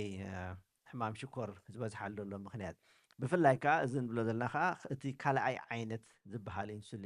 ሕማም ሽኮር ማለት እዩ ከምዚ ብዚ ስላይድ ትሪእዎ ዘለኹም እዚ ታይፕ 1 ዝበሃል ክልተ ዓይነት ሽኮር እዩ ዘለና እቲ ሓደ ቀዳማይ ዓይነት ክበሃል ከሎ እቲ ካልኣይ ከዓ ካልኣይ ዓይነት እቲ ቀዳማይ ታይፕ 1 ዝበሃል ዘሎ ብፍላይ ኣብ ቆልዑን ኣብ ንኣሽቱን ዝረአ ኣብ መንእስያት ብፍላይ መንእስያት ኣብ ቲኔጀራት ዝረአ ክሳብ 30 ዓመት ሓደ ግዜ እውን ካብ 30-40 ዓመት ወይ 50 ዓመት ንመፅእ ይኽእል ግን መብዛሕትኡ ኣብ ግዜ ኣብ ቲኔጀርስ ዝረአ እዚ ዝመፀለሉ ምክንያት ከዓ እንታይ እዩ ብዙሕ ግዜ ናይዚ ድቦላ ዓይነት እዩ ዝወድቕ እምበር በብቁርብ ዝመፅእ ዓይነት ኣይኮነን ቁልጡፍ ዝኾነ መፃፃ እዩ ዘለዎ ንሱ ከዓ እንታይ እዩ ኣብ ውሽጢ ሰሙን ወይ 2 ሰሙን ዝመልእ እቲ ሰብ ብዙሕ ማይ ይፀምእ ብዙሕ ከዓ ይበልዕ ይጠሚ ጥሜትን ፅምዓትን ኣለዎ እንደገና ግን ዝኣክብ ብዙሕ መግቢ እናበልዕ ብዙሕ መስተ እናሰተየ ግን እንታይ ይኹን ክብደትካ ይቕንስ ብዙሕ ሽንቲ ይሸይን ለይቲ ተስዩ ለይቲ ተስዩ ትሸይን ሰብ ኣለና ዶ ብዙሕ ግዜ ክንሸይና ይግባአን እዩ ወይ ብዙሕ ማይ ተዘይሰቲና ምሸት ወይ ከዓ መስተ ኣልኮል ገለ ተዘይሰትዩ ሰብ ለይቲ ክትስእ ግቡእ ኣይኮነን ማለት እዩ ወይ ከዓ ካልእ ሕማም ኣለዎ ማለት እዩ ስለዚ ንሳቶም ግን ስጋብ 10 ግዜ ንለይቲ ትስኡ ማለት እዩ ለይቲ ተስኦምን ማይ ፀምኦም ማይ ሰትዩ ማለት እዩ ስለዚ ከምዚ ክኸውን ከሎ እቲ በዚ ከምዚ ዓይነት መገዲ ዝረአ እቲ ሕማም ሽኮር ቀዳማይ ዓይነት ትብሎ ዘለኹ ማለት እዩ ሕጂ ብዓድና ከምኡ እንታይ ይግበር ኣብ ኢትዮጵያን ስለ ዝነበርኩ ሓደ ሰብ ዝኣክብ ብዙሕ በሊዑ ብዙሕ መግቢ ብዙሕ በሊዑ ብዙሕ ሰትዩ እንድሕር ክብደት ዝቕንስ ኮይኑ እንታይ እዮም ዝብሉ ኣብ ውሽጡ ገለ መንፈስ ሰይጣን ኣሎ እዮም ዝብልዎ ንሱ እዩ እቲ ሰይጣን እቲ መንፈስ እዩ ዝበልዖ ደሎ ኢሎም እዮም ዝሓስቡ እሞ ነቲ ሰብ ሒዞሞ ናብ ማይ ፀሎት ወይ ናብ ካልእ ናይ ሓበሻ ዝሕክም ሰብ ይወስድዎ ማለት እዩ ሕጂ ማይ ፀሎት ኣይሕውን ማለት ኣይኮንኩን ግን እቲ ከምኡ ዘምፅእ ዘሎ ነገር መንፈስ ወይ ሰይጣን ከም ዘይኮነ ግን ከረጋግፅ ደሊ ማለት እዩ ብካልእ መገዲ ገይሩ ብሰይጣን ክሕመካ ክእል እዩ ዝብል በቲ መንፈሳዊ ሂወት ክንሪኦ ንኽእል ንኸውን እዚ ናይ ሽኮር ንሪኦ ዘለና እዋን ግን እቲ ሕማም ሽኮር ላዕሊ ክበፅሕ ከሎ ማለት እዩ ሽኮር ምስ በዝሐ ኢድ ማይ ሒዙ ስለ ዝወፅእ እዩ ካብ ብዙሕ ሽንቲ ንሸይን ማለት እዩ ንኣብነት ክነግረኩም ድሕር ኮይኑ ኣብ ጣይታ እንድሕር ጨው ነስኒስ ክብሉ እንታይ ይኸውን እቲ ጣይታ ማይ ገለ ገብር ምሽ እቲ ሽኮር ምስ ሓቐቐ ናብ ማይ ይቕየር ማለት እዩ ማይ ስለ ዝስሕብ ዘሎ ማለት እዩ ንሱ ከዓ ከምኡ እዩ ሽኮር ማይ ስለ ዝስሕብ ብኡ ምክንያት እዩ ብዙሕ ሽንቲ ንሸይን ማለት እዩ ስለዚ ብከምዚ ኢሎም ብዙሓት ኣብ ቤት ፀሎት ወይ ከዓ ናይ ሕማም ሽኮር ኩን ዋላ ካልእ ናይ ሓበሻ መድሃኒት ዝህቡ ሰባት ከም ዝሞቱ ፈልጥ ማለት እዩ ብዘይ ኣገባብ ብዘይ ፍልጠት ዝግበር ነገር ስለ ዝኾነ ምፍላጡ ብጣዕሚ ኣገዳሲ እዩ እዚኦም ዓይነት እዚኣቶም ከዓ ካልእ ከምቲ ዝጠቂሰዮ ዘለኹ ክሓዊ ኣይክእልን እዩ ክሓዊ ይክእልን እዩ ሕማም እዚ ክንቋፃፀሮ ጥራሕና ንኽእል ኮ ብሓፈሽኡ ሕማም ሽኮር ክበሃል ከሎ ሓንሳብ እንድሕር ሕማም ሽኮር ኣለና ተባሂሉ ኩሉ ሰ ኣለና ማለት ኣይከይድን እዩ ጥራሕ ክንቋፃፀሮ ኢና ንኽእል ሰብ ምፍላጥ ብጣዕሚ ኣገዳሲ እዩ ድሕራይ እቲ ናይዚኣቶም እቲ ሓደ ፍሉይ ዝገብሮ ነገር እንታይ እዩ ብመርፍእ ጥራሕ እዮም ክነብሩ ዝኽእሉ ኩሉ ሳዕ ኢንሱሊን ክወስዱ ኣለዎም ኩሉ ሳዕ መርፍእ ክወስዱ ኣለዎም ማለት እዩ እቲ መርፍእ ዘድልዮም ዘሎ ከዓ ንምንታይ እዩ ብኣፍ ክውሰድ ኣይክእልን እዩ እቲ መርፍእ ምክንያቱ እንድሕር ብኣፍ ተወሲዱ ኣይሰርሕን እዩ ልክዕ ከም ካልእ ምግቢ ክጠሓን እዩ ቁም ነገር ክገብር ኣይክእልን እዩ ስለዚ ብመርፍእ ክንወስዶ ከለና ግን ይሰርሕ ማለት እዩ ንኣብነት ናይ ተመን መርዚ እንድሕር ኢና ናይ ተመን መርዚ ክንሰትዮ ንኽእል ኢና ሰቲና ዋላ ሓንቲ ይገብረናኒ እንተ ደኣ ነኺስና ግን ክሉ ሳዕ እንድሕር ዘይኮንኩም ክነኽሰካ ኣለዎም ምንካስ ማለት እንታይ ነቲ ቆርበት ክበስዖ ኣለዎ ማለት እዩ ስለዚ ደም ክወፅእ ኣለዎ ሕጂ እቲ መርዚ ናብቲ ደም ስለ ዝኣቱ እዩ ዝቐትለና ማለት እዩ ፍልልያቱ ንክትርድእዎ ማለት ሃኒለ በዚ ምክንያት ከዓ ጌና ስጋብ ሕጂ ብዙሕ መፅናዕትታት ይግበር እዩ ብኣፍ ክውሰድ ማለት ኣንቲ ኢንሱሊን ክሳብ ሕጂ ግን ተሳክዐ መፅናዕቲ የለን መድሃኒት እውን ከምኡ ዝኸውን የለን ስለዚ ብመርፍእ መልክዕ ይወሃቦም ማለት እዩ እዚ መርፍእ እዚ ከዓ ንመዓልቲ 3 ወይ 4 ግዜ ወስዱ ጨሪሱ ከዓ ጠጠው ክብል ዝኽእል ኣይኮነን ክሳብ መጨረሻ ይቕፅል ማለት እዩ ብተኣምር ኣምላኽ ከድሕኖም ይኽእል ይኸውን ግን በቲ ሳይንሳዊ መገዲ ክንሪኦ ከለና ከዓ ብከምዚ ዝነግረኩም ዘለኹ ማለት እዩ ክሓዊ ኣይክእልን እዩ ባድወይ ኣብዚ ከምዚ ክዛረብ ከለኹ እንድሕር ዘይርዳእኩም ሃልዩ ኮይኑ ጠጠው ክተብሉን ትኽእሉ ኢኹም ሕቶ ኣለና ክሳብ እዚ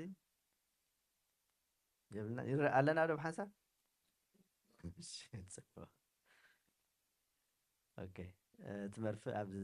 ዝሪኦ ዘለኹም ዓይነት እዩ ሕጂ እዚ ጥራሕ ኣይኮነን ኣብ ዘለናዮ እዋን ካልእ መልክዕ ብካልእ መልክዕ ብፓምፕ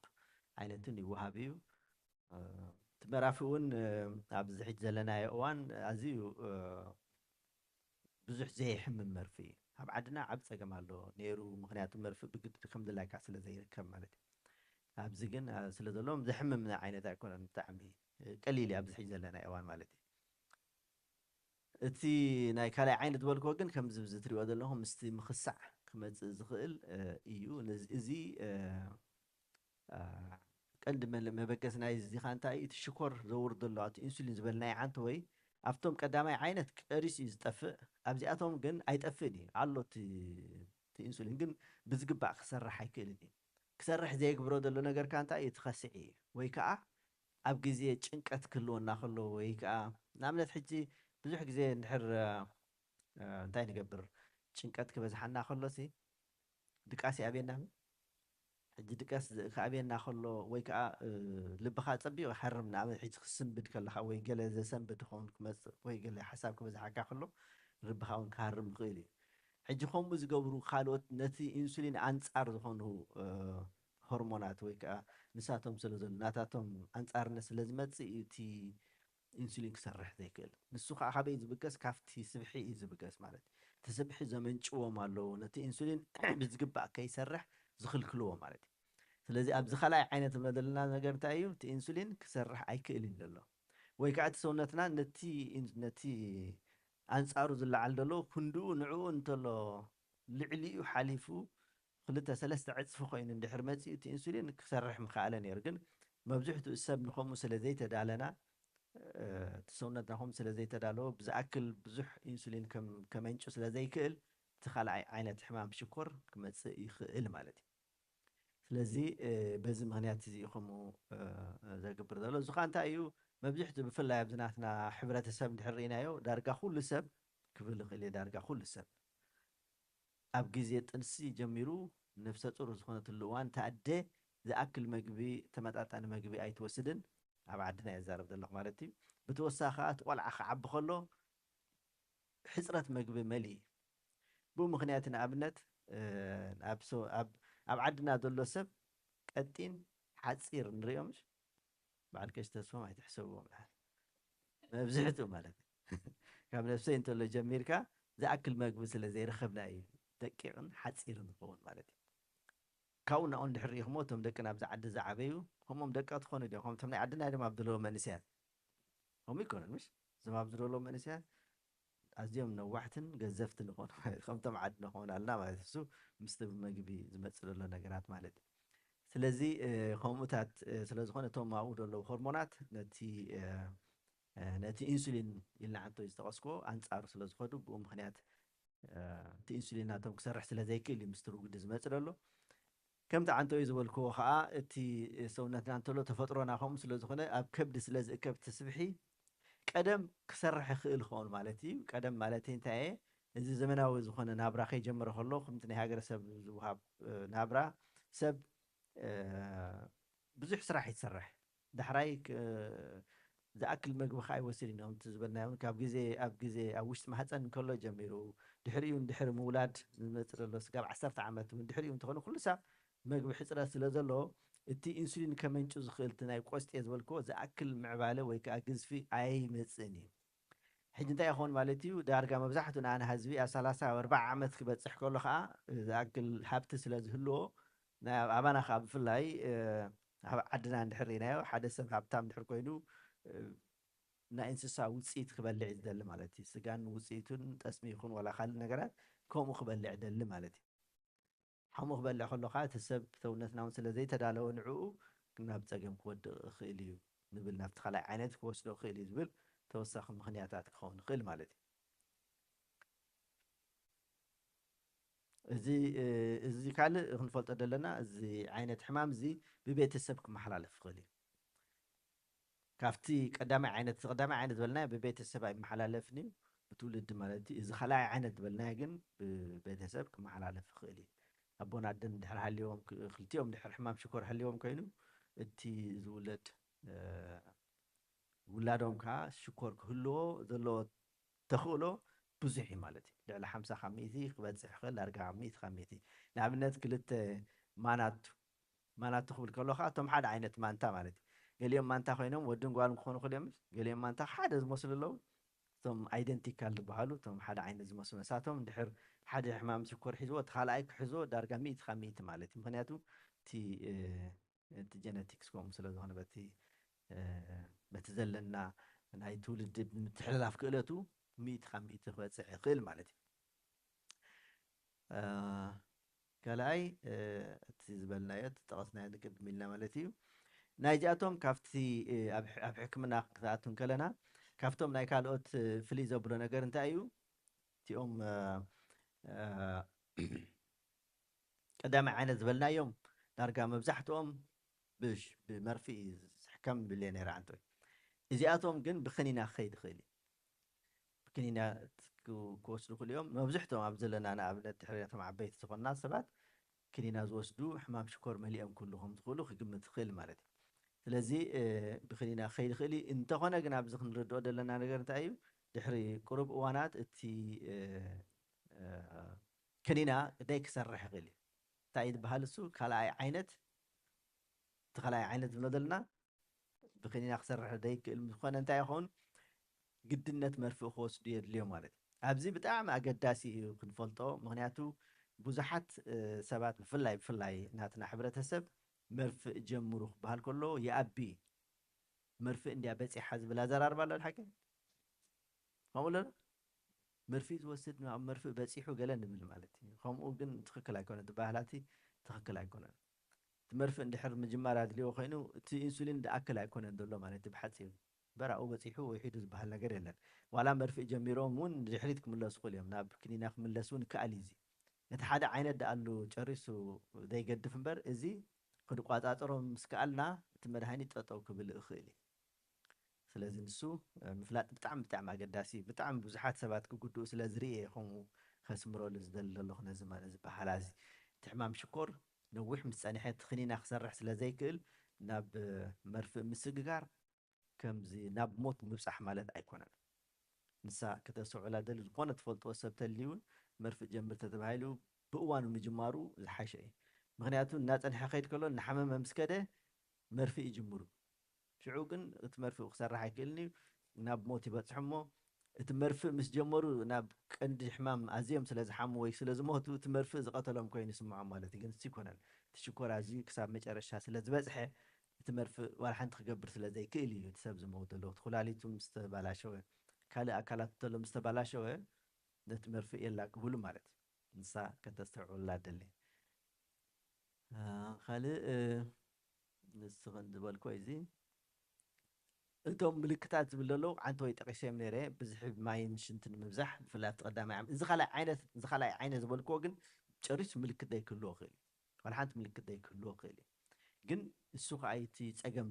ዘምፅእ ማለት እዩ ናይ ዓይኒ ሽግራት ከምፅእ ክእል ዳሕራይ ክንተወሰና ናይ ኩላሊት ሽግር ከምፅእ ክእል ናይ ልቢ ሽግር ከምፅእ ክእል ስለዚ ብፍላይ እቲኦም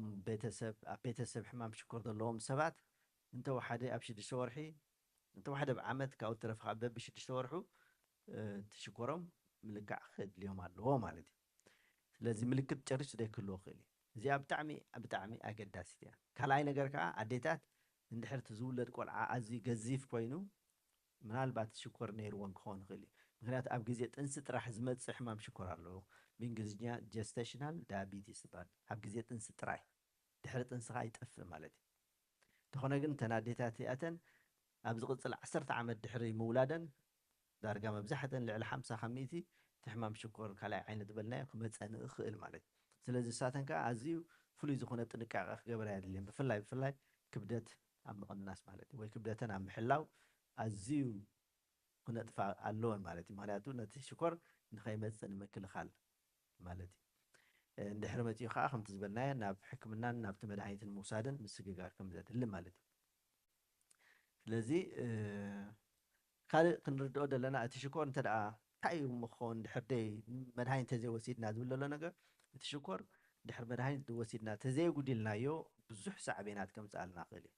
እቶም ሳዕቤናት ክንጠቅስ ኢና እቶም ካልኦት ነጥፎም ክንፈልጦም ዘለና ሳዕቤናት ግን እንታይ እዩ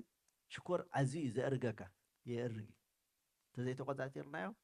ልዕሊ 20-30 ዓመት ንቅድሚት ንኸይድ ማለት እዩ ስለዚ እሱ ብጣዕሚ ኣገዳስነት ኣለዎ እቲ ሕማም ሽኮር ዘለዎ ሰብ ቀልጢፉ ነቲ ሽኮር ክቋፃፀሮ ከም ዘለዎ ንምብራህ ዝኣክል እየ ዝብል ኣለኹ ኣብ ርእሲ እቲ ኣብ ሰውነትና ዘምፆ ሳዕቤን ዕብየት እንተሎ የምፃልና ማለት እዩ ወዲ 30 ዓመት ኮይኑ ከም ወዲ 60 ዓመት ይኸውን ወዲ 50 ዓመት ኮይኑ ልክዕ ከም ወዲ 80 ዓመት ይኸውን ማለት እናኣረካ ክትከይድ ከለካ ከዓ እንታይ ከም ዝመፀና ኩላትና ንርዳእና መስለን ካልእ እቲ እንድሕር ሽኮር ኣዝዩ ቀልጢፉ ልዕሊ ኮይኑ ከዓ ናብ ኣእምሮ ምጥፋእን ናብ ሞትን ከብፅሓና ክእል ኣብቲ ኩሉ ምብፃሕና እውን كم عين ጸገማት ክፈጥር ይኽእል ማለት ስለዚህ እቲ ሳዕብየን ዝብለሎ ነገር እንታይ እዩ ሽኮር ኣብ ውሽጢ ደም እዩ ዝርከብ ደምና ከዓ ኣብ ኩሉ ኣካላትና እዩ ዝዘውር ደምና ዘይበፅሖ ቦታ የለን ኣብ ህይወትና ማለት ስለዚ እቲ ሽኮር እንድሕር ካብቲ መጠን ላዕሊ በዚሑ ንኩሉ ኣካላትና ክትንክፍ ይኽእል እዩ ካብ ጨጉሪ ርእስና ጀሚሩ ክሳብ ፅፍሪ እግርና ኩለንተናና ክትንክፍ ስለ ዝኽእል ብጣዕሚ ብጥንቃቕ ከድልየና እዩ ማለት እዩ ግን ኣብቶም ቀንዲ ክስተያት ንምትኳር ዝኣክል በብሓደ ክሪአኩም ኣብዚ እቲ ሕጂ እዚኦም እቶም ቀንዲ ኣሸገርቲ ዝበሃሉ ብፍላይ ምስ ካልኣይ ዓይነት ሕማም ሽኮር ዝመፁ ነገራት እዮም ፈርስት ቲንግ ኢዝ ሃርት ኣታክ ብሎ ኣብዚ ዓዲ እንድሕሪና ኮይና ናይ ልቢ ሕማም ማለት እዩ ድንገት እንተኾነ ዝመፅእ ሃርት ኣታክ ሓደ ካብቲ ምክንያታት ማለት እዩ ምስኡ ካልኣይ ዝመፅእ ከዓ እዚ ወቕዒ ወይ ስትሮክ ንብሎ ብፍላይ ኣብ ዓድና እውን ብዙሕ ሰብ ዘጥቅዕ ማለት እዩ ስትሮክ ክብል ከለኹ ግን ብሕማም ሽኮር ጥራሕ ኣይኮነን ዝመፅእ እንተሎ ብደም ብዝሒ እዩ ምስኡ ክሕብረኩም ዘለካ እንታይ ምስቲ ሕማም ሽኮር ክመፁ ዝኽእሉ ካልኦት የዕሩኽቲ ሕማም ሽኮር ኣሎ እቶም ናይ ኮሌስትሮል ንብሎምን ደም ብዝሕን ሳልሳይ ከም ራብዓይ ከዓ ስለዚ ሽኮር ኣሎ ምስኡ እንታይ መፅእ ደም ብዝሒ ሳልሳይ ኮሌስትሮል ራብዓይ ካንሰር ተመራርሖም ዝመፁ ማለት እዩ ግን እቲ ናይ ካንሰር ብዝሒ ከምቲ ሕማም ሽኮርን ከምቲ ናይ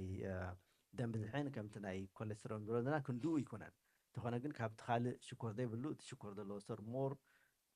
ወይ ከዓ ዝበዝሐ ካንሰር ናይ ምህላው ዕድል ክህልዎ ይኽእል ማለት እዩ ስለዚ እቲ ስትሮክ ንብልና ወቕዒ ብፍላይ የማናይ ወገን ወይ ፀጋማይ ወገን ይሃርም ማለት እዩ ብየማን ወገን እንድሕር ኣጥቂዕካ ኮይኑ እቲ ሰብ ክዛረብ ኣይክእልን እዩ ሪኢኹም እንትኾነ ኣፉ ተለጊሙ ገለ ዝበሃል ከም ኣዘራርባና ምክንያቱ እቲ መዛረብነት ቦታ ናይ ኣእምሮና ስለ ዝውቃዕ ዘሎ ማለት እዩ እቲ ሰብ ክዛረብ ኣይክእልኒ ግን ብጣዕሚ ይርድኦ እዩ ክዛረብ ዘይምኽኣሉ ከዓ ነቲ ሰብ ኣዝዩ ይሓርቕ ምክንያቱ ክትዛረብ እንድሕር ከይክእልካ ፀገም እዩ ዝዝረቡ ዘሎ ከዓ ሰሚዕ እዩ ብደንቢ ዝሰምዕ ወይ ትሰሚዓ ግን ክዛረብ ዘይምኽኣል ኣዝዩ ሽግር ስለ ዘምፅእ ብፀጋማይ ወገን እንድሕር ኮይኑ ከዓ ክዛረብ ይኽእል እዩ እንተኾነ ግን እቲ ኣካላቱ ኣበይ ከም ዘሎ ክፈልጦ ኣይክእልን እዩ ኢደይ ኣበይ ከም ዘላ ዓይንኹም ዓሚትኩም ኣበይ ከም ዘላ ስትርዳእካ ፈልጦ ኢኻ እቲ እንድሕር በዚ ፀጋም ውቂዕካ ግን ኣበይ ከም ዘሎ ይፈልጥዎን እዮም እቲ ኣካላቶም ልክዕ ከም ዘየለ ኮይኑ ይስምዖም ማለት እዩ ኣዝዩ ኣፀጋሚ ዝኾነ ስምዒት ምዃኑ ክርዳእና ይግባእ ማለት እዩ ካልእ ነጥቢ እዚ ፓራላይዝ ምግባር ኣፍካ ክጠው ዝኽእል ነገራት ከምፅእ ይኽእል እዩ እዚ ኒውሮፓቲ ንብሎ ማለት እዩ ዝኾነ ፓራሊሲስ እዚ ግን ብሕማም ሽኮር ጥራሕ ዘይኮነ ብካልእ መገዲ እውን ክመፅእ ይኽእል እዩ ኣብ ዓድና ከምኡ ተወቂዑ በዚ ትኩስዎም ገለ ተሪኢኹምስ ድሕርቲ ምኣፎም ተጠውዩ ግን እሱ ክምለስ ዝኽእል ነገር ኣሎ በቲ ናይ ሕማም ሽኮር እንተኮይኑ መብዛሕትኡ ግዜ ቀልጢፉ ክምለስ ይኽእል እዩ እሱ ግን ንምፍላጥ ተኣክል እየ ዝብል ኣለኹ ማለት እዩ ካልእ እዚ ናይ ኣዝዩ ፀገም ዘምፅኻ ብዛዕባ ናይ ኩላሊት ዝምልከት እዩ ናይ ኩሊት ሳፈይል ምስ ገበረት እቲ ዳያሊሲስ ክግበር ካል እዩ ግን ዳያሊሲስ ክንብል ከለና እቲ ዳያሊሲስ ሙሉእ ብሙሉእ ይሕግዘና ማለት ኣይኮነን ዳያሊሲስ ንባዕሉ ዓብ ፀገማት ኣለዎ እንተኾነ ግን ነቲ ናይ ሰብ ዕድመ ንውሑ እዩ ብትክክል ሕጂ ሃገርና ዘሎ ኩነታት ተሪእና ሓንሳብ እታ ኩላሊት እንድሕር ናትካፍ ፌይል ጌራ ወይ እንድሕር ደኺማ ወይ መይታ እቲ ናይቲ ሰብ ናይ ምማት ተኽእሉ ብጣዕሚ ብዙሕ ክነብር ዳርጋ ናይ ሞት ፍርዲ ማለት እዩ እንድሕር ኩላሊትካ ተበላሽ ኣብዚ ግን ዳያሊሲስ ወይ ከዓ ምሕፃብ ክግበር ካል እንተኾነ ግን እዚ ቀሊል ነገር ኣይኮነ ከዓ ንሰሙን 3 ሳብ 4 ሰዓት እንዳወሰድካ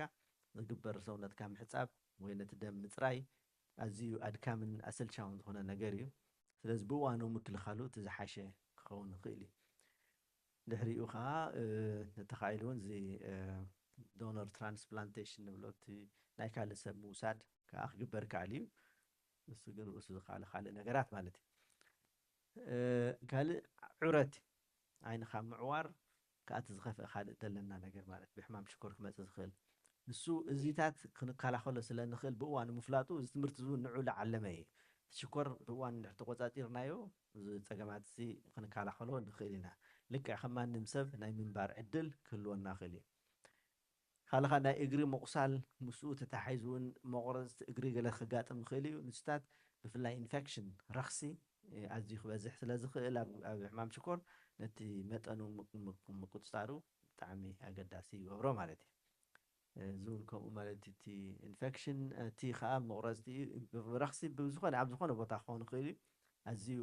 خم حمام شكر لله سب نشتي تخونون قطنعاق يبلان شكر قلتفكم أبي حكمنا بمخاد أنتبعتي في موساد يدل مالتي ካልኦት ነገራት ከዓ ብዛዕባ ፆታዊ ርክብ ዝምልከት ምውላድ ዘይምኽኣል እዚኣቶም ውን ተወሳኺ መፅኽእሉ ኣብ ርእሲኡ ከዓ እቲ ሳይኮሎጂካል ዝኾነ ስትረስ ወይ ከዓ ጭንቀት ነቲ ሰብ ፈጥረሉ እሞ ኣብ ዘየድሊ ፀገማት ክኣቱ ይኽእል ማለት እዩ ካልእ እውን እቲ ናይ መከላኸሊ ዓቕሚ ናይቲ ሰብ እውን ብሰንኪ ሽኮር ክጎድል ይኽእል ማለት እዩ ስለዚ እዚኦም መስሉ ብሓፈሽኦም እቲ ናይ ዓይኒ ዝበልናዮ ኣትክራ ኣቢለን እንደገና ንምርኣይ من أزيم توم أقدس ዝኾኑ ፀገማት ብምዃኖም እንደገና ዘልዕሎም ዘለኹ ምዕዋር ዓይንቲ ንብለና ንኣብነት ሕጂ እንታይ ሽኮር ድሕሪ ነዊሕ እዋን ኣብ ዓይኒ ሳዕቤነ መፅሞ ከምዚ በዚ ወገን ዝትሪእዎ ንኽምለ ፀልም ድብል ኣሎ ኣብ ውሽጢ እቲ ዓይኒ ደም ክፈስስ ይኽእል ማለት እዩ ሕጂ ኣብ ውሽጢ ዓይንና ደም ድሕሪ ፈሲሱ እቲ ደም ከሪአና ኣይክእል ማለት ልክዕ ከምዚ መስትያት ናይ መኪናኹም ድሕር ዓባይ መኪና ብኡ ሓሊፋ ትግጭበኩም ገለምሽ ምርኣይ ትስእን تحاسبوا ولا كاملة إذا خاهم كصدق قراءة تغلقهم وجروا مرعي خل كلها كاقبل لي هذا العلوم مالت سلازي أوش تعين نخدم مثل زغل زي عمام شكر الله سب بتخكل مرمراتات كجبر لهم صنع عين حكيم مالتي كان مسو معرض خير نتاي زي كاتاراكت نقوله عين تاي بال عزم عين بال سمعهم تفضل رجلا أوه عزم عيني بهال كم زبزل نرينا لنا أفتح ما أخذ زحجي عدنا نتايد بهال زي تقرني أنا بلين عيني بهال لا مش تسلم عيني قال نبلا إذا تسلم عيني بهال لا تسعد مالتي سعادات وان كم زلا تسعد زك براد الله نتاي تلينس ني عيننا لتلينس صوري سلا زخنا لك خمس كم بيترو بنري بالسخ أخو مخري الناس لازخل الحرقن الشكور كعمة العلم سعيد الشكور أوي يكبمه نتا لينس صريتي نيرام برهان كتب تتحالف تخيل زنبرت سعادة مسكونت برهان كحلف أكلني مالتي لك حمد رسح بيترو مالتي ويرسح مستيات وبيترو قبل خيل مالتي سلازي إذا انتهي بحال عزمي عيني بلو مالتي بحال تقري نيرا الشي نستو تقفيفو قالها بحال سيميهم توترو نس السي يلعلو مالتي حجي نعو تلعيلو عبكندو ناوشت عين ما نتصرياتول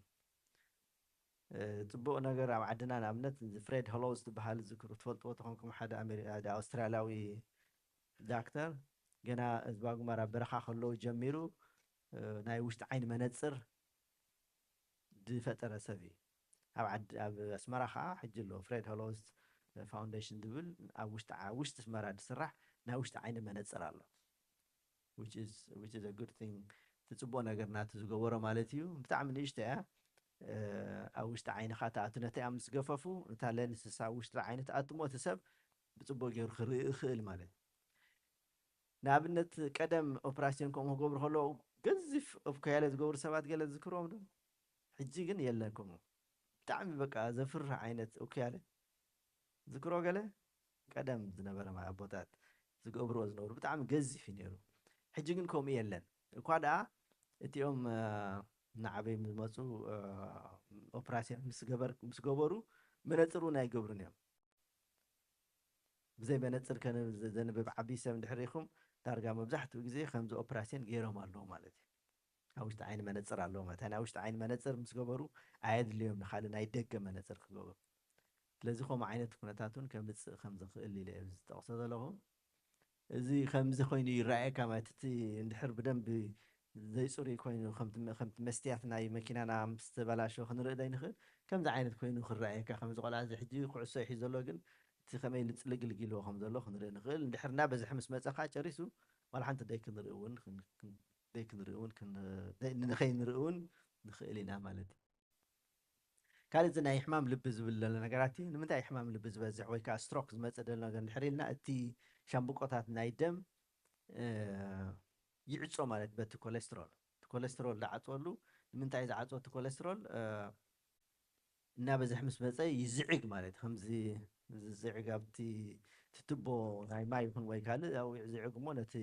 መትንታት ናይ ደም ይዓፅዎ ማለት እዩ ብፍላይ ቀልጢፉ ዝዕፆ ከዓ እተን ንኣሽቱ መትንታት ደም ናብ ሕማም ናብ ልቢ ዝኸይድ ማለት እሳተን መጀመርያ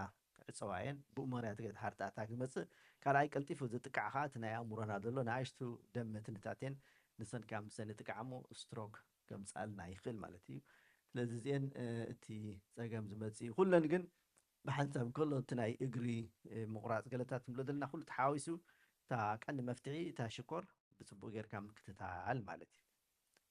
ስለዚ ነዚ ክሓልፈ እዚ ናይ ሃርት ኣታክ ማለት እዚ እቲ ፓራሊሲስ እዩ እታ ሕማም ኩላሊት ከዓ ትቅድም ኢለ ዝበልክዎ ዋላ እኳ ነቲ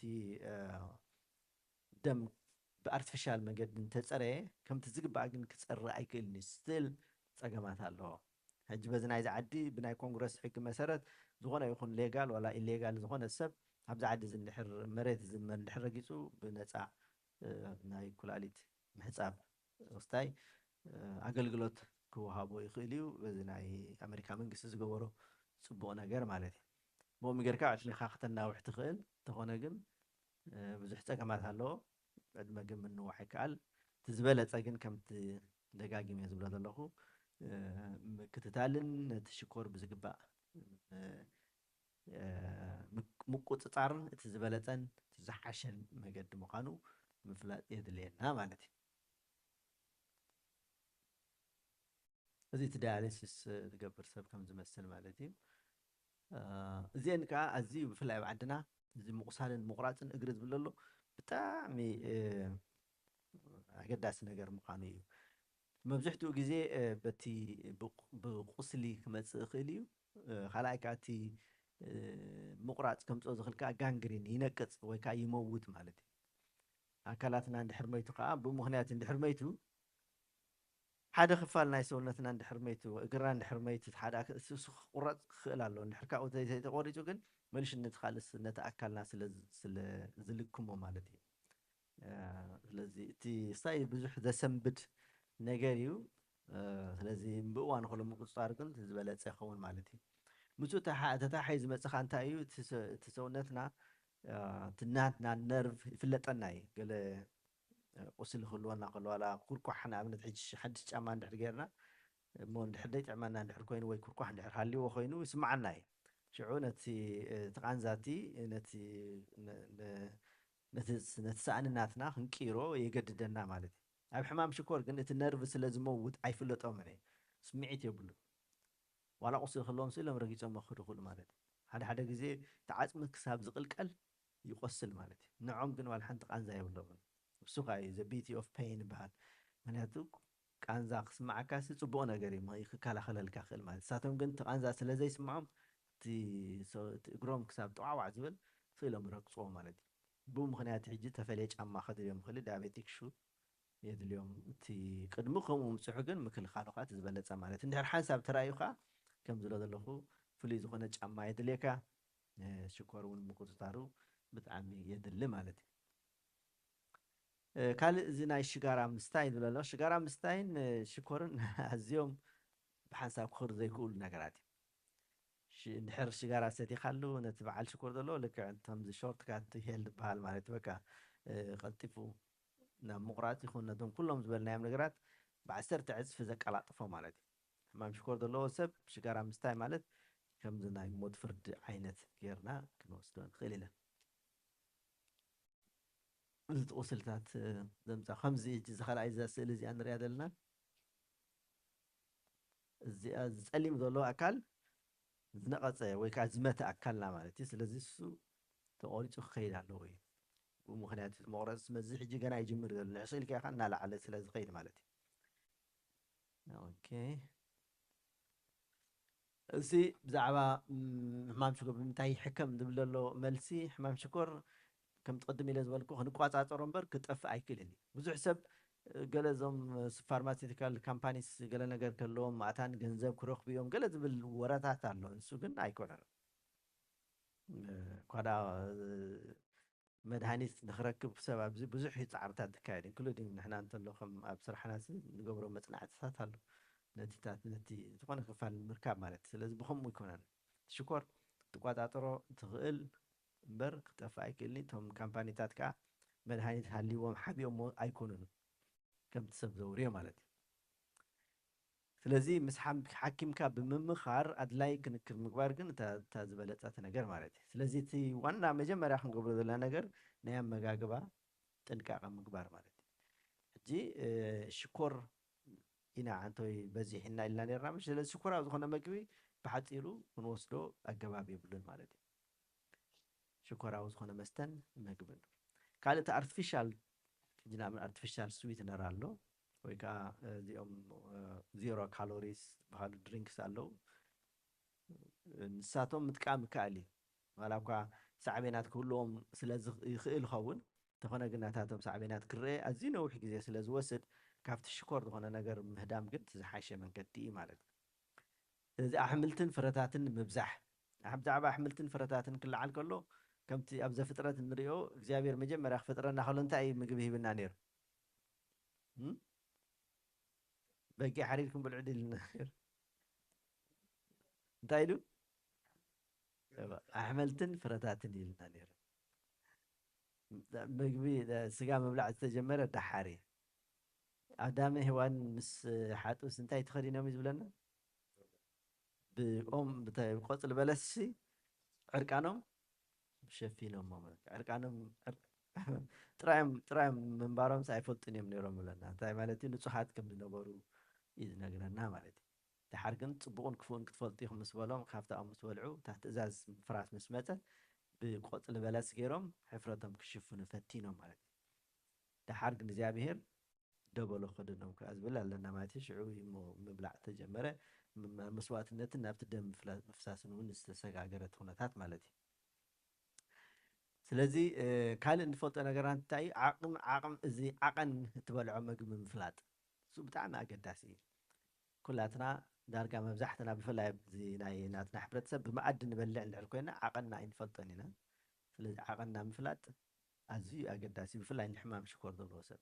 እቲ ሕማም ሽኮር ዘይብሉ ሰብ ክሳብ እቲ ሽኮር ትመፅእ እንጆይ ተገብሮ ፅቡቅ ጥራሕ ክብደቱ ምሕላው ካልእ ግን ክብደትካ እንድሕር ሃሊኻሲ እቲ እግዚኣብሔር ዝሃበካ ዕድል ምጥቃም ፅቡቅ እዩ ድሓር ግን ሽኮር ምስ ሓዞም ግን ግድነት ክንገብሮ ዘለና ነገር ምግባር ማለት እዩ ስለዚ ዓቐንና ምፍላጥ ዳሕራይ ከዓ ብፍላይ ሕማም ሽኮር ዘለዎም ሰብ እቲ ሰዓታት ምግቢ ምፍላጥ ከዓ ኣዝዩ ኣገዳሲ እዩ ምሸት ድሕሪ ሰዓት 7 ዘይምብላዕ ተን መዓልተን ሰዓታት ከዓ ፊክስድ ሚል ታይም ማለት እዩ ተን በልዓለን ሰዓታት ክፍለጣ ኣለዎ ማለት እዩ ብፍላይ እቶም መርፍእ ዝወስዱ ሰባት ስኢሎም ከም ድላዮም ክኾኑ ኣይክእሉን እዮም ከም ድላዮም ክኾኑ እንድሕር ኮይኖም ኣብ እቲ ፓምፕ ንብሎ ክህሉ እሱ ክወስዱ ኣለዎም ማለት እዩ ካብኡ ተረፈ እቲ እቶም መድሃኒታት ኣብዚ ብዙሕ ዝራቡ ዘሎ ኮይኑ ይስማዓንን ስለዚ ኣብዚ ጠጠው ኣቢለ ምናልባት ሕቶን መልሲ እንድሕር ሃልዩ ብዙሕ ሕቶታት ዘለኩም ክህሉ ትኾኑ ትኽእሉ ኢኹም ናብ ሕቶ መልትን ክሰግር ኣብዚኣ ወዲ ኣለኹ እስቲ ሕቶ ገለለና ዶ ኣራይ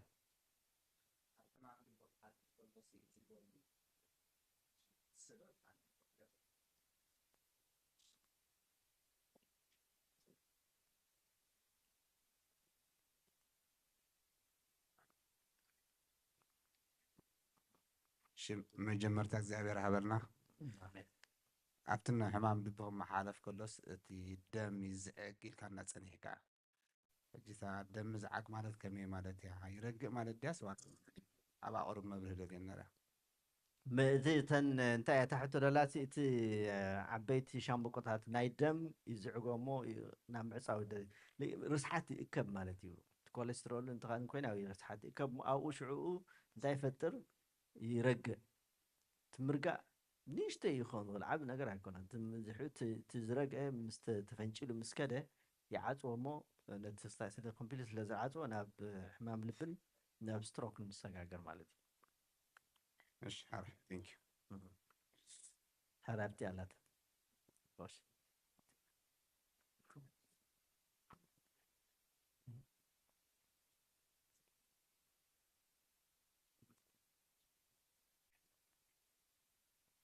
يعني على دكتور أنا حتى اللي زال لغسي أتي مدهايت كنوسط كلنا سي أبكن داي إن خنجمر زقبا نعم نتحالج فوتا سبسي 5.2 تخلص جمري لما عجز إذا كمي ما يعرف لو كوين سام سمينا نايمو ኣብ ክንደይ ምስ ኮነ እቲ ትኽክል ክጅመር ዝግብኦ ካልኣይ እዚ ኣብ ምቑራፅ ካስ ብዙሓት ሰባት ምስ ቆረፅዎም ክሓዊ ይረኣናዮም ብገሮም እዮም መይቶም እሞ እቲ ምቑራፅ ከመይ እዩ ምክንያቱ ዝፈልጦም ሰባት ገለ ኣለዉ ድሓን ኮይኖም ኢዱ ሓደ ሓሚሙ ንኣብነሲ በታ ኢዱ ምስ ጀመረቶ ምቑራፅ ጀሚሮሞ ድሓር እንዳቆራርፁ ካስ መይት ማለት እዩ ሕጅስ ኣይደነ ኣብኩምስ ኣይተረዳእኒ ማለት እየ ካልኣይ እዚ ጭንቀት ካስ ባዕልና ኣይኮንና ነምፅኦ ብዝኾነ ነገር ክመፀና ይኽእል እሞ እቲ ጭንቀት ካስ ኣዕብየን ኣለዎ ስለ ዝበልካስ ብኸመይ ኢና ንጭንቀት ክንከላኸል ንኽእሉ ዶ ከተብርሃለ ኢለ ቴንክ ዩ ሕራይ ብሳብ መጀመርያ ክጅምር ባቃታ 5.2 ዝበልኩማ እንታይ እያ ናይ 3 ወርሒ እንታይ ዝበሃል ኢንሱሊን ሄሞግሎቢን ኤዋንስ ማለት እዩ እዋ ሕጂ እቲ ሰብ እቲ መድሃኒት ወስድ ነይሩ ድዩስ ዋላ ሓድሽ መጀመርያ ኸይዱ ክረአ ኢሉ ኸይዱ 5 ፖይንት ተኸሎ ጀምር ኢሎም በቃ ጀሚሮም ኦልሬዲ ጀሚሩ ኣይድልየን እዩ ምጅማር ሞት ሰብ ኣነ እውን ከምኡ ኢለ ግን ኦልሬዲ ጀሚሮም እንድሕር 5.2 ኮይኑ እቲ ናይ 3 ወርሒ ወይ ኤዋንስ ንብሎ ዘለና መድሃኒት ኣይድልዮን እዩ መድሃኒት ምጅማር ዘድልዮ ካብ 6.5 ንላዕሊ ክኸውን ከሎ ጥራሕ ግን 5.2 በዚ ናይ እንታይ ዝበሃል በዚ ናይ ኣውሮጳውያን ኣቆፃፅራ ናይ ሽኮር ከይከውን ኢለ እዮም ዘዮ 5.2 ሚሊ ሞል ዝብል ድሕር ኮይኑ ብኡ እቲ ሽኮሩ ልዒሉ ኣሎ ማለት እዩ ድሕር እሱ ግን እቲ ናይ 3 ወርሒ ማለት ኣይኮነን ስለዚ እንተ ደኣ ሽኮር ባዕሉ 5.2 በቲ ናይ ኣውሮጳውያን ኣቆፃፅራ በዚ ናይ ኣሜሪካ ይኮን ክንብል ኣለኹ ብናይ ኣሜሪካ 80 ወይ ብሚሊግራም ኢና ንቁፅር ካብ 125 ሚሊግራም ንላዕሊ እንድሕር ኮይኑ እቲ ሽኮር ኣለዎ ክንብል ንኽእልና ወይ ከዓ ካብ 200 ንላዕሊ እንድሕር ኮይኑ ከዓ ደፊኒትሊ ኣለዎ ማለት እዩ ሕጂ ንሱ ዝብሎ ዘለኹ ማለት ብኣውሮጳውያን ግን ከምኡ ኢሎም ኣይኮነን ዝቆፅሩ ብሚሊሞል እዮም ዝቆፅሩ ንሕና ብግራም ክኸውን ከሎ ከም ኣሜሪካ ኣውሮጳ ዘለዎ ከዓ ብሚሊሞል ዋላ ካናዳ ማለት እዩ ሶ ሚሊሞል ገይሮም ዝቆፅሩ ሕጂ ነቲ ሚሊሞል ናብ ሚሊግራም ድሕር ክትቅይሮ ኮንካ ብ18 ኢኻ ተባዝሖ ሕጂ እቲ 5.2 ዝብሎ ኣሎ 5.2 ዝረብሖ ብ18 እንድሕር ጌርናዮ ልዕሊ 100 ክበፅሕ ማለት እዩ ስለዚ ሽኮር ኣለዎ ክበሃል ይከኣል ኸውን ማለት እዩ ኣብኣ ቸክ ገበርዋ ምናልባት ናይ 3 ወርሒ ደይ ክኸውን ይኽእል ኸውን ካልኣይቲ ዝበልኩማ እንዳቆራረፁ እዮም ይመውት ዝበልኩሞ እቲ ናይቲ ክብደት ናይቲ ሕማም ክኸውን ይኽእል እዩ መብዛሕትኡ ግዜ ኣብ ምቑራፅ ክበፅሕ ከሎ እቲ ሰብ ንነዊሕ እዋን ሽኮሩ ብጥቡቅ ጌራ ኣይተቆፃፀሮን ማለት እዩ ንነዊሕ እዋን ሕጂ ዳርጋ ከምቲ ቅድም ዝበልናዮ ካቲ ሽኮር ዘይትንክፎ ቦታ የለን ኣብታ ናይ ኢዶም ዳላ ተረኣያ ዘላ እምበር ኩሉ ሰውነቶም ኣሪጉ ኣሎ ማለት እዩ ሓንቶ ኢለ ነይረ ልክዕ እቲ ሓደ ሳዕብየን ናይ ሽኮር የእርገካ ኢለና እዚ ሰብ እዚ ንወዲ 6 ዓመት ድሕር ኮይኑ ኢዱ ኣብ ዝቆስለሉ እዋን ብሰንኪ ሽኮር ከም ወዲ 9 ዓመት ማለት እዩ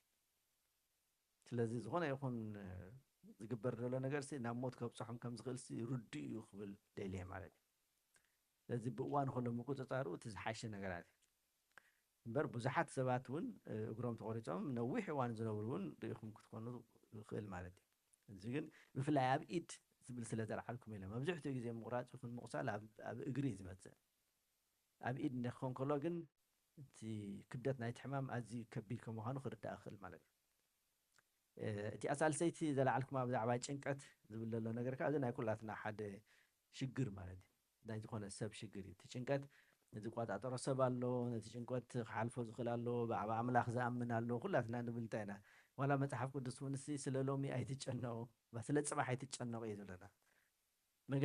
መጀመርያ ግን እንታይ እዩ ዝብለና መንግስቲ ኣምላኽን ፅድቁን ድለዩ ኩላትና ኣብ ጭንቀት ገለ ንወድቕ እኮ መንግስቲ ኣምላኽን ፅድቁን ስለ ዘይደለና እዩ መንግስቲ ኣምላኽን ፅድቁን ጥራሕ እንተንፈልጥ ነርና እሞ ስለ ፅባሕ ምተገደስና ነርና ማለት እዩ እዚ ከዓ ናይ መንፈሳዊ ዕብየት ናትና እዩ ዝውስኖ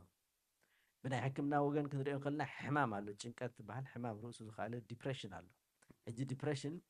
እቲ ሰብ ባዕሉ ከልግሶ ዝኽእል ነገር ኣይኮነ ወይ ባዕሉ ዘምፆ ነገር ኣይኮነ ጭንቀትን ዲፕሬሽንን ኣዝዩ ዝተፈላለየ ዲፕሬሽን ከም ሜንታል ሄልዝ ፕሮብሌም ኮይኑ እሱ ከዓ ልክዕ ከም ካልእ ከም ማንም ዓይነት ሕማም ጌርና ኢና ንወስዶ ልክዕ ሕማም ሽኮር ንባዕሉ ማለት እዩ ዲፕሬሽን ክበሃል ከሎ ክሕከም ዘለዎ ነገራት እዩ ሰብ ባዕሉ ክገብሮ ይክእልን ጭንቀት ወይ ከዓ ስትረስ ንብሎ ግን ባዕልኻ ናይ መንፈሳዊ ሂወትካ ብምትዕርራይ እቲ ሰብ ባዕሉ ክቃለሶ ክእል እዩ ዲፕሬሽን ድሕር ኮይኑ ግን መድሃኒት ክወስድ ኣለዎ መብዛሕትኡ ግዜ ከዓ ኣብ ሕማም ሽኮር ብፍላይ ዘለዎም ሰባት ዲፕሬሽን ብጣዕሚ ዘጥቅዕ ዳርጋ 30 ካብ 100 ከጥቅዖም ይኽእል እዩ ዲፕሬሽን ዘለዎ ሕማም ሽኮር ሰብ ከዓ ኣዝዩ ኣብ ፀገም ክወድቕ ዝኽእል ምክንያቱ ብዝግባእ መድሃኒቱን ኣመጋግቡን ስለ ዘየስተኻኽል ማለት እዩ ስለዚ ብከምኡ ጌርና ተወሰድና ይሓይሽ በቆሽ ተስፎም ሓንቲ ሓሳብ ሂብን እንታይ ኣሎ ናተይ እንተሎ ደድሕሪ ዝመፅእ ምስ ሽኮር ሕማም ዝተሓዝ ስለ ዝኾነ ብዛዕባ ጾምን እቲ ስጋዊ ማለት ጥቕምታት ንረኽቦን ሽዑ ብሓንሳብ ጌርና እቲ ናይ ሽኮርን እቲ ናይ ጾምን ክንምልሶ ይሓይሽ ዝብል ሓሳብ ሂብ እሞ እዚ ቦታ ከዓ ግዛኣቱ ስለ ዝኾነ ንዑ ከረክብ እየ ማለት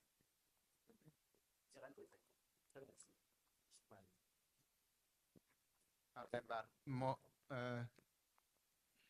ክብረት ሃበልና ዲያቆን ዶክተር ብርሃነ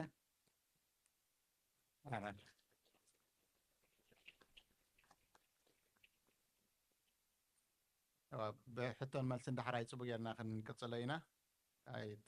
ናይ ሕቶ ዕድል ኣይወዳእናን ዘለና እታ ካልአይቲ ዘላትና ናይ ጥዕናዊ ከምኡ ድማ መንፈሳዊን ጥዕናውን ዝኾነት ኣስተምህሮ ቦቦና ቀሺ ዶክተር ተስፎም ድማ ክትቀርበልና ቅድማ ግን ንእሽተይ መበራበሪ ተሲእና ሓንቲ መዝሙር ክንዝምር በስመ አብ ወወልድ ኣራይ እሺ ሃላትና ዲ ኣብዚ ስክሪን ክትመፅእ ትኽእል ዲያ በስመ አብ ወወልድ ትብላ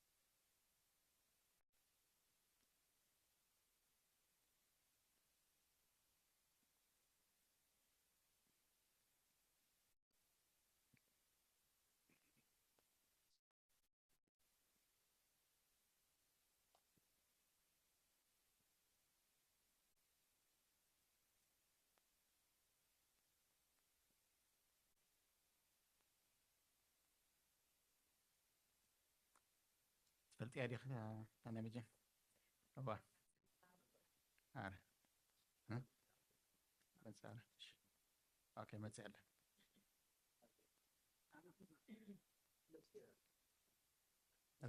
رهيب وان يا هراي بارن جمر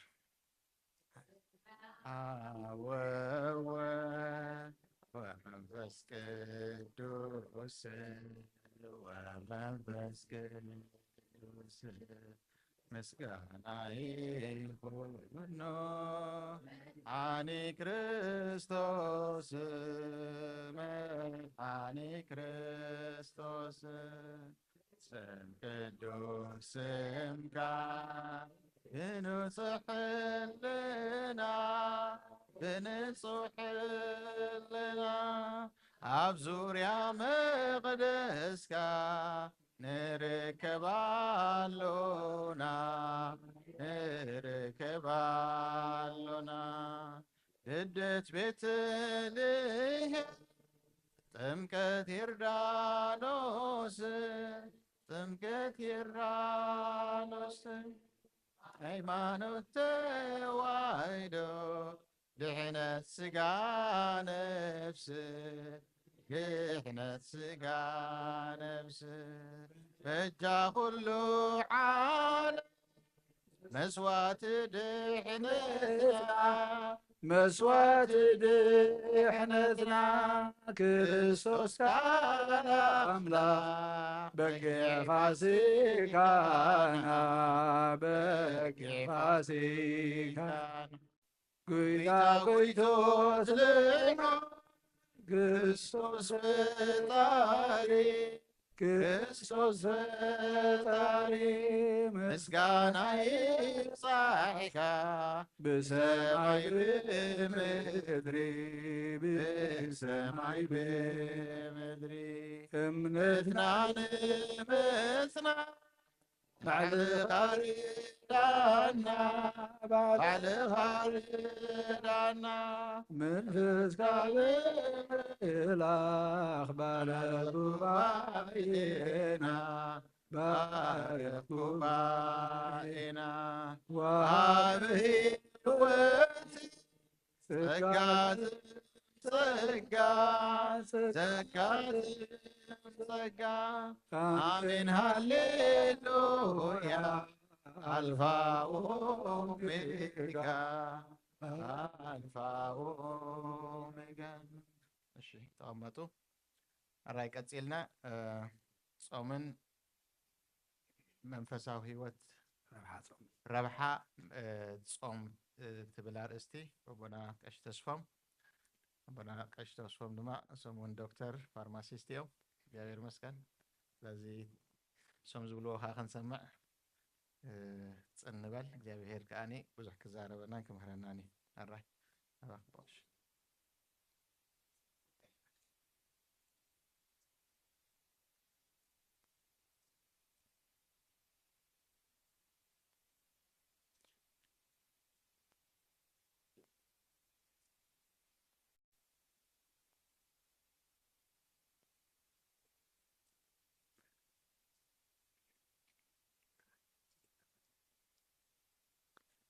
ولد منفس قدوس أحد وأملاك آمين كمي اللهم كمي كنيكم كمي حديركم جابير أملاك تمسكنا يخون كعخم زجير وارخا خبنا عمت كبعمت النهار فنايا الناس صبنا يا اتمس النازل زتوهبتنا علت بأملاك يامو أملاك تمسكنا يخون عمي تواتيرنا لما عمت كن الراخب زخالنا مو بزحشم بزسفحن من قد خاص لزخون لنا أملاك كبر مسجنا نعيهون مزانا أي دكتور برهاني تتحازيا جن أتي أبهوت بيت خريستيان زنبرس أتناي جزي أبهير سرعات زي مفلاتنا زاتنا يوت أجمعات مخانو لو معلم تمليسا تريو زلا خناتاتنا عمون قرب رينان يرنا أب قداماتن أب هوت كريستنان زريئو زلو مصنعتي صقم كبزح خلو نبي ام زريئو تقدم كبي نبري نابلو ندحريت يم زملو سمو زي نقاصاصرن مو زغود انا سغا نحر زي قسيصنا تزي جن حنا بتا غباب تزي مريحنا يا غدايتيا اتا ختعبل زغبا نفس انت زي عبليلا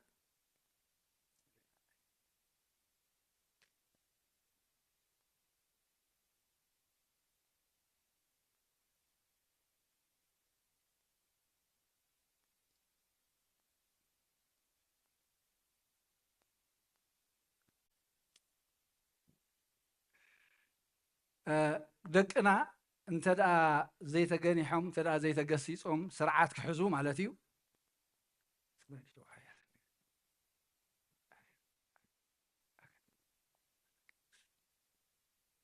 نحورو مسعبيو مسمع به خاطفا زبل مرقم كيترفا وي صرف زلو خلو كيترفا زلو غداي بحري حيزوم كعابيو يخيدو مالتيو تمالي أبنا بمرجع خبز مهارنا حنت لما تعنقفات كابز خون نعبيه زبلوس حبرة سب بفلاي كان أرونز جبرو نتهزبي كم دللا يخيد حادي جوا بخبلهم أنتي نعتاتهم كم دللا يكون جبر يلو إنه أمالختهم يلو تأوت كم له سلذا حدا قم عبيد فات نفت هزبهم تخلون نريو قصيت وام أي كونيو زي أي تجبروني هم تزبلهم يرجن اتجزي أبير زدال ولهم نعرفت بوتا ورست مخون نيرهم زي أب زمننا كنريو زلنا إن إحنا كانت نعخاتكم كم دلائكم ليكون نسي كم دليت أملاخ كتكدو إنا خنقنحن كنقصص نزقبانا ملك عخات وهي منا كوي بعلنا خب جبانا نمصو نصرح ولا حنت يلا توهي منا لو ممرحي زيادة ممرحي كاب زي أنت وصاهم تفاسنا أيو كنبل زي ما قالنا زي آتينا يوزلنا عزقتي كرأينا خلاله تمال بمرجع مهرنا خلوسي نايش درابيت عنكفات ناي حبرة سبع عنكفات قبل خلو نحنا إنا نخون زلنا سلازي قصصنا سلازي تقصصنا كم دلاينا دنخيد ويس كم تممرح اكزيابير كم فقاد أملاخ اكزيابير دي تحقوس ويس هزبي اكزيابير كحقوس خلالو سقادو تتحقوس نفسي إذا ما بزلو حجي حجب زعبا زي صوم منفساوي خندو خلنا منفساوي بزح غزي يسلا زنقرنا اي سمعنا يون اي ربحنا لهم كنكون نخيل امبر بس او بزح هيك ازي حجي عالم ከም መጽናዕቲ ጌራ ትሪኦ ዘላ እሞ ኣብዚ ናይ ሕማም መከላኸሊ ኢላ ትጥቀመሉ ዘላ ናብኡ ክንርኢ ቁርብ ዘለይ እታ ዝገበርክዋ መጽናዕቲ ማለት ወይ ሃሰስ ዝበልክወን ጾም ማለት ከምቲ ኣብ መጀመርያ ቃል ኣምላኽ ዝነገረና ካብዚኣ እንተበሊዕኻ ክትመውት ኢኻ ሕጂ እታ ኣይትብልዓያ ዝተባሃልካ ቀታሊት ምዃና ተነጊራትና ኣላ ማለት እዩ ጾም እዚኣ ሕጂ ናይ ሓዋሩ ጾም እያ ተዋሂባቶም ንደቂ ሰባት እያ ተዋሂባትና ነይራ ስለዚ ጾም ምስ ሰብ ማዕረሰብ ዝተፈጥረ ዕድመ ወዲ ሰብ ዘለዎ ኢና ንሪኦም እንታይ ማለት እዩ ኣይትብላዕ ኣይትስተ ካብ መግብን ካብ መስተ ንዝተወሰነ እዋን ንነዊሕ እዋን ወይ ድማ ንሓዋሩ ክኸውን ይኽእል እዩ ተወሰነ እዋን ሓደ መዓልቲ ክልተ መዓልቲ ሰለስተ መዓልቲ ክኸውን ይኽእል እዩ ግን ካብ መግቢ ምክልካል ወይ ምሕራም ካብ መስተ ምሕራም ማለት እዩ ስለዚ ንመዓልታት ክኸውን ይኽእል እዩ እቲ ዓይነት ጾም ንሰዓታት ክኸውን ይኽእል እዩ ንዝተወሰነ ካብ ዝተወሰነ ዓይነት መግቢ ጥራይ ክኸውን ይኽእል እዩ ዓይነት መግቢ ጥራይ ንኣዋርሕ ወይ ን40 መዓልቲ ዝኸይድ ኣብ መጽሓፍ ቅዱስ ከም እንሪኦ ኣብ መጽሓፍ ቅዱስ ተራእሪእናዮ ን40 መዓልቲ ዝኸዱ ናይ ሙሴ ናይ ኤልያስ ናይ ጎይታ ባዕሉ ን40 መዓልቲ ብዘይ መግብን ብዘይ መስተን ከም ዝኸደ ንርኢ ማለት እዩ እዚ ኣብ ቃል ኣምላኽ ዘሎ እዩ ንሓፂር እዋን ድጾሙ እንተዳሪእና ኣስቴርን ሰብነነውየን ጾም ኣስቴር ሰብነ ነዌ ኣብ ሰብነ ነዌ እንታይ ፍልይ ዝበለ ይገብሮ እንታይ ተኸልኪለን ነይረን ካብ መብልዕን መስተን እንስሳ ከይተረፋ ተኸልኪለን ነይረን ካብ ዓይነት መግቢ ምክልካል ድማ እቲ ሳልሳይ ኣብ መጽሓፍ ቅዱስ ንረኽቦ ዳንኤል ጥዑም መብልዕ ኣይበላዕኹን ንስጋይ እውን ወይንን ናብ ኣፈይ ኣይእትኹን ዘይቱን ኣይተለኸይኹን ዋላ ንቆርበት እውን ኣየጣዓማ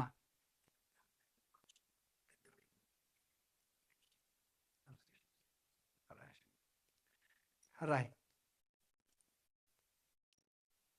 ከይ በኣሱና ዳ እምበር እዞም ትሕት ዝበሉ መሐንኮልቲ እንዲዮም ይሐንኩ ኢሎም መናርያ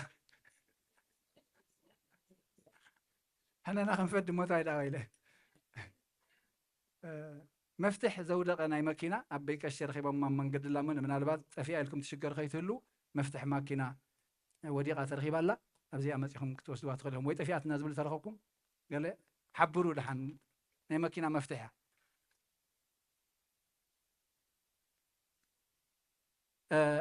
ጥዑም መግቢ ኣይበላዕኹን እቲ ጥዑም ዝብሎ ዘሎ ሕጂ ንስጋ ክግስእ ዝኽእል ንስጋ ክግስእ ዝኽእል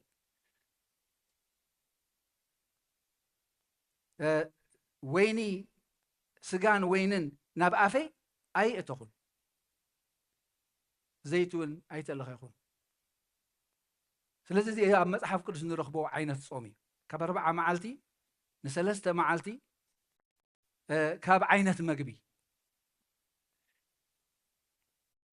ሕጂ እቲ ኣብ ስነ ፍልጠት ዝመጽእ ዘሎ ዓይነት ጾም ከ እንታይ እዩ እንተሪእና ድማ እንታይ ብልዎ ኢንተርሚተንት ወይ ድማ አንተ ዶክተር ብርሃኔ ስሩዕ ኣመጋግባ ክህልወና ክእል ኣለዎ እዩ እዚ ኢንተርሚተንት ዝብሎ ድማ 16 ሰዓት ከይበልዓኻ ትፀውም ኣብተን 6 ሰዓት ዘለዋ ግዜ ድማ ትበልዕ ብስእሊ መኽያሰኒና ንእሽተይ ክንሪኦ ኢና ዳሕራይ እተን 6 ሰዓት ትበልዕ እተን 16 ወይ 18 ዝገብርዎ ኣለዉ ትበልዕ እዚ ድማ ሓደ ዓይነት ጾም ይብሉ ይርእይዎ ኣለዎ ማለት እዩ እዚ ካብ ምንታይ እዮም ወሲዶሞ እንተ ርኢና ክንሪኦ ኢና ናይ ህይወት ቤተክርስትያንና ካብ ገዳማት ካብ ናይ ክርስትና ህይወት ኣብዚ ብፍላይ እዞም ናይ ግሪካውያን ገዳማት ብዙሕ መጽናዕቲ ዝተገብረሎ ሎሚ ዝቀረበ እዋን ካብ ዝረኣኽዎ ድማ ኣብ ናይ ግብፂ ቤተክርስትያን ኣብ ናይ ኢትዮጵያ ቤተክርስትያን እውን እቲ ህይወት እቲ ናይ ገዳማ ኣፅዋማት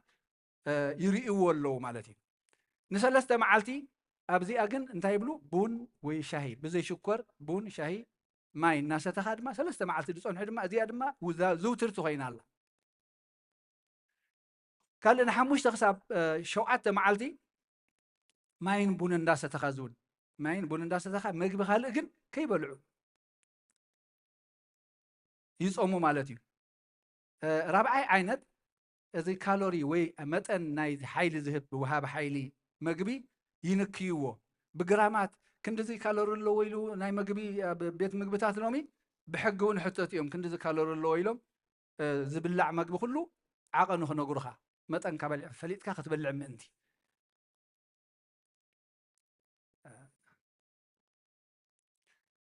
حجي منفساوي صومن تسنفلت أتاو صومن كي في اللي ينتهي تدالينا منفساوي صوم زبهال أتي intermittent يمثل جن انتهي نجبرنينا أو ماي بون قلا عين ستنينا كاب كله محرام ويدوم مبال مالتي نابنت تمالي ساعات الشوعات ساب ساعة شمون تزلا تدريرنا حكيده دحري أب كلا خيركم ما فريجي هاسس تزيلكم يعني ساعات درار ساعات يا شا كساب حجي ما سمنا لنا ساعات فادس كتكوني نالبات قداس يبزهلو الوان دما انت يتخون كساب ساعات كلتا دما تبصح ولا خبتا ساعة شمون انت ساعة عسرته نجمروها ساعة عسرته تجميركم ما نريعينا كساب فادس نصبحيتا تصني هنا تن 10 ساعات أخي لنا الله إذن مسني إشتي سجدان أنت تحوسن إذا دكتور بهانا دبلنا بزقونها زكب سبحي أنت يخون كك أسألي جمر أتا intermittent زبلوا صوم حجي أبت خريستيان بجبري تجبريا مس من تاي تتسنيا بفلاي مس سجدان تا exercise زبلوا نقدام زوجي ولا حنتي بالكان أوش تخزلوا زي مفلات صقخا زي مفلات عبي صقم علنا حقيقة أوش تخزلوا صقخا زي مفلات عبي صقم علنا exercise حجي اللاتنا فمقبي بتابة خرسيان سرعتا صوم اللاتنا زين تغيرناين تخكل نمعرا صومتا نفلتات حجي كوجوا زدري زلو نقبر لنا مالتي ربحو انتايو تتناي سلسته معالتي ناي بزي مقبن صلو مستن بزي بون يشهل ابسمنا نويه زي تقبره ابانا خي معاس تقبر انت لكمني معاس تقبر ابانا ناي سلسته معالتي تصنح صوم اللاتنا عرب سقلت زلا بفلاي كلهم ابوسات هذه تقبروها عرب مشيت مسبلعو كساب سنبت يبلعوا عشتين حج زي كل معلتي يكون نزقبر حج سلسته معلتي نيركا نسي نفسي نتي عقيرو وزلو كازينو وزلو انت خقاصل كغحاف وي خنرينا نايم تعرراي غزي يخلوم انتي بزحات اب تاريخ حجي زبل وزلو فلتت حكيم نصوم كم اكل مقدم حواين مكل خال حمامن يبلو اندحر صيمنا اب صوم انتلينا خوينا نفسنا انت يقبر نم تعرراي اتو كانسر دبزحنا منتاي شكور دبزحنا منتاي كبلنا صنيح دكتور برهاني زبز حلو مخنيات قدم 50 عامت رايو يلوم زمصنعت خو قبر خلو قدم 50 عامت زنبر هيوت ابزنا امريكاويان طراي رايو بلو ابت غزيتي مغبي كم زبلنا مغبي الحمد لله كاونا ينبر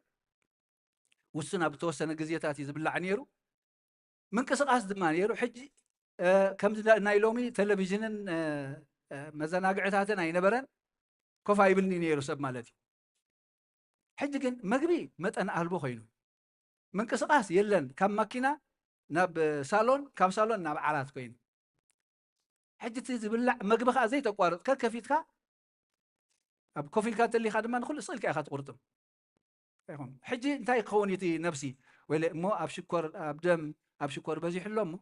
شكر اب دم بزي حلوم خنكازونو لنا نفسنا خ املاح كطعم يريهم نخلو كم عراريو يزفتن كاب نفسنا خمطن لعلت خوين واغن علاش تبل مالتي علاش دخيمي مليشاو زبحال الله حق يلاشو مالتي تخسرح زغبو كاب مطن لعل تصعينكايو دو يبل سلازي انتاي كبلو جميرو صومسي كم حبيب ناي حكمنا مسارح تقوملو انتاي مص اكلاتنا ناي محواي مسرح قبر ندحر اتناي محقاق سرعات دوا بيلو يعرفوا اللي خوينو نتزنبره مخازينات النار يما عراريو كاب متن لعلي كرابو حجميروم زنبرو وهيتات كيترفه تطو يبلو وي قالو اوتو فايجيز بلو كطفوم يفتن ناي مصوار كلتنا اكلاتنا ناي مصوار خلتو يلعل وشتو يفتش مالتي حتيات كنقبر كلنا نفسنا نمرمر كل جزية معلتا وخنقبر خلنا نفسنا نمر سق تبل كلها يا خات مرمر ناقو خلنا سرحها خلها نفس غايت مرمرني نفسنا دما كم يغير املاح سريحوا كتمرمر الله وشتا ختم عرار ختقل الله زي انت انترميتنت زبلكون ازي حجي بحكمنا خيترفو بزحات زدفؤلو زلوي بصوم صوم او قرب كرينا ربحو انتايو شكر ابدمنا ينكي فزي بلي خلود انا قدني خنكي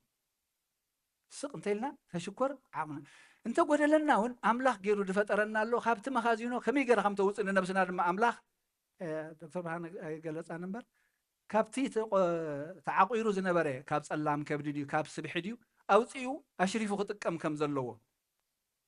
ابجي بخات زي بل كاب بانك كيدكا ገንዘብ አውጪኻ ተጠቀም ካብኡ ክትጥቀም ከም ዘለዋ ነብስና ድማ ኣምላኽኩም ገይሩ ሰሪሕዋይ ስለዚ እቲ ናይ ኣብ ደምና ዘሎ ሽኮር ይጎድል እንድሕር ጸምና ማለት እዩ ካብ መጠን ንላዕሊ ተጎዲሉ ድማ ከመይ ክትገብር ከም ዘለዋ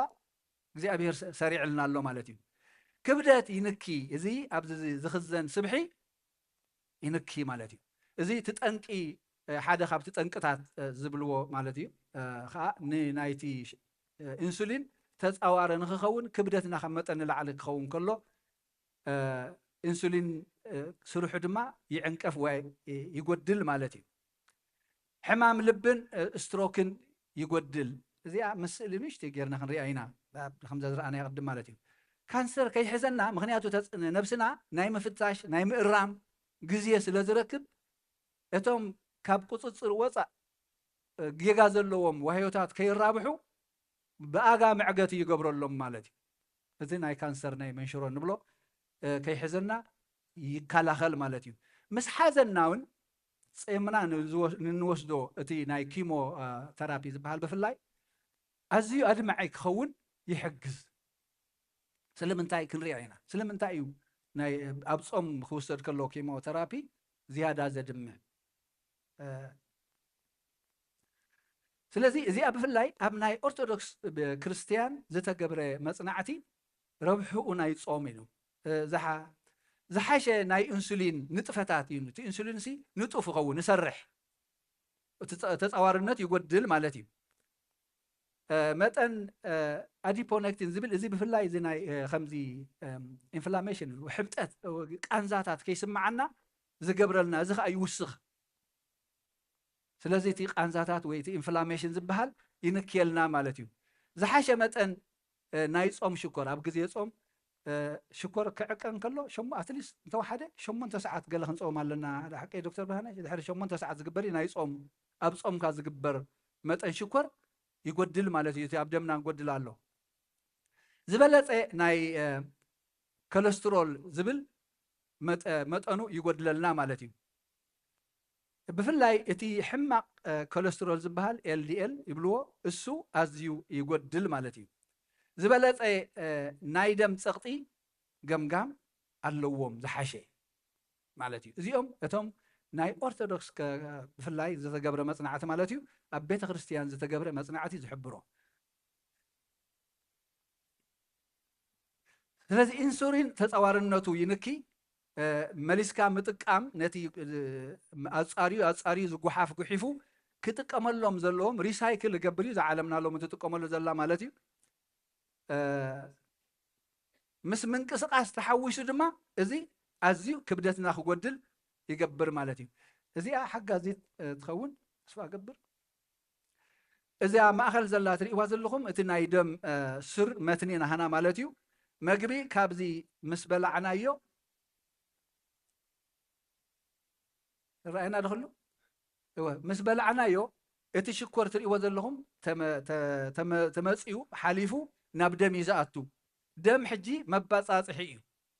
كاب دم جن كوش دو زلو خابت دم كا كوش دو زلو نبت خلا اكلاتنا كوش دو زلو نجر كللو تسكامي ابا افدق مسبص حلكا بوستا بيت خفت بوستا بيت كفيتكا نبت زدلي بوتا خت وستخت كلالكا حجيتا شكور ابدم كتزورن كلا عدوات كتقبر كلا إت إنسولين ما تيجي دما أنت دا ክቃፀል ወይ ዘድሊ ኮይኑ ናብቲ ጅማታትና ይወስዶ እዛ በዚኣ ዘላ ታሕቲ ዘላ ጅማትና እዩ ክሰርሕ እንተ ዘድሊ ኮይኑ ናብኡ ይወስዶ ማለት እዩ ኣብ ጥቕሚ ክውዕል ይቃፀል ሽዑ እንተ ደኣ ክዕቆር ዝደልዮ ኮይኑ ድማ ናብዛ ፀላም ከብዲ ናብ ሊቨር ንብሎ ዘለና ይዓቑሮታ ኢንሱሊን ተፍርዮ እዚ ቀጠልያ ንሪኦ ዘለና ሕብሪ እሱ እቲ ኢንሱሊን ማለት እዩ እሳ መሰፍርየቶ ሽኮር በዚሑ ኣሎ እሞ ዘድሊ ተኮይኑ ናብ ጅማውቲ ይውሰዶ ክንቀሳቀስ ሰብ ዘየድሊ ተኮይኑ ድማ ናብ ፀላም ከብዲ ወይ ድማ ናብ ስብሒ ኣብዛ መዓጥቆና ንፈትሽ እዚ ኣምጥያ ገርና ንሓዛ ኣፀቢቓ ትቕንጠ ተኮይና ሒዛ ኣላ ናብ ስብሒ ክዕቆር ይኸይድ ማለት እዩ ኣብ ከብዲ ክዕቆር ይኸይድ ማለት እዩ ምክንያቱ ኣብ ደም እንድሕር ስቂሉ ፀኒሑ እንታይ ክኸውን እዩ ከበላሹ እዩ እዚ ግን ኩሉ ግዜ ክኸውን ካብ መጠን ንላዕሊ ምሽካ ተወሽኽካሉ ነዚ ሕጂ ኣብዚ ደም መትን እዚ ሕጂ እቲ ሽኮር እዚ ከምዚ ኢሉ ኣብ ደም ይለግብ እዩ ከም ሓሳብ እንታይ እዮም ዝብሉ ገለ ነኳ እናፅበባ ወያ ደም ድማ ልቢ ድማ ትደፍያ ዘላ ስራሓሱ እዩ ሞት ብቀይሕ ቆሪፅዎ ዘሎ ዕብየት ደው ኢሉ ኣሎ ኢንተንሲቭ ድራይቨር ዝበሃል ኣሎ ስቂሉ መንገዲ ሕማቕ እዩ ሕጂ እቲ ኪሞ ገለ ይብል ስቂሉ ዝር ዋዕ እንዳበለ ማኪና ኣይግደስ ዘሎ እቶም ናይ ካንሰር እቲ ዝቅተል እቲ ዝተሓዝ መን ኣፉ ድኸፈት ኣለዎም ማለት እዩ እምበር ንካልእ ኣይትንክፍኒ ማለት ኣይኮነን ሳዕብየን ኣለዎ ኣብ ጉድጓዶም ኣትዮም ናይ ፅገና መስርሕ የካይዱ ስለ ዘለው ንቐጥን ንፀምእ እቲ ኪሞ ኣይሃስዮምን እዩ ጾም መርሕ ኣለዎ ጠይና ንዓና ዕርድና ድፋዕና እዩ ኣፅዋርና እዩ ከምዚ ዝበለ ዓልየት ብዘይ ጾምን ጸሎትን ኣይወፅእን እዩ እቲ ነፀላ ኢና ንስዕረሉ ሓደ መንገዲ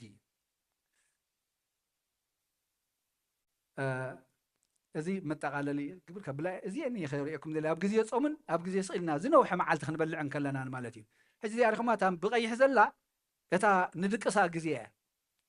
ክሳብ ፍርቂ ለይቲ ክንበልዕ ሓዲርናስ ካብ ሰዓት ሓደ ካብ ሰዓት ፍርቂ ለይቲ ንንዮ እንተደቂስና ኣባ ከለካ ደቂስና ኣለና ማለት እዩ ናይ 7 ሰዓት ኢና ካብ ምግቢ ዕሪፍና ዘለና እቲ ዝበዝሕ ብቀጠልያ ኣለና ማለት እዩ ናይ 7 ሰዓት ኢና ካብ ምግቢ ዕሪፍና ዘለና እቲ ዝበዝሕ ብቀጠልያ ዘሎ ንበልዓሉ ዘለና ሽኮር እዩ ቁርሲ መመሊስካ ዝስናክ እናበሉ ጣዕሞት እንብሎ ባዕድና ጣዕሞት ምሳሕ መመሊስካ ድማ ከጠሜካ ከሎ ፅሟቅ ኣምፃ ኣቢልካ ትሰቲ ሎም ናይ ሎሚ ፅሟቅ ድማ ፅሟቅ ኣይኮነን ዝፍሩታ ብልዑ ዝበለና ዶክተር ብርሃነ ኣሕመልቲ ብልዑ ክነዘውትር ክንክእል ኣለና ሎሚ እንታይ ዝበዝሑ እቲ ፅሟቅ ሽኮር ዝበዝሑ እዩ ብሽኮር ተለዓጠጠ እዩ ብሽኮር ተለዓጠጠ እዩ ሕጂ እቲ ንላዕሊ ንታሕቲ ዝኸይድ ዘሎ መጠን እዚ ናይቲ ኢንሱሊን ማለት እዩ እንታይ ይገብር ይቃለስ ክወስድ ካብቲ ናይ ደም መትንታትና ወይ ናብ ጭዋዳትና ንንቀሳቀስ ተሊና ኮይና ወይ ድማ ናብ መዕቆሪ ናብ ስብሕን ናብ ፀላም ከብድን ይኻዝኖ ማለት እዩ ስለዚ እንታይ ክንከውን ኢና ኣብዚ ግዜ እዚ ክንረጉድ ኢና ኢንሱሊን እማ መመሊሱ ይመፅእ ይልዕል ትሕት እቲ ኢንሱሊን መብዝሑን ኩሉ ግዜ ቀፃሊ ምህላውን ገዛ ርእሱ ሳዕብየን ኣለዎ ብፍላይ ኣብዚ ሕጂ ዝርእይዎ ዘለው ግን ክንረጉድ ናይ ግድን ይሕጅብ እዚ ምክንያቱ ቀፃሊ ከይዕረፍና ስኢልና ንበልዕ ኣለና ነብስና ዋላ ዘየድልዮ ከሎ ድሓር ሽዑ ነብስና ክኻዘን ክጅምር ማለት እዩ ኣብዚኣ ድማ በዚ ሓደ ወገና ተሪእኹማ ካብ ሰዓት 10 ደው እንተቢልና ካብ ሰዓት 10 ትሒዝና ደው ተቢልና ኣብዛ ህስስ ኢላ ዘላ ናይ ሰዓት ድቃስ ረእይዋ መቸም ሰዓት ሓደ ንድቅስ ኣይመስለንን ካብ ፍርቂ ለይቲ ገፅና ንድቅስ ንኸውን ክሳብ ሰዓት 6 ፈረቓን እንተደቂስና ተሃሳስ ዘላ ቀያሕ ማለት እዩ ደቂስና ኣለና ክሳብ ሰዓት 2 ድማ ንፀውም ኣለና ጾም እያ ማለት ሕጂ እዚ ኣሪኹሞ እቲ መስመር ትፀሊም መስመር ኢንሱሊን ዝበሃል ስራሕ የብሉን ኣየድልዮን እዩ ኣብ ደም ዘሎ ሽኮር መጠኑ ዝሓለወ እዩ ኣይሽገርኒ ማለት እዩ ኣይሽገርኒ እቲ መጠነኛ ዝኾነ ናብ ደቂስና ከለና ክንቀሳቀስ ዘደሊ ሙቆት ክፈጥር ዘድሊ ንሱ ብዓቆኑ ጥራይ ይኸይድ ማለት እዩ ኣዝዩ ከምዚ ኢሉ ንላዕሊ ክውንጨፍ ክልዕል ኣየድልዮን እዩ ማለት እዩ መጠነኛ ጥራይ ሓልዩ ይኸይድ ኢኹማ እታ መስመር ኣይትንክን እያ ኣይትውስኽን እያ እዚአን እየን ተንዘድልያኻ ተንዘድልያ ሙቆትና ክሕልወልና ኣይትጎድል ኣይትውስኽ ንጎ مسح مس وسدنا حجي ساعات كل تخوين لاين تخنوسد كلنا شكر ببزح مسمصه تا انسولين دما تجمر ابزا ساعات زيا شمنت ساعات ينزخونا كاب ساعات كل تخساب ساعات 10 كنبلع اس اوكي صبغي زين حجي نازا حجي سنه فلطت تبلا زلا انترميتنت فاستين زبلو 16 ساعات تصوم 8 ساعات دما تبلع بتا بتخريستيان سريعه تدصنح طراين تخيدنا بزي قال صقم نتكبر علينا مالتي ስለዚህ ረብሓና ይጾም ኣብ ትዛዕበየ መንፈሳዊ ህይወትና እዩ ነፍስና ሓይሊ ኣጽዋር ትለብሰሉ ምስ እግዚኣብሔር ትራኸበሉ ትዛረበሉ ህመት እዩ ጾም ምስ ምንታይ ኣትኸይድ ምስ ጸሎት ጾም ምስ ጸሎት እቲ ኣምላኽና ድማ እቲ ዘይረኣናዮ ጸጋ ኣብ ውሽጥና ቤተ ክርስቲያንና ዘሎ ድማ ናይ ጥዕና ጸገም ስጋ ድማ ክትማስን ኣይደልያን ክትዕብልል እዩ ዘይደልያ እምበር እሳ ክትገዛእና እዩ ዘይድለ እምበር ክትማስን ድማ ይደልያን ምክንያቱ በዘይ ስጋ እታ ነብሲ ኣይትቀውምን እያ ክትገዝእ ግን የብላን ምክንያቱ እንድሕር እሳ ገዚኣ እሳ ተመሊኻ ናብ ምንታይ እያ ትወስደና ናብ ጥፍኣት እያ ትመሰልና ኣነ ዝደለኽዎ ጥራይ እንተኢላ ጠፊእና ነብሲ እንተዳ ዓብሊላ ግን ክልቲአን ተታሓይዘን ናብ ጥዕና ኣብዛ ምድሪ እዚኣ ከለና ናብ መንግስቲ ኣምላኽ ድሕር ዛ ህይወት እዚኣ ድማ ስለዚ ኣብዚኣ ደው ከብል እየ ሕቶታት ገለ እንተለኩም ናብ ፕሮፌሰር ብርሃኔ ንዖም እያ ዝያዳ ትምልከቶም ማለት እዩ እግዚኣብሔር ኣምላኽ ዝተመስገነ ይኹን ስለዚ ጾም ዝረብሓታት ዘለዎ ካብ ሓሚምካ ሕክምና ተኻናኺንካ ጥዕና ምስ ስግዳን ዝተሰነየ ጾም እቲ ብሕክምና ሎሚ ዝእዘዝ ዘሎ ኣብ ቤተ ክርስቲያንና ኣሎ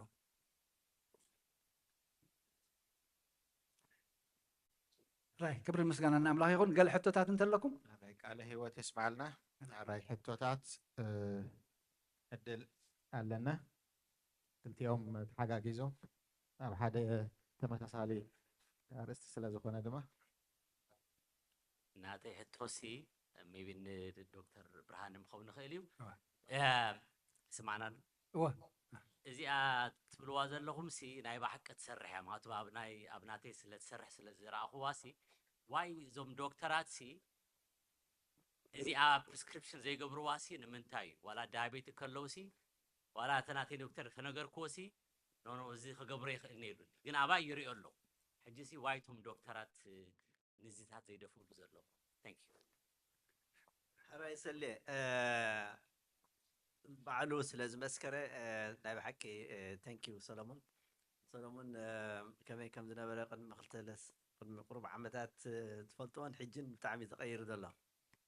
خمس نقرن زنا برون حمام شكر أزيو خمس قرفون حجي تحت ملحت وسكم دلت ما نزار عرم ديرنا مالتي تازبل كي حتى وجن درجة مبزحته داي مفلات خون خيري تم مالت سيتي تيوم حقايم بب متنا نفعلان ندينا بجم قال سبيشاليست لو قال جنرال فيزيشن قال تم برايمري كير قال او فلت بزح داي كلهم خيل خوني دحرايك بتوسخ زحج دلو ساينس زمصلو له حج بزحج دلو واناتي نعملت حج خمناتين دحريتناتي ناي مصنعتي اريا تناتي ناي ريسيرش اريا نسون سلا زخونه خافتي مبزحتو سبت فلتو اقدمنا زفلتنا نغير قال تي هاوت اسمعنا له كاو سرفقن ورس أكبر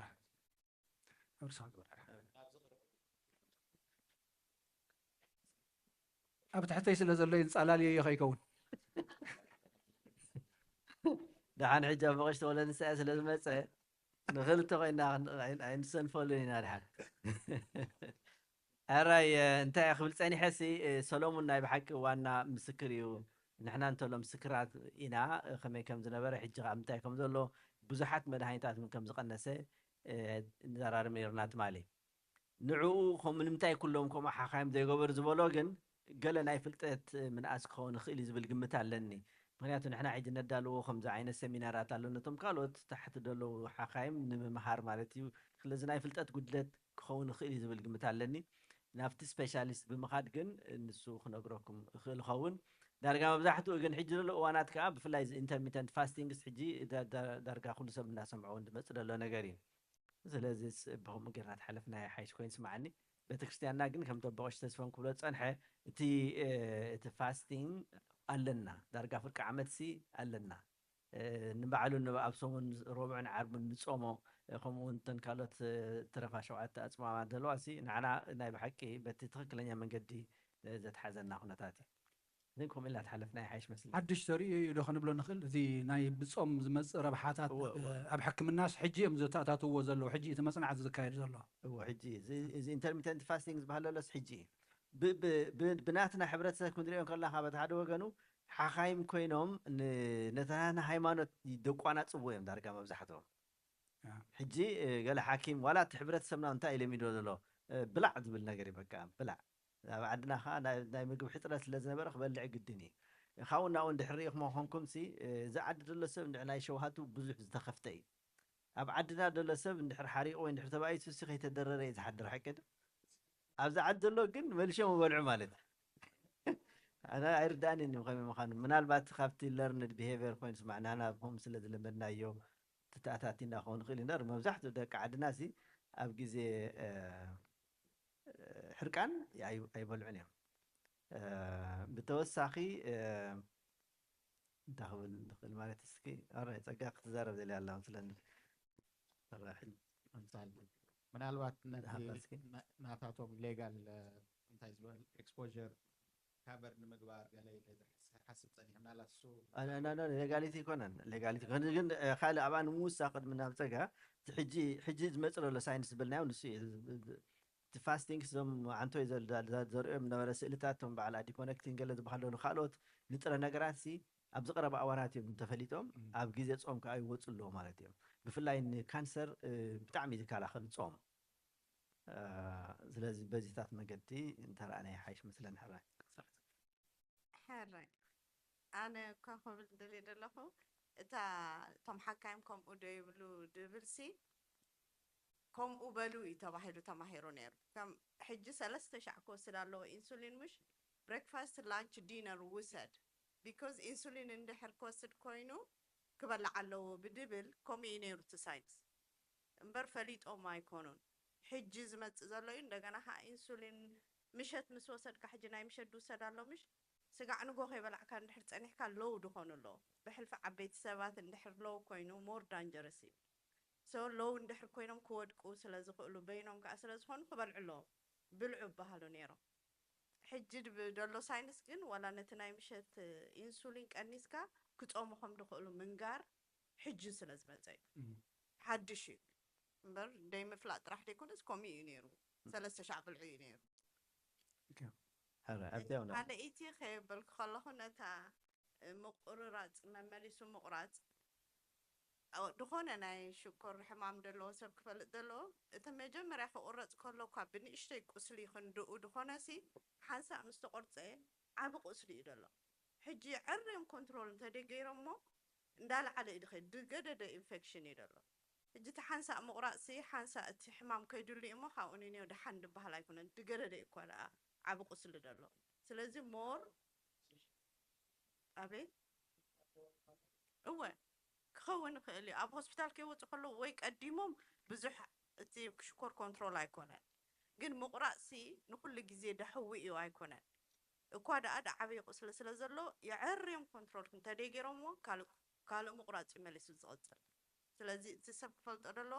ዓብ ቁስሊ ሒዙ ስለ ዘሎ ሞር ክጥንቀቕ ሞር ክፀውም ወይ ደይ ክበልዕ ከም ዘለዎ ከማ ክርዳእ ብሳእታ ሓይዝና ከዓ ብፍላይ ብዝናትና ሕብረተሰብ ሕማም ሽኮር እንድሕር ኣለዎስ ክፀውም ኣይክእልን እየ ሽኮር ኣለዎ ቀልጢፍኩም ምግቢ ሃብዎ ገለ ዝበሃል ኣባህላ እውን ኣለና ግን እሳቶም ነቶም ቀዳማይ ዓይነት ዘለዎ ታይፕ 1 ዘለዉ እዩ ነቶም ካልኣይ ዓይነት ዘለዎ ግን ክፀውሙ ከማን እኽእል እዮም አንፎርቹኔትሊ ከዓኒ ንኣብነት ሕጂ ኣስላም ሓኻይም ድሕር ኢና ነቶም ናቶም ኣብ ግዜ ረመዳን ፆም ንኣብነት ከመይ ገይሮም ነቶም ሕሙማት ነቲ መድሃኒታት ከተስተኻኸሉ ከም ዘለዎም ይንገሮም ኣብ ንሕና ሓኻይም ግን ንባዕሎም ስለ ዘይፀሙ እኳ ደኣ ነቲ ድፀውም እዮም ዘንቋሽሽዎ ስለዚ ንሳ እውን ሓንቲ ፀገም ኣላትና ከም ሰብ ማለት እዩ ከም ሕብረተሰብ ኣለ ኣብዚ ኣላትካ በቐሽ ኢድኩም ሓፋብሉ ክሪአኩም ኣንቲ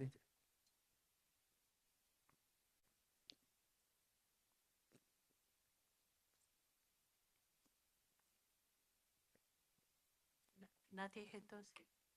سلام كم يحدركم أرينا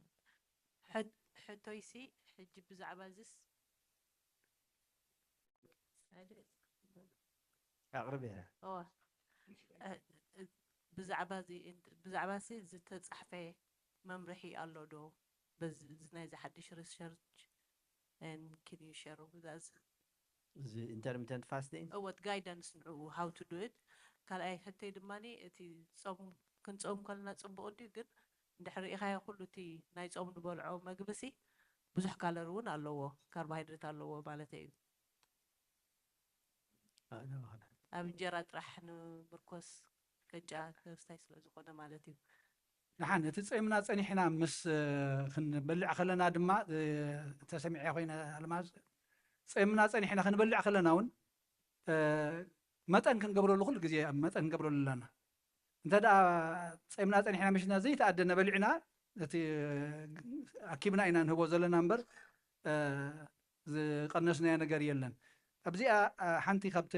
زقاطمتني خنغركم حاجه مسارح تيسي كتنكفوم يحجون قلنا دحن حصر زبلاء يقن كبيبي نيرو دنبلبل زبلاء نيرو يعني بحقي جي دحري نوي حوان طافينا صنيحناس شط يلو مصيو حميم زنبره خوين سمعني حجي حميم كادي خاخيبلو حميم كادي يرقا هاقل خيبلو قلوب تسكفتي انت اشملو حر يو كي دحن دي خاقلت بالكو دحن حجي ترديو مو قنيس كخبدتي لا وايل حجي مو بخوني الكاديها ويس بحمام مخنياتين كوني لمبر تلتسل استور حيخم هل بيلو عار كمي غيركم غيركا تا مغبيسي بفرق قريص اياي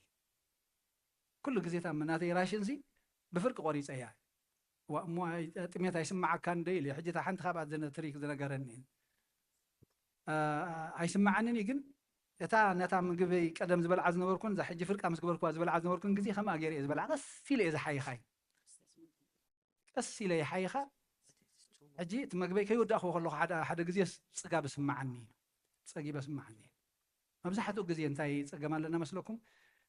تقلاطيفنا مادم تقرب كلس نبل حجي منتاي طراي زلتي نبلع زلنا مغبي اب ጨጎራ ይዘሎ اب ጨጎራ ናብ ደም አይከደን دكتور برهان زياده وسخلي اب امرو ናብ حنقل شكر مصي كالو دحان زبل ምክንያቱ ጠሚያ ኢሉ መልእክት መሰማ ሓላለፈ ኣብ ጨጎራ ቀልጢፍና ንጽዕኖ ካብ መጠን ንላዕሊ ናብ ሓንጎል ክሳብ ዝኸይድ ሕጂ እንታይ ይኸውን ይድንግሎ ኣብዚ ተኻዚኑሎ ደም ናብ ዝምስከደ ግን ፀጊብካ ያኽለካ ዝብል ክመጽእ ኣብዚ ግን ኦልሬዲ ተመሓላሊፉ ተኸዚኑሎ ሕጂ እንታይ ክኸውን ይብዚ ክሓቅቕ እዩ ካብ መጠን ንላዕሊ ኮይኑሉ ናብ መኻዚኑ ኸይድ ክበሃል እዩ ስለዚ እቲ ንበልዖ ዓይነት መግቢ ይኹን እቲ መጠኑ ድሕሪ ጾም ክንፈትሕ ከለና እውን መጠን ክህልዎ ክእል ኣለዎ ክንፈልጦ ክንክእል ኣለና ኣሕምልቲ ፍረታት ዝበለና ኮነ ንሱ ኮይ እቲ ንበልዖስ ኩሉ ግዜ ጥዑይ ክኸውን ኣለዎ እሞ መጠን ከዓ እቲ ፖርሽን ኣዝዩ ፍርቂ ክኸውን ኣለዎ ኣብተን 8 ሰዓት ንበልዕ እንስሰን እውን ስኢልና ቀፃሊ ክንበልዕ የብልና ኣብዚያ ንምውሳኽ ክልተ ነገራት ክውስኽ እየ ሓደ እዛ ሕጂ ዘምፃእ በቕሺ ንኣብነት ኣፐታይዘር ዝበሃል ምሻ ኣሎ ኣፐታይዘር ቀዲምካ ትወስዶ እሞ ሸውሃትካ ክፈት ዝብል እዩ እቲ ኣፐታይዘር ንሕና ዊሓግ እንታይ እያ ትኾን ይዓፅወና ምሽ መልሹ ክላ ሕጂ ረማይ ገዲፍና ንብል ገል ኣለና ምሽ እሱ ማለት እቶም ከምኡ ዝገብሩ ዘለዉ ሆርሞን ካብ ጨጎራ ተበጊሶም ናብ ኣእምሮና ክሳብ ዝበፅሑ ግዜ ስለ ዝወስድ ማለት ስለዚ እዚኦም ቀስ ኢልካ ምብላዕ ከምቲ ዝበሎ ከዓኒ ስሎው ኢተርስ እንድሕር ኮይኖም ቀስ ኢሎም ዝበልዑ ሰባት እንድሕር ኮይኖም ብዙሕ ግዜ ረጎድቲ ኣይኮነን እዮም መብዛሕትኡ ግዜ ረጎድቲ ቀልጢፉ ዝበልዕ ፋስት ዝበልዕ ማለት እዩ ካልኣይ ኣብዚ ሕጂ ዘለናይ እዋን ከዓኒ ነዚ ክሕግዝ ዝኽእል መድሃኒታት ኣለና ሸውሃት ዝዓፁ ማለት እዩ ሸውሃት ስለ ዝዓፅወልና ከምቲ ናይ ቀደም ከቢድ ዝኾነ ጥሜት ክስምዖም ኣይክእልኒ ብዙሓት ሰባት እኳ ኣብዚ እዋን እዚ ከምቲ ልማ ዝበልኪ ዋላ መምርሒታት እውን ኣሎ ይኸይድ በቲ ኮንቲኒንግ ሜዲካል ኤዱኬሽን ወሃብ እዩ ተኸታታሊ ትምህርቲ ግን ከከም ሰብ ክፈላለ ክእል ግን ከምኡ መድሃኒታት ኣለውና ሕጂ እቲ ሰብ ከም ዘይጠም ዝገብሩ ማለት ጥሜት ኣይስማዓካን እዩ ስለዚ ነዊሕ እዋን ክትፀወም ትኽእላ ስለዚ ናና ሕጂ ንጥቀመሉ ዘለና ኣገባብ ናይ ሕክምና እንታይ እዩ ኢንተርሚተንት ፋስቲንግ ፕላስ ተወሳኺ እዚ ሕጂ ንብሎ ዘለና መድሃኒት ንሰብ ብዙሕ ከይወስድ ምግባር ካልኣይ ወይ ኢንሱሊን ወይ ከዓ ነቲ ናትና ናይ ኢንሱሊን መጠን ከም ዝውስኽ ከም ዝገብር ጌርካ ዘለዎ ኣተሓዛ ናይ ሕክምና ማለት እዩ ሽኮር ሒዝዎ ፈይንቲ ዝኾነ ሰብ ንእሽትለይ ካራሜላ ወይ ፅማቕ ገለ ተሂብኩሞስ ብሓንሳብ ብድድ ይብል ሪኢኹም ኣለኹም ተን ሽኮርስ ክንደየን ፀጊብና ዝኣኽላ ሲግናል ዝኣኽላና ማለት እዩ እዚ ንበልዖ ሲ ዘይምፍላጥና እምበር ዘየድልየና ኢና ተፃዒና ንኸይድ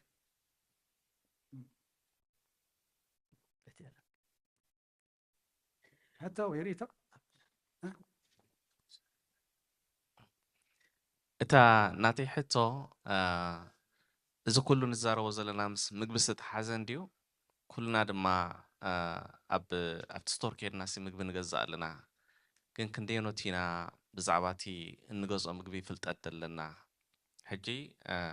ሰብሲ ነቲ ለበል ኣብቲ ምግቢ ዘሎ ናይቲ ምግቢ ኮንተንት ከመይ ገይሩ ከንብብ ይኽእል ክንገዝእ ከለና ስንታይና ቀንዲ ክንሪኦ ዘለና ብዙሕ ግዜ ነቲ ሽኮር ወይ ከዓ እቲ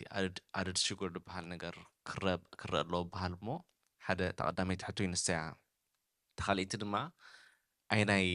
ዓይነት ምግቢ ኢና ከነወግዶ ዘለና ብፍላይ ድማ ደቅና ኣብዚ ግዜ እዚ ድማ ንዑ ይቃልዑ ስለ ዘሎ ብፍላይ ከዓ ኣብ መንእስያት ንዓበይ ከይድ ስለ ዘሎ እዚ ነገር እዚ I think ብዛዕባ ናይ ሌብል ዝምልከት ኩሉ ሰብ ክንገዝእ ከለና ዝኾነ ዓይነት ኣብዚ ዓዲ ብሕጊ እዘዝ ስለ ዝኾነ ኩሉ ሌብል ኣለዎ ናይቲ ፉድ ሌብል እቲ ካርቦሃይድሬት ናቱ መጠን ዝወሓደ እንተደኣ ኮይኑ ዝበለፀ ማለት እዩ ብፍላይ እቲ ካሎሪ ናቱ መጠን ከዓ ዝተሓተ ካሎሪ ዘለዎ ዝበለፀ ማለት እዩ ካብኡ ከዓ ዝሓሸ ከዓ እቲ ናይ ካሎሪ እቲ ናይ ካርቦሃይድሬት መጠን ናቱ ካብቲ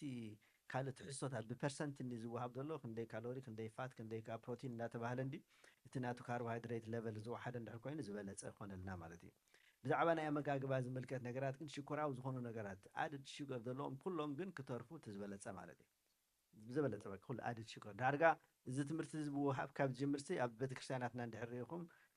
ብዙሕ ሶዳታት ዝቐርብ ነገር የለን ኣሎ ሞር ናብ ማይ ገፂ ዝቐርብ ወይ ከዓ እቶም ዜሮ ካሎሪ ዘለዎም ድሪንክስ ምሳድ ከኣል እንድሕር ገለገለ ሰብ ማይ ክሰተ ዘይክእል ስለ ዘሎ ማለት ማይ ምሳይ ስለ ዘድልየና ካብ ዝብል ማለት እዩ ብተወሳኺ ንኣብነት ሕጂ ጁስ ዘለዎም ነገራት ብፍላይ እዚ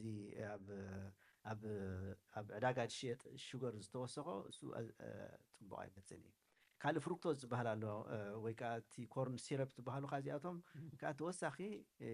ሞር ሽገር ኣለዎ ሞር ዶርጉድ እዮም እቲ ዝኸፍአ ዝገብሮም ናታቶም ነገር ከዓ እንታይ እዩ ንኣእምሮና ሸውሃቱ ኣይዓፅዎን እዮም ልክዕ ኣእምሮና ሲ ከምዘይበልዐ እዩ ዝቆፅሮ ማለት እዩ ብዙሕ መግቢ ተወሲዱ ከሎ ከምዘይበልዐ ዝቆፅሮ ካልኣይ ኣብ ኩሉ ኣብ ምግቤታት ወይ ከዓ ካልእ ናይ ሽኮር ክስታይ ዝገብሩ ዝውስኹሉ ኣፐታይ ዝውስኽ ነገር መድሃኒት ኣለዎም መድሃኒት እኳ ይብሎን ኬሚካል ክኾኑ ይኽእል ማለት እዩ እቲ ኬሚካል ስለ ዝሕወሶ እዩ መብዛሕትኡ እንተሎ ክስታይ ትሕዘካ እዩ ከም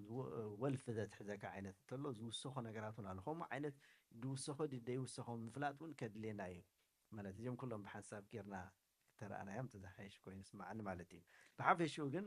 ኣብ ገዛኻ ኩክ ምግባር እቲ ዝበለፀ ማለት እዩ ካልኣይ መጠንካ ከዓ ምፍላጥ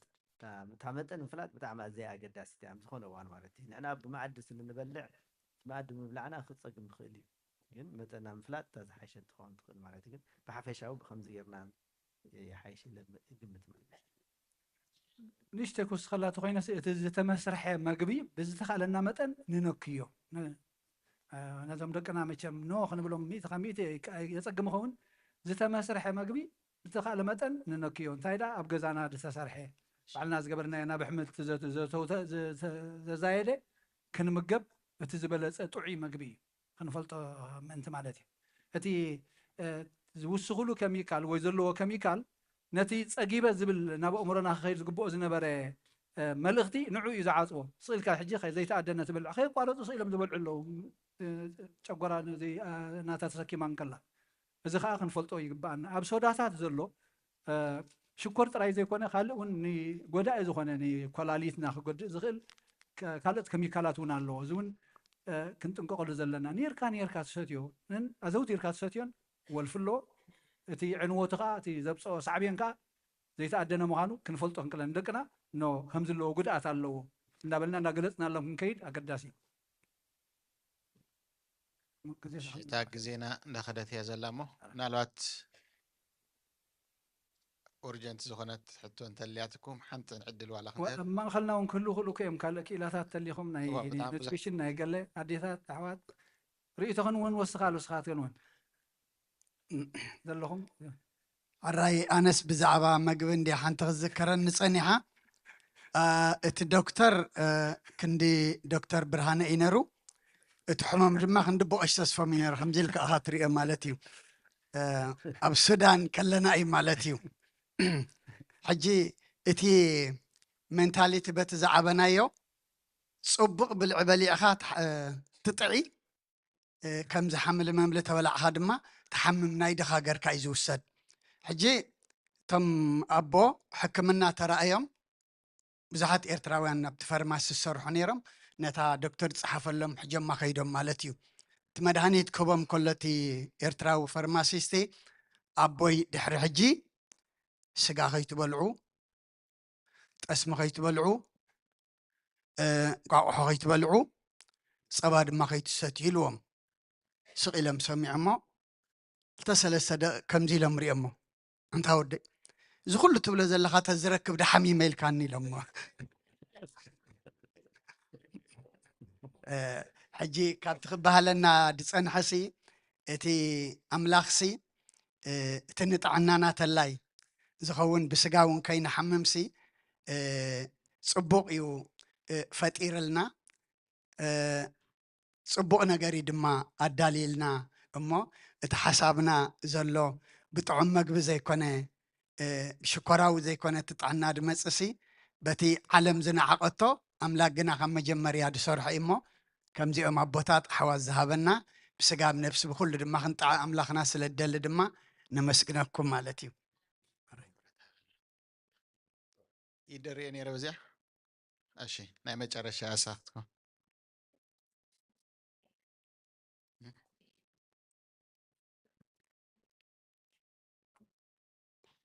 ኣራይ ሕቶ ኣይኮነትን ኣነ እውን ሓንቲ ዘኪረ እንዳወዳእና ኢና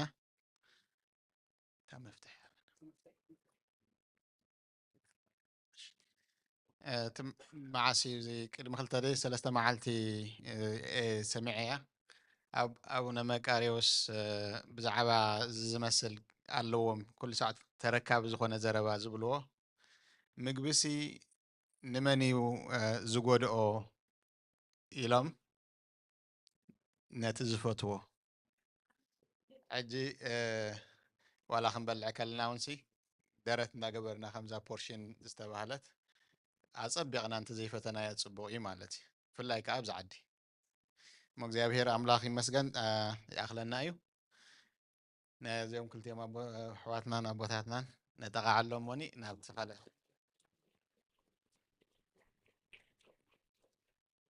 ኣራይ ታንኪዩ እግዚኣብሔር ሃበልና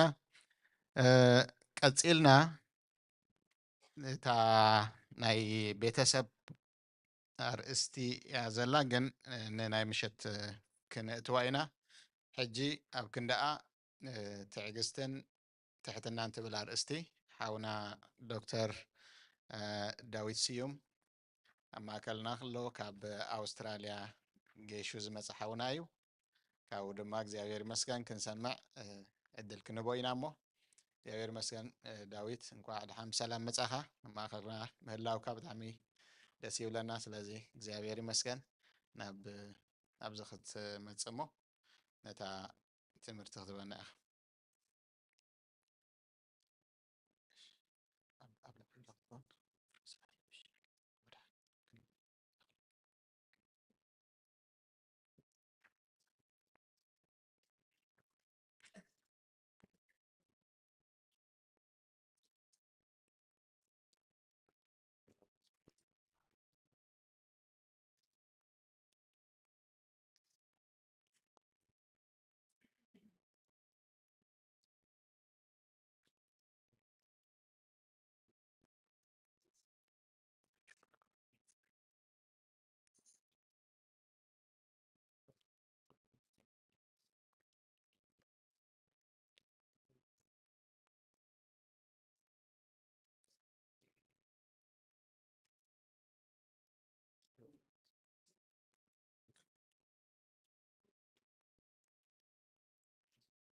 كمير فيدكم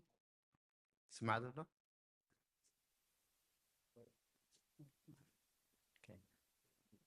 كمير فيدكم أنا داويسي بهال أب أستراليا إزنبر بزخونة قداي مسيح سلزنور كدماني أبز خساتف نزع عدل زرخيبة مالتي كل جزي عمت برحقين أنا كاتاتر نيرنا لو معاتقين أبز بمركبين أملاخ بتعمي مسكنه زي نمل لا يذاكريو أب قدمي أبوتات كم زي خزارب أنا بقعت عقمن يبلين جن نمل لا يذاكر بزبلي وإذا حنت استدار كل نجار يبلين أبزا كنا قرب دقائق نتنجر أناني حجي دحاني يلاله بتحدون قد ما نمسجاني زي زاربو كافتاناي فنوته هيوت امنت أوركس توهدو دبلا مصحفتي كافتاناي كلا تخفال دلا اب معراف شديشة دلوا تا تعقستن تحتنا انتبل نمسجان داكن نتوما بوتات نزدالو ومعرخ ندي تقام نجر كم زدالو مو كاود ما خندي سبي تقام كم زلون مقراز زاكل كم مسجان انت لاين مقراب زاكلي حجي أبزاناي تعقستن تحتنا ندبلا زلوا نفس وكفناوين أما عتاو هيوتنا أب سدرا بيتنا أب سرحنا أب كلهم كقلقلنا زخيل مسارحي إن اعتقلا مصحافيا إذا معرافيا عجيب بزاناي تعقستن تحتنا كنبلن كلنا لعلو كله نزم سرد دخون قويتنا المدحنا نيس كرستوسي أبتناي تعقست كنبل كلنا معرف ندي حاتيات نقبر كندي جزي ننسح سب نيرو تدخون حدا سوينا بز جزايم ترخب نيرو مخنياتو كندي جزي نسخة كندي جزي نعخا عجزك أيتو هنا كلنا متفقنا نيرنا جن معرف ندي تعقستي قبرنا كندي جزي تصورنا كندي حق جزي حما الله قبرنا اتسب زفلتو بالعال الزرق قالو لعلو كله جن نفس وكفنا مس أملاخ تراي نفالتو سب دي فلتو كندي يدمرلو نزو كله جن تتصاويرو حاتياتنا يقرن دابل كل جزء الماني دير بالمالتي ولا أنا عنخ نقرن نخلو كندي جزي حد قول مستفلس شو عت جزي مو شو عت جزي أنا بوزيحو مود أتاول نسجن ولكن شو عت جزي 7 409 مرات يكونن جن مود أتا زي بلو مخان المقراسي نحنا جن دعي 3 جزي ندحر بس إحنا كمان كأوني نتصور الزرينا دلو قويتنا مدحنا يسوع كريستوس إذا كله أملاخنا حيزن كله نعنا جين معرخن دي يعجسنا له نعجس كنبلن كلنا إن داتو قولا أنا كلنا قبر مرسخن هب عقم دهلو نخلنا عقمنا آلينا كنعجسن كلنا أي مبر حد حيال مسئي وي بوليس مسئي وي وتادر مسئي قد كيتو أسيرون دحر هالي كاس يعجس هالوقت ولا انتهى كم رأس الذكامو جن اتعجس كله حيل لك كله أبيت كان كله نتسبتي قبر مرسي كا خفت دهبك كان لعل خما كتقولوا إن دخل كخلها كتقول فون كله خاي تعجزت العلو كله خنري أنت كلنا جن كم بروفيشن ومويا ويس كاتلام ودهم يكونن فرمنفسي كافس جان دمن كوتس ديك على نجاري منفس أملاك عند حلال جسنا لنا حدث كم انسساي ما انت عين عيت عمني نمسس عنا كل تراكمي سلازي فرمنفس سلازي خونه مس أملاك كم يجينا تلام بيدنا زي أبي هرد ما نسقو زي إحنا عيف ريلنا ترينا خرزلنا فرمنفس سلازي خونه نمكحل نجر وين كنا نعجزت هاي الناس أنا تعجزتني أكل بلاين خيرنا كم تقول باولوس زلون زمرت بذهبنا نخلو خول يزبلون كمكح عند حركوينا وين زبلون تاي بقولت أز مكحبل سلز ولا تعجزت ندحر هالينا خم فرا منفس كابانا زفرس دفري زي كونس كافتي እግዚአብሔር ذهبنا زفريمون خالوت نتكمل زلناي بزي مثالي ززارو زلو كله ناتا يكونن أنا مسخم يزمهر زلو كافتا مصحف استمهرناي حجي ني قوتان بدحنا كريستوس لنا بناي تعجز تخرن كلنا بناي تحتنا ترينا وين ሕጂ እውን ጎይታናን መድሓኒና የሱስ ክርስቶስ እዩ ትቐንዲ ንዓና ኣርኣያ ዝኾነና ኣብ ከምዚ ንርድኦ እንታይ እዩ ጎይታና መድሓኒ የሱስ ክርስቶስ ናብዚ ዓለም ክውለድ እንከሎስ ኣብ መብልዒ ማል እዩ ተወሊዱ ሕጂ ኣብ ሃገረሰብ ዝዓበና እንድሕር ኢኹም መብልዒ ማል እንታይ ዓይነት ቦታ እዩ ንምንታይ ኣምላኽ ንዑ መሪፅዎ ሕጂ ከነንብብ እንከለናን ኣብቲ ውሽጢ ኣቲና ክንሪኦም ከለና ዓብዪ ፍልይ ዘለዎ ኣብ መብልዒ ማል ተወሊዱ ኢልና ሕልፍ ክንብሎ ንኽእል ኢና ግን ነቲ መብልዒ ማልስ ክንርኣዮ መብልዒ ማል ክበሃል ከሎ ናይ ኣብዑር ናይ ውግእ ቦታ እዩ ምክንያቱ እንታይ እዩ ኣብቲ ደንበ እንድሕር ሃልዩ እታ መብልዒ ብዑር ኣብ ሓደ እያ ዘላ ሕጂ ዋላ ብኡ ሓሰር ዲ ካልኣይ ሃለዎ ሓደ ብዕራይ ብኡ እንድሕር ሃልዩ እቲ ካልእ ስቕ ኢሉ ይርአን እዩ ገለ ዝላኢሉ እዩ ድኸዶ ኣብቲ ከባቢ ኩሉ ግዜ ሰላም የለን ምክንያቱ መግቢ ተልያ ስቕ ኢሉ ይበልዕኒ ነቲ ጥቑ ዘሎ ክወግኦ ኣለዎ እቲ ሓያል ጥራይ ጠጠው ድብላኡ እንድሕር ደኣኒ ኣብዑር ዘብልዕ ዘየሎ ኮይኑ ሓደ ጥራይ በኣ ክተርፍቲ ንኩሎም ዝሕምቆም ግን ክሓርሱ እንድሕር ኮይኖም ጓላ ካልእ እንድሕር ኮይኑ ንጉህቶ እቲ ሓረስታይ እንታይ ትገብር በትሩ ሒዙ ኣብዑር እዩ ዘብልዕ ግደፍ እንዳበለ ድማኒ የብልዖም ማለት እዩ ጎይታና ንመድሓኒ የሱስ ክርስቶስ ግን ኣበይ እዩ ተወሊድናዮ ኣብዚ ሓደገኛ ዝኾነ ቦታ እዚ እዩ ቅድስት ድንግል ማርያም ሲ ኣብኡ ኮይና ክትሓርስ እንከላ እቲ ህፃን ተወሊዱ ማዕረ ክንደይ የሰክፈካ ይትረፍዱ ህፃን ኣብኡ ክህሉ ሲ ድቆን ኣቕሓ ከማ ናብቲ ከባቢ እቲ ክትገድፍ ኣይትድን ኢኻ እሞ ኣብኡ ኮይና ድማ ክትሓርስ ከመይ ገይሩ ካብቲ መብልዕ ዑር ትወፅእ ነይራ እቲ መብልዕ ዑር ኣብኡ ማዕረ ክንደይ ሓደጋ ከምፅኡ ይኽእሉ ሕጂ ከም ናይ ፅሩይ ዘይኮነ ቦታን ካልእ ዘይኮነ ሲ ብጣዕሚ ሓደገኛ ዝኾነ ቦታ እዩ ጎይታና መድሓኒ የሱስ ክርስቶስ ግን ንዓና መታን እቲ ትሕትንኡ ከሪአና ኩሉ እንከሎ ኩሉ ዝኽእል እንከሎ ኣብኡ ከምኡ ክብለድ ፈቒዱ ብዙሕ ግዜ ዋእሱ ዳ ኣምላኽ እንድዩ ንብል ኢና ግን ደሓነይ ናብቲ ናይ ሰብ ድማ ንኺድ ኣብ መፅሓፍ ቅዱስ እንድሕሪና ልዕሊ ኩሉ ዝተዓገሰ ወይ ድማ ትሕትና ዝነበሮ ብሕዋቱ ድማኒ ዓብዪ በደል በፂሕዎ እሞ ዝተፃወረ መን እንድሕሪልና ዮሴፍ እዩ ዮሴፍ ሲ ፅቡቕ ጥራይ እምበር ሕማቕ ንሕዋቱ ዋላ ሓንቲ ኣይገበሮምን እንታይ ኣበደሉ እንድሕሪልና እታ ፅቡቕ ተግባር እያ ካልእ ኣይኮነን ኣቦኡ ንምንታይ ድፈትዎ ነይሩ ዝበሎ ይገብር ነይሩ እቶም ካልኦት ሕማቕ ክገብሩ ከለዉ ድማኒ ሕማቕ ትገብርሎም ኢሉ ነብኡ እዩ ዝነግር ነይሩ ስለዚ ግቡእ እዩ ዝገብር ዘሎ ዋላ ሓንቲ ሕማቕ ዝገበረ ነገር የለን ግን ኣቦኡ ድማ በዚ ይፈትዎ ስለ ዝነበረ እቶም ኣሕዋቱ ይፀልእዎ ነይሮም በደሉ እንታይ እዩ ኣቦኡ ስለ ዝፈትዎ ጥራይ ዋላ ሓንቲ ክገብሮም ኣይክእልኒ ካብ ቁፅር ወፃኢ ድሕራይ እቲ ሕልሚ ምስ ሓለመ እቶም ወለዱን ኣሕዋቱን ድማ ክሰግድሉ ኢሉ ከምዚ ሓሊመ ኢሉ ምስ ነገሮም ሕጂ ኣብታ ይፀልእዎ ከለዉ ብፅቡቕ መልሲ እውን ኣይህብዎ ነይሮም እዩ ዝብለና ገንጫር ዝኾነ መልሲ እዩ ዝህብዎ ነይሮም ንሱ ግን ገንጫር ክህብዎ እንዳፈለጠ እዩ እውን ይሕዋተይ ኢሉ ከምዚ እምበር ሓሊመ ኢሉ ነጊርዎም ኣብ መወዳእቱ እቲ ሕልሚ ምስ ሓለመ ድማኒ ዝፀልእዎ ነይሮም ኣብ ርእሲኡ ድማ እንታይ ኮይኑ ሽዑ ኣዝዮም ፀሊኦሞ ሕጂ ከበደሉ እንታይ ስለ ዝሓለመ ከምኡ እንዳነበረ እንከሎ እቶም ኣሕዋት ፍቲ በረኻ ነተን እንስሳታት እንዳረኣዩ እንከለዉ ኣቦኡ ንዓስኪ እዞም ኣሕዋትካ ክትሪኦም ኢልዎ ማለት እዩ ሕጂ ክኸይድ ከሎ ናብኡ ንኣሕዋቱ ጥቕሚ እዩ ዝኸይድ ዘሎ ዮሴፍ ሲ ንነፍሱ ይኮነን ዝኸይድ ዘሎ ነቶም ኣሕዋት እዩ ዝኸይድ ዘሎ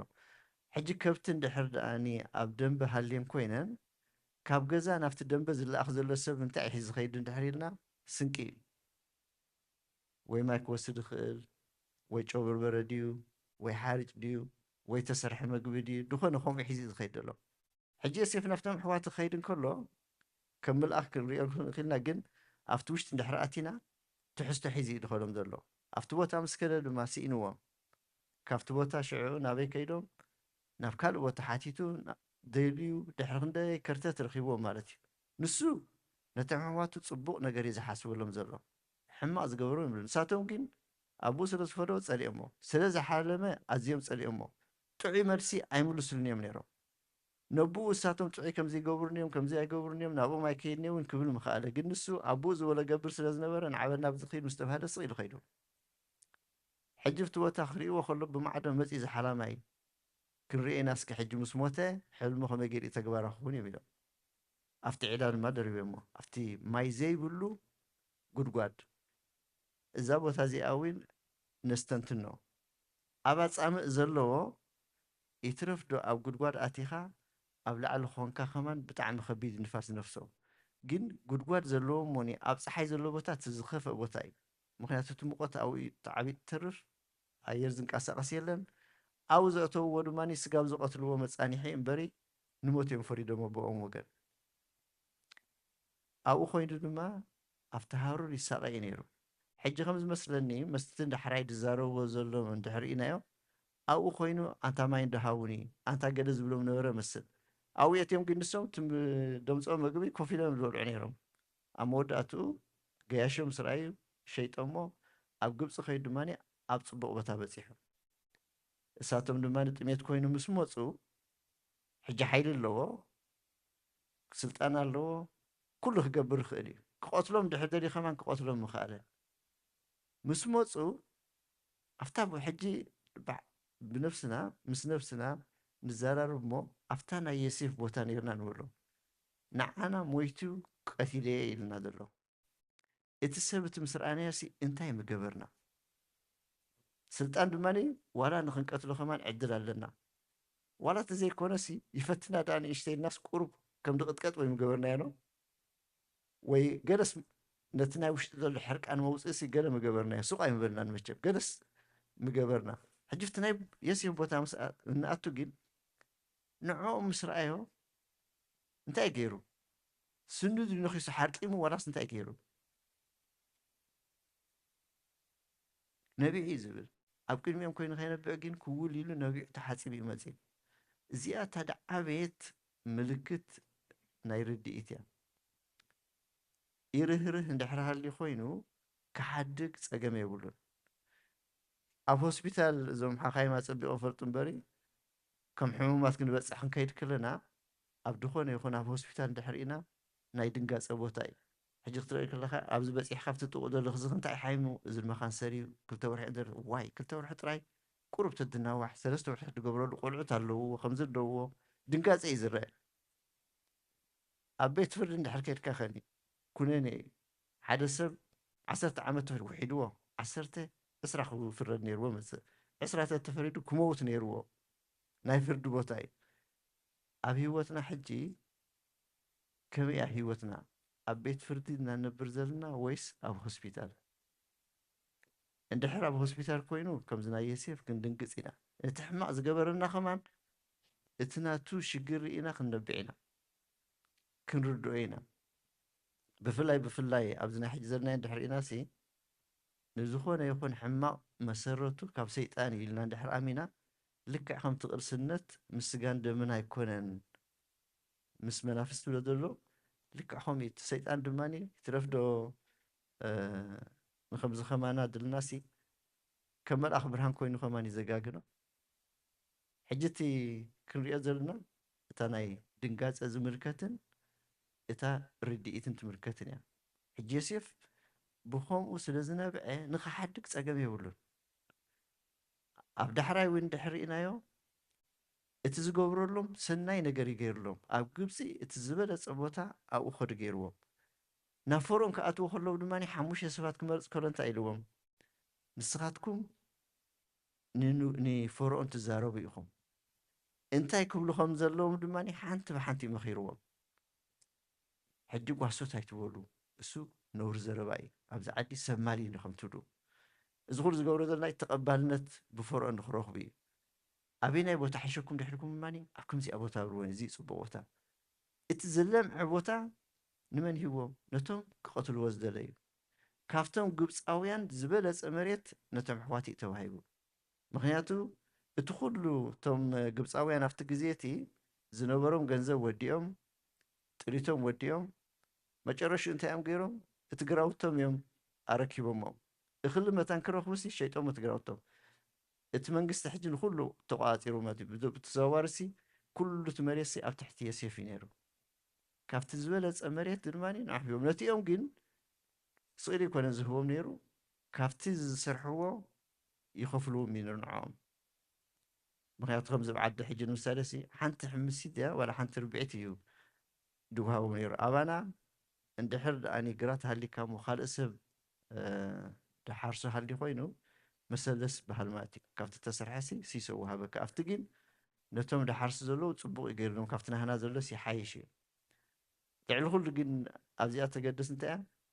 ነቶም ኣሕዋት ዝገብረሎም ዝነበረስ ከምዚ ስኮላርሽፕ ከይዱ ብርሑቕ እንዳምሃሩ ኣብኡ ዘብፅሕዎ ዓይነት እዩ ዝገብረሎም ነይሩ ንዓታቶም ድማኒ ኣይተናኸሉም ነይሩ ሕጂ እዚኣቶም ግን ታናቶም ግብሮም ፈሊጦም ኩሉ ግዜ ኣብ ውሽጦም ሕርክርክ ክብሎም ነይሩ እዚ ድሓድገና ዘሎስ ነቦና ሓፊርዎ እዮም ዝብሉ ነይሩ ኣቦኦም ምስ መቶ መጀመርያ ዝገበርዋ ክንዲ ቀጥታ መፂኦም ከማን ተጋጊና ኢና መሓረና ዝብሎ ኣቦና ብሂወት ከሎስ ነዞም ኣሕዋትካ ሳይትበድሎም ኢሉ ነይሩ ኢሎሞ በኣ ምእተው ንሽተይ ቀዳድ ክረኽቡ ደልዮም ማለት እዮም ሕጂ ንስዑ ይነቢዕ እዩ ኣነስ ንኣሕዋትኩም ይቕልበኩም ኣለኹ ብክምንታይ ኢኹም ሕማቕ ትሓስቡ ዘለኹም ከምዚ ገይርኩም እንታይ ገይረኩም ኢሉ እንደገና ተመሊሱ ማለት እዩ ሕጂ ህይወትና ድማ ዝዓበየ ነገር እንሪኦ እንታይ እዩ እቲ ድንጋፀ ክህልወና ርድኢት ክህልወና ርድኢት ዝዓበየ ነገር እዩ ናይ ፈርስ ሰማዕት ናይ መጀመርያ ሰማዕታት ደሎ ናይ እስጢፋኖስ እንድሕሪናሲ እምኒ ገይሮም እዮም ዝወግርዎ ነይሮም ሕጂ ብዚኣ እውን ነፍስና ብኣ ነእትዋ እምኒ ጌርና እንዳተወቃዕና ከለና እንታይ ምገበርና መጀመርያ ነገር ከተእዊ ኢኻ ትቃንዛ ቀሊል ኣይኮነን ካልኣይ ነገር ካብዚ ቃንዛ እዚ ኣውፃእኒ ክንብልና ክንፅሊ ኢና ተዘይኮነ ድማኒ እዚ ቃንዛ እዚ ክሓፅረለይ ቀልጢፈ ክሞት ግበረኒ ክንብልና ኣብታ ግዜ እቲኣሲ ናይ ነፍስኻ እምበር ናይ ካልእ ተሓስበሉ ግዜ ኣይኮነን ምክንያቱ እቲ ዝውቃዕ ዘሎ ቃንዛ ቀሊል ኣይኮነን ናይ እስጢፋኖስ ግን እቲ እምኒ ክወድቆ ከለዉ እቲ ናቱ ቃንዛ ኣይኮነን ተራእይዎ እቲ ዝፍግኦ ዘሎ ኣይኮነን ተራእይዎ ደም ፈሲስ ዘሎ ብእማን እዩ ነፍሱ ዝወድቕ ዘሎ ኣብቲ ግዜ እቲ ካብቲ ናቱ ቃንዛስ ናይቶም ዝድርዩ ዘለዉ ኣብ ምንታይ ከኣትው እዮም ከመይ ክነብሩ እዮም ኣብ ሕማቕ ወድቂ ኣለዉ ኢሉ ንሱ እዩ ናቶም ቃንዛ ዝስምዖ ነይሩ ሕጂ ንነፍስና ኣዊእቲና ሞ ንርአዮ ማዕረ ክንድኡ ክስማዓና ካብቲ ናህና ቃንዛስ ናይ ካልእ ቃንዛ እሞ ናይቲ ድወቕዓና ዘሎ ዋእቲ ኣምላኽ ነዚኦም ኣጥፋእዮም ከማን ንበልና ንሱ ግን እቲ ድንጋፀ እዩ ሕጂ ከምታ ድብል እኳ ጎይታን መድሓና የሱስ ክርስቶስ ዝገበሮ ስዳ ኣምላኽ እንዲ ናህዳና ቅዱስ እስጢፋኖስ ከኒ ሰብ ከማና ልክዕ ዝነበረ እዩ ግን እግዚኣብሔር ፀጋ ሂብዎ እታ ፍረ መንፈስ ኣይንረሳዕ እያ ኣባና ክርአ እንድሕር ኮይኑሲ እግዚኣብሔር ኣባና ብዘሕድሮ መንፈሱ እንረኽቦ ሓይሊ ካልእ ኣይኮነን ቅዱስ እስጢፋኖስ ምን ከምኡ ኢሉ ክዛረብ እንከሎ ዝምካሕል ነገር ኣይኮነን ምክንያቱ ካብ ኣምላኽ ብዝረኸቦ እዩ ዘርእዮ ዘሎ እቲ ዝተዋህቦ ይገብሮ ኣሎ ልክዕ ከምዚ ኦም ወይኒ እንድሕር ሃልያሲ እቲ ፍረ ወይኒ እያ እተፍሪ እታ ወይኒ እቲኣ ብኡ ክትምካሕ ኣይትኽእልን እያ ክትገብሮ ዘለዎ እያ ትገብር ዘላ ኣብ ቅድሚ እግዚኣብሔር ድማኒ ፍረ መንፈስ ክህሉ እንከሎ ክብሪ ኩሉ ግዜ ናብ ኣምላኽ እዩ ናብቲ ሰብ ኣይኮነን ሕጂ ናይ እስጢፋኖስ ክንሪኦ ከለና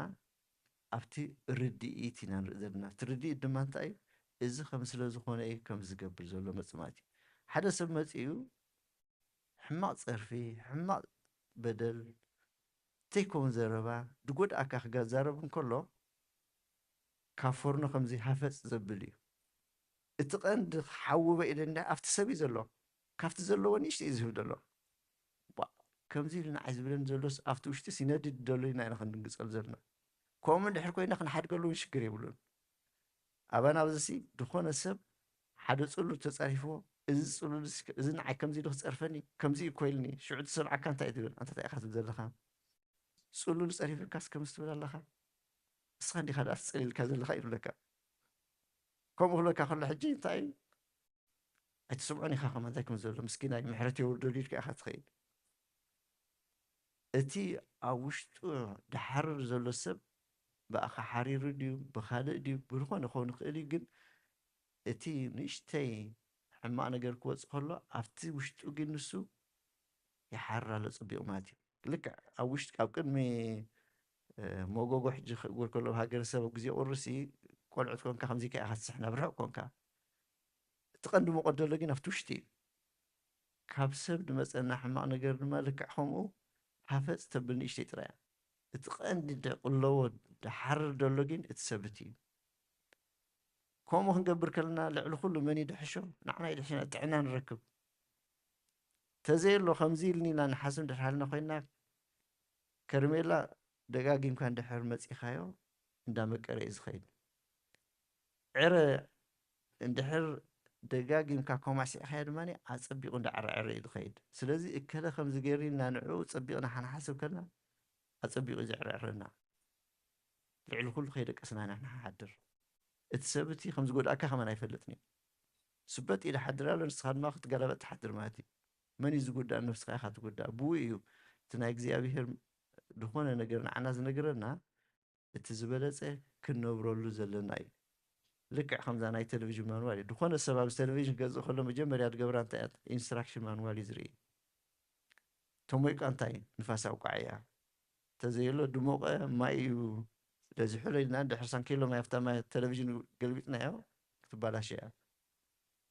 እግዚኣብሔር ንዓና ዝሰርሓና ድማ ከመይ ኢልና ኢና ክንነብር ዘለና ድብል ኢንስትራክሽን ማንዋል እንታይ እዩ እቲ መፅሓፍ ቅዱስ እዩ ስለዚ ሕደጉ ክሕደገልኩም ክብል ከሎ እቲ ዳዓበየ ነገር እዩ ኣብዚኣ ክንርስዓ ዘለና እቲ ምሕዳግ ናህና ናይ ሂወት መሰረት እዩ ምክንያቱ እንድሕር ደኣኒ በዲልና ኢልና ሒዝና ሓድና ኮይና ኣይሓደግናን ዘለና ሕደጉ ክሕደገልኩም ድማ ትእዛዝ እምበሪ ኣማራፂ ይኮነን ተዘይሓዲግና ኣይሕደገልናን እዩ ንስሓና ኩሉ ዚሮ ኸውን ተደይ ተነስቲሕና ድማኒ ምስ ርስሓትና ኢና ስለዚ ኣብ ቅድሚ ኣምላኽ ጠጠው ክንብላ ንኽእልና ሕጂ እቲ ናይ ዮሴፍ ሂወት ዝነበረት ምሕዳግ ኣባና ድማ ልክዕ ከምኡ ክህሎ ኣብ ዝኾነ ይኹን ግዜ ብዛዕባ ሕድገት ክለዓል እንከሎ ድኾነ ሰብ ካብ ቅዱስ ዮሴፍ ንላዕሊ በደል ዝበፂሕካ ኢና ጥራይ ክንሓትት ዘለና ካብኡ ድበፅሖ ድማ የለን ድኾነ ይኹን ድኸበደ በደል ክበፅሐና ዝኽእል ኣብዚ ዓለም እንታይ እዩ ክቐትለና እዩ ዝኽእል ሓደ ሰብ ሕጂ ከም ናይ ቅዱስ ዮሴፍ በፂሕካ በደል እንድሕር ተባሂሉ ናብ ልቡ ክምለስ እውን ይኽእል እዩ ልዕሊ ኩሉ ግን ብስጋን ደምን ድኾን ኣይኮነን እዚ እንታይ ደኣ ብእግዚኣብሔር መንፈስ ዝውሃበና ማለት እዩ ኣባና ምስ ሓደረ ስርሑ ይሰርሕ ኣሎ ካልእ ናይ ርድኢት ትምልከት ኣብ ሓደ ደንብኮ እንታይ ሓደ ወዲ 16 ዓመት ድኸውን ነባሓጉኡ ይምግቦ ነይሩ ሕጂ እቲ ባሓጉኡ ፍርቂ ገፁ ነዲድ እዩ ሕጂ የኸልሶ እሞ ፍርቂ ይወድቕ ፍርቂ ድማ በልዖ እቲ መሬት ድማ የፃረርየ ትቆልዓ ኣብ መወዳእትኡ ትቆልዓ ረብሪቡ ድሕሪ ሕጂስ እዚ ነባሓጎይ ኣይምግቦን ኢሉ ነዲኡ ነጊርዋ ኣዲኡ ድማ ንዓበዝ ወደይ ኮፍ መበል ኢላ ዕላል ጀሚራትሉ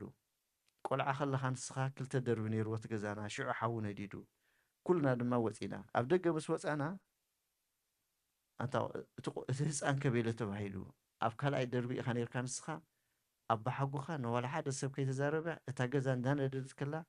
በቲ ማእኸል ሓዊ ነዲዱ ድነድደሎ ንዕኡ ናብቲ ናባኻ ከይዱ ብኸቦርታ ጠቕሊሉ እንደገና በቲ ሓዊ ወፂኡ ሕጂ በቲ ሓዊ ክኸይድ ከሎ ብየማኑ ከምዚ ኢሉ ስለ ዝነበረ የማናይ ኢዱን የማናይ ገፁን ነዲዱ ሕጂ ብኡ እቲ ኢዱ ሰኪሉ እቲ ገፁ ድማ ፍርቁ ደይቋፀር ኮይኑ ብኡ ምክንያት ክበልዕ በዓል ይክእልን ኢላቶ ሕጂ ዝተረዲእዎ ምእንታ ኸይዲ ከምኡ ደሎ ተባሂሉ ማለት እዩ ሕጂ እቲ ቆልዓ እታ ተፅልኦ ዝነበረት ስራሕ እታ ቀንዲ ድፈትዋ ሂወት ኮይና ኣብ ድኾነ ግዜ ማዓሲ ቦይ ክምገብ ኢሉ እንዳጎየ እንዳሰሓቀ እዩ ዝገብሮ ከፍስሶ ከሎ ሽዑ ደሓና ኣለኹ ካጀኻ ባዕደይ ክፀርገየ ስኢካ ድላይካ ይብሎ ማለት እዩ ኣብዚኣ እንታይ እያ ተቐይራ እታ ስራሕ ምምጋብያ እታ ምንጣብ ኣብ ኣላ እቲ ባሓጉ ስንኩልንኡ ከም ዘለዎ ወይ ዘሎ እንታይ ተቐይሩ ርድኢት እዩ ሕጂ ርድኢት እንድሕር ሃልዩ ክንሓድግ ኣየሸግረናን እዩ ክንፀሮ ኣየሸግረናን እዩ ኣብ ድኾነ ሰብ ሕማቕ ክገብር ከሎ ስለምንታይ እዩ ከምኡ ዝገብር ዘሎ እቲ ሰብቲ ዘይክፈልጦ እውን ይኽእል እዩ ሓንቲ ከፍቲ ኣብታ መፅሓፍ ዘላ እንታይ እያ ትብል እቲ ሰብ ሕማቕ ዝገብር ዘሎ ግዳይ ናይ ሰይጣን ኮይኑ ዳ እምበር ካብኡ ዝተበገሰ ኣይኮነን ልክዕ ከምቲ ምሳሌኡ ተባሂላ ዘላ በትሪ ገይሩ እንድሕር ወቂዕካ ሓደ ሰብ ሲ ቃልስኻ ምስታ በትሪ ዘይኮነ ምስቲ ወቃዕ ይኸውን ዘሎ እንድሕር ምስታ በትሪ ኮይኑ ግን ዓሻኢኻ ክትበሃል ንሕና ድማ ልክዕ ከምኡ ሓደ ሰይጣን ድለኣኾ እንድሕር ደኣ ንዓኻ ሕማቕ ገብረካ ሃልዩ ነቲ ሰብ እቲ መሳርሒ ኮይና ኢና ክንድንግፀሉ ዘለና እምበር ግዳይና ክንገብሮ የብልናን እዩ እንድሕር ግዳይና ጌርና ንሕና እውን ግዳይ ሰይጣናዊ ንኸውን ስለዚ እቲ ሕማቕ ድመፅ ዘሎ ካበይ እዩ ኢልና ኢና ክንሪኦ ዘለና ክንድንግፅ እንድሕር ክኢልና ድማ ክንሓድግ ኣይሸግረናን እዩ ብካልእ እታ ትሕትና ድማ እንታይ ትጠቅም የቕሬታ ክንሓትት ኣይሸግረናን ንካልእ ሰብ ድማ የቕሬታ ክሓተና ከሉ ክንሓድገሉ ግን ቀሊል ይኾነልና ሕጂ ሓደ መራሒ ሃገር ወይ ክቡር ሰብ ንበሎ እሞ እቲ ሰብ እቲ እንድሕር ፀሪፍና ንቅየሞ ዶ ኣይንቅየሞ ኢና ወረግ ተፀሪፉ ከሎ ንዓይ እኮ እቲ መራሕናይ ከምዚ መፂኡ ከምዚ ኢሉ ፀሪፍ ትፈልጥ ዲኻ ከምዚ ኢልኒና ንዑ መመክሒ ከማ ንገብሮ ነቲ ፀርፊ እዩ ንምንታይ ኣኽብሮ ስለ ዘሎ እዩ ሕጂ ንሕና ነብስና ከነትሕት ከለና ንካልእ ነልዕሎ ለና ማለት እዩ ነኽብሮ እንድሕር ሃይልና ነቲ ሰብ ክንሓድገሉ እውን ኣይፀግመና ሰብ ምስ ሰብ ክነብር ከሎ ኩሉ ግዜ ከም ዝባና ዘሎ እንታይ ይበሃል ኣሎ እምኒ ከማን ምስ እምኒ ድጋጮ ይበሃል ኣሎ ሰብ ድማ ከምኡ ንሓደ ሕዱ ከምኡ ክጋጮ ይኽእል እዩ ክጋጮ እዩ ናይ ግድን ኩሉ ግዜ ብሓንሳብ ክትነብር ከለካ ካብ ረዳዳእ ድዩ ካብ ኣዘራርባ ድዩ ምግጫው መፅእ እዩ ኣብዚኣታ መሰረታዊ ዘላ ግን እንታይ እያ ትሕትና እንድሕር ሃይልና ክንሓድገሉ ኣይፀግመናን እዩ ክንደይ ግዜ እየ ክነሓድገሉ መወዳእታ የብሉን ከምታ ንዓና ትሕደገልና ዘላ ክንደይ ግዜ ኢና ንስሓ ንኣቱ ክንደይ ግዜ ኢና ናብ ኣምላኽ ንቐርብ ክንደይ ግዜ እግዚኣብሔር ምሕረት ገይርና ዘሎ ሕደጉ ክሕደገልኩም ድማ ንሳ እያ ልክዕ ክታ ካብ ኣምላኽ ንረኽባ ንካልእ ድማ ንሕና ክንህብ ኣለና እዚ ድማ ንምንታይ ይጠቕመና ብስጋ ብዝመሬት ከለና ጥዕና ንረክብ ደቂስና ንሓድር ሰላም ንረክብ ኣብ መንገዲ ክንከይድ ከለና እዚ ድማ መፀ ኢልና መንገዲ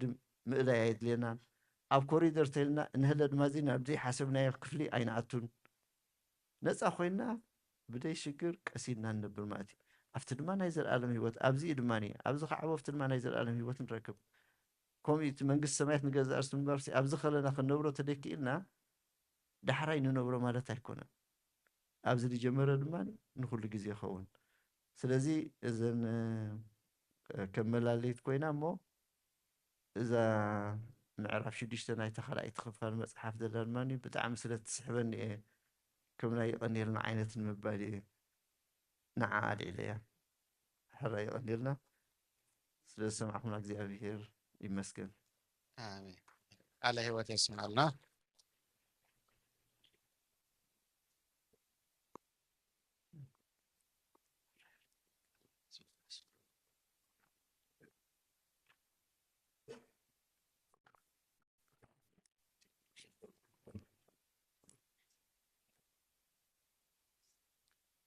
ኣራይ ከመይ ፀኒሕኩም እቶም ድሕሪ ኢልኩም ዝመፃኹም ኣጋይሽና ኸ እንኳዕ ድሓም ሰላም መፃኹም እግዚኣብሔር ይመስገን መደብና ፅቡቅ እዩ ዝኸይድ ዘሎ ሕጂ ቀፂሉ ዝህልወና መደብ ናይ መዘምራን መዝሙር ክኸውን እዩ መዘምራን ቦታኹም እንዳሓዝኩም እታ ናይ ምህናፅ ክርስትያናዊ ቤተሰብ ትብል ድሕሪ ቀትሪ ክንጅምር ኢና ማለት እዩ ስለዚ ሳውን ኣላ ኣይተረፈትን ብድሕሪኡ ድሕሪ መዝሙር ካልአይቲ ስብከት ክትህልወና እያ ኣቦቀሺ መፂኻ ኣለኻ እንኳዕ ድሓን መፃኻ እሞ ናይቲ ማሊ ናትካ እውን መደብ ኣላትና ትከውን እያ ማለት እዩ ኣራይ መዝመራን ይዳለው ኣለው ካልእ ሳልሰይቲ ስብከትና ምንጪ ሓድነት ትብል ድሕሪኣ ቀፂልና ክትህልወና እያ እሺ እግዚኣብሔር ይመስገን ከመይ ሓዲርኩም ድሓን ሓዲርኩም መዘምራንና ሰለስተ መዝሙር እዮም ከቕርቡልና ነዚ መዝሙር ዝመርሕዎ ዝነበሩ ኣበይ ቀሺ ኤፍሬም መብራህቲኦም ኣጋጣሚ ኮይኑ ክመፁ ስለ ዘይከኣሉ እዮም ነዛ መልእኽቲ ከብፅሓ ጠጠው ኢለ መዘምራን ሶሉስ ካብ ሰዓት 8 ብዙሕ ሓላፍነት ዘለወን ብዙሕ ቆልዑ ዘለወን እዮም ትሪእኹም መዘምራንና ነዚ ኩሉ ገዲፎም ግን እቲ መዝሙር ኣብ ቅድሚ እግዚኣብሔር ብቑዕ ክኸውን ንጉባኤታት ከዓ ክሕጉስ እንዳተለማመዱ ጸኒሖም ግዚኦም ኣወፊዮም ኣብ ጸሎትኩም ክትዝክርዎም ሰለስተ መዝሙር እዮም ከቕርቡልና ቅድሚ ናብተን ኣርእስቲ መዛሙርና ምኻድና ግን ኣርእስቲ ናይዚ ጉባኤና እንታይ እዩ ኣርእስቲ ናይዚ ጉባኤና ኣርእስቲ ናይዚ ጉባኤና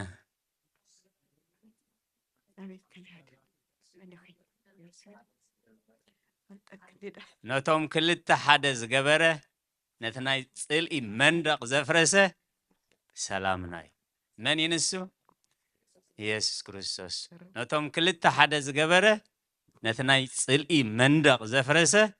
ሰላምና ንሱ እዩ ክብሪ ምስጋና ንዑ ይኹን ወነሰተ ለነ ዓረፋተ ጽድቂ ዘማእከል ወገብረ ለነ ሰላም በመስቀሉ እዩ እዚ ካብ ላዕሊ ኮይነልና እሞ ናይ ባህር ምስጋና ይብፅሐዮ እታ ቀዳመይቲ መዝሙር ከም ዝንሪኦ ዘለና ይረአየና ኣሎ ንኩላህና ኦ ጎይታና ሰደደልና ምሕረትካ ንዓና ንባሮትካ ባርኮ ባርኮ ነዚ ጉባኤና ምስ በለ እንታይ ይብል ኣሎ ጸጋኻ ክንቅበል ንበር ኣብ ዙርያና እዚ ናይ 318 ኣቦታትና ጸሎት ዝነበረ እዩ ኣብቲ ጉባኤ ናይ ንቅያ 318 ሰባት ኣይኮኑን ነይሮም ትመናብር 318 እዩ ነይሩ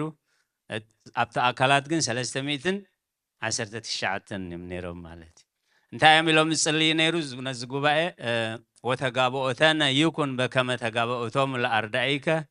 አንተ ዘእምንቱ አንተ ዘለነ አንተ ዘአሚሃ ወአንተ ዘይእዚኦም ኢሎም ዝጽልዩ ነይሮም ንስኻ ናታቶም ንስኻ ናትና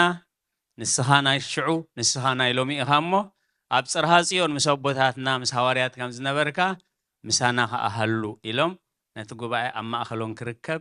ይጽልዩ ስለ ዝነበረ እዩ ኣብ ንቅያ ዝተወሰነ ውሳኔ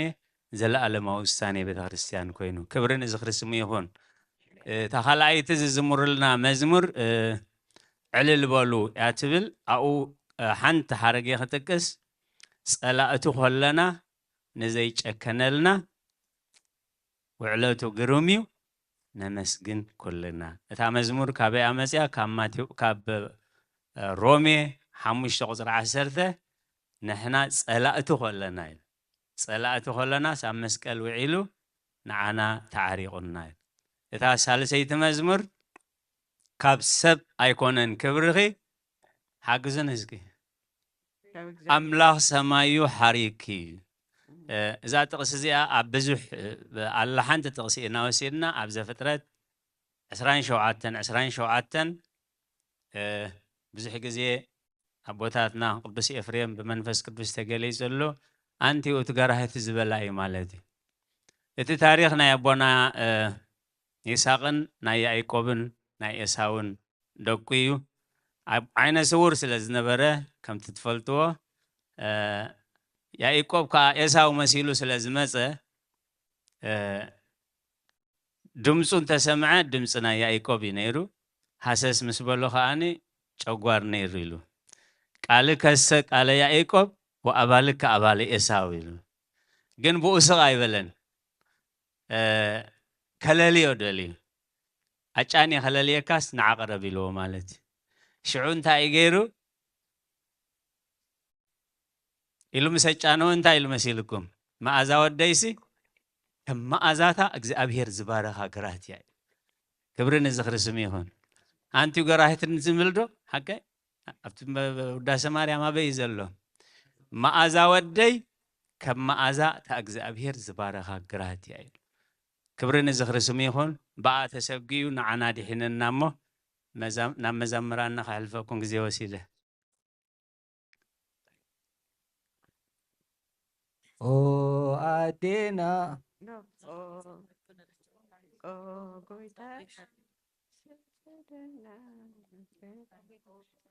ኦ ጎይታና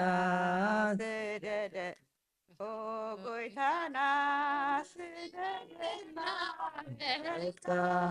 ንዓናኒ ዕረፍታ ኦ ጎይታና ስደደና ምሕረትካ ንዓናኒ ዕረፍታ ባሪኮ ባሪኮ ጉባኤና ጸጋ ክንቅበል ምዕራፍ ዙሪያ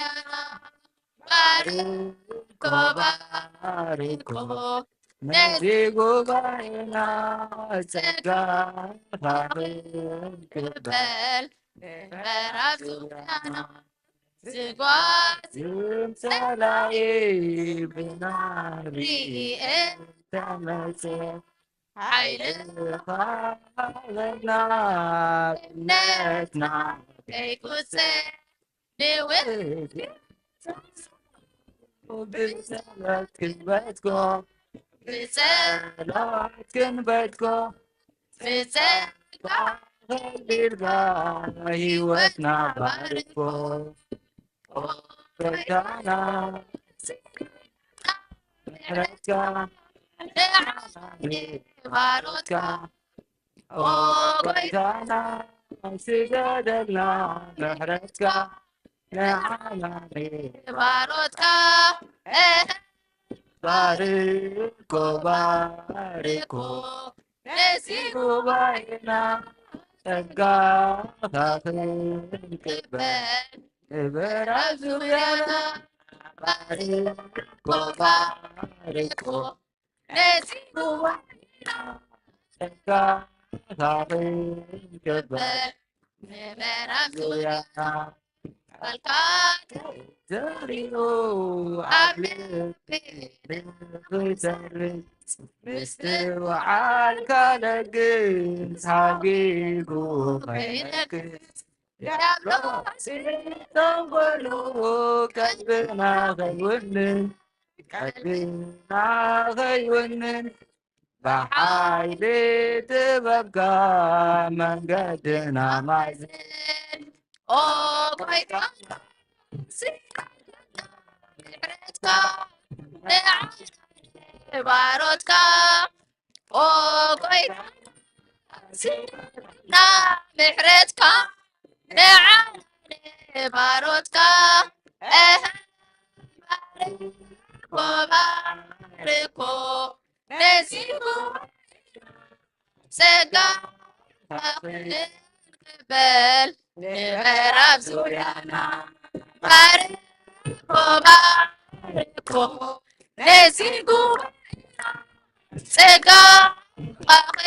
ክንቅበል ምዕራፍ ዙሪያና ሓሳብና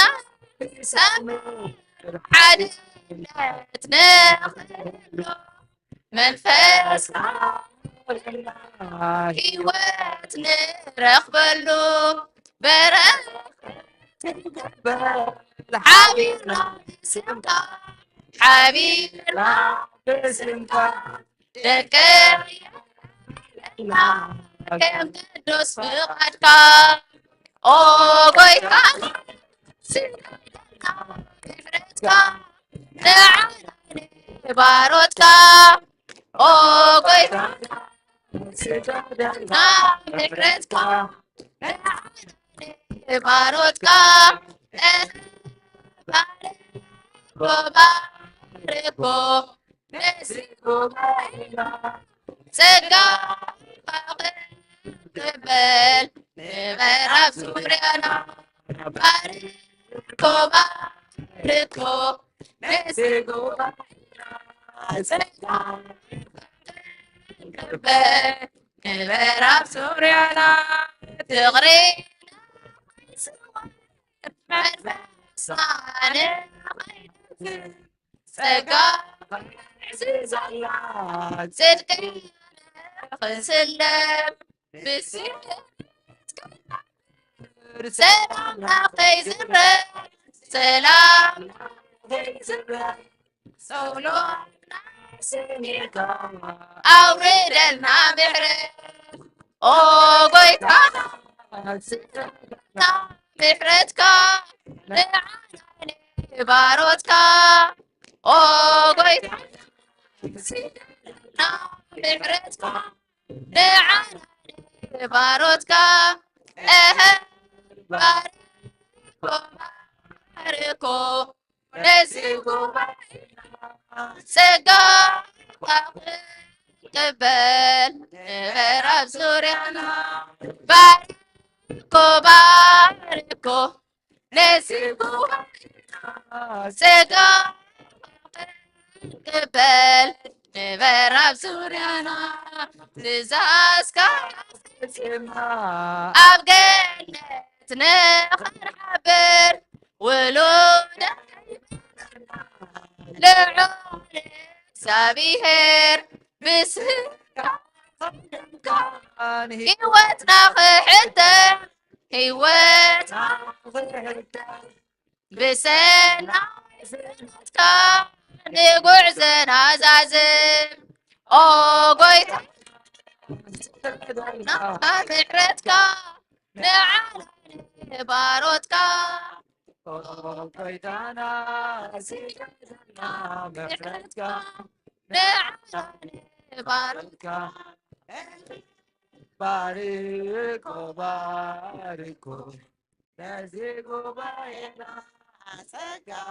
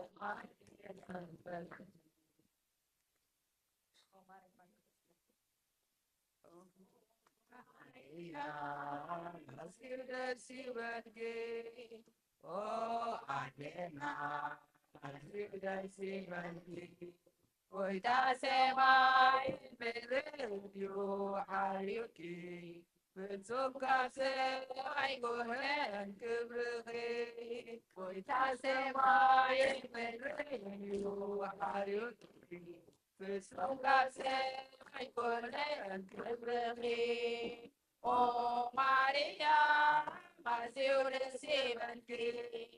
Oh Adena, Maziu de Sivanki. Uitasema, Pedro, Harioki. Pesukase, ai kore,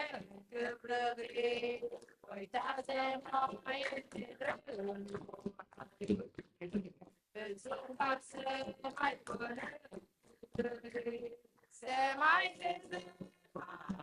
Pedri Berges Guru Vize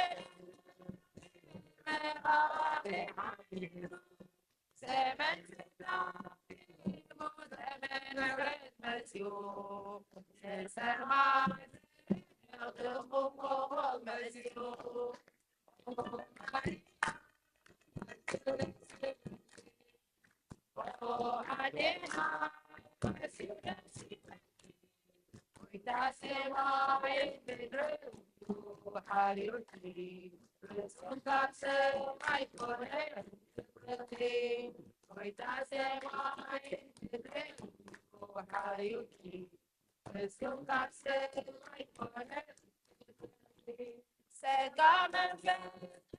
Tus bemelat werde, aile,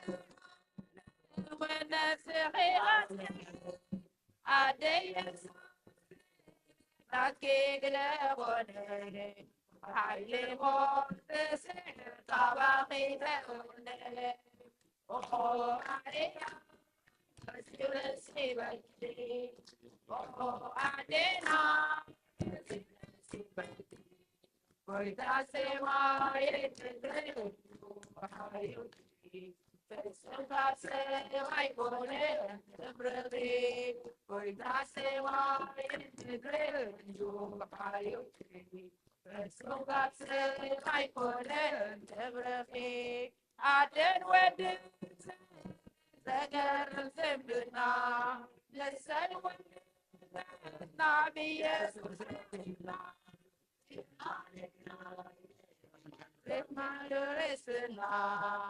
Hallelujah, inna blakone zara.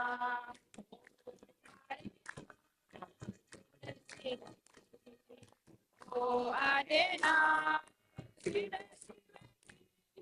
Itasema yengendrengu hayuti Sukase mai kore brotri Itasema yengendrengu hayuti Sukase mai kore Samadene ke sama mekerabe Jesus adena certain مثل وردي كل ولد مثل ذبلكي أو ماريا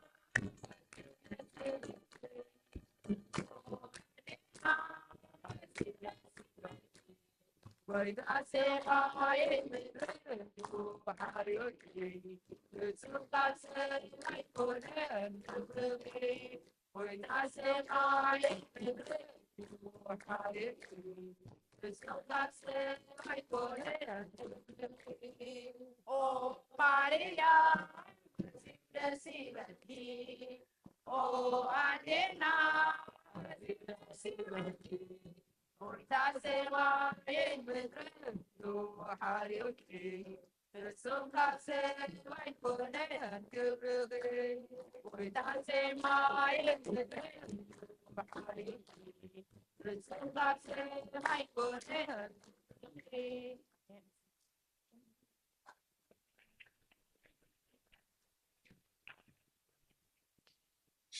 زماري ملاختي يسمعنا مزمران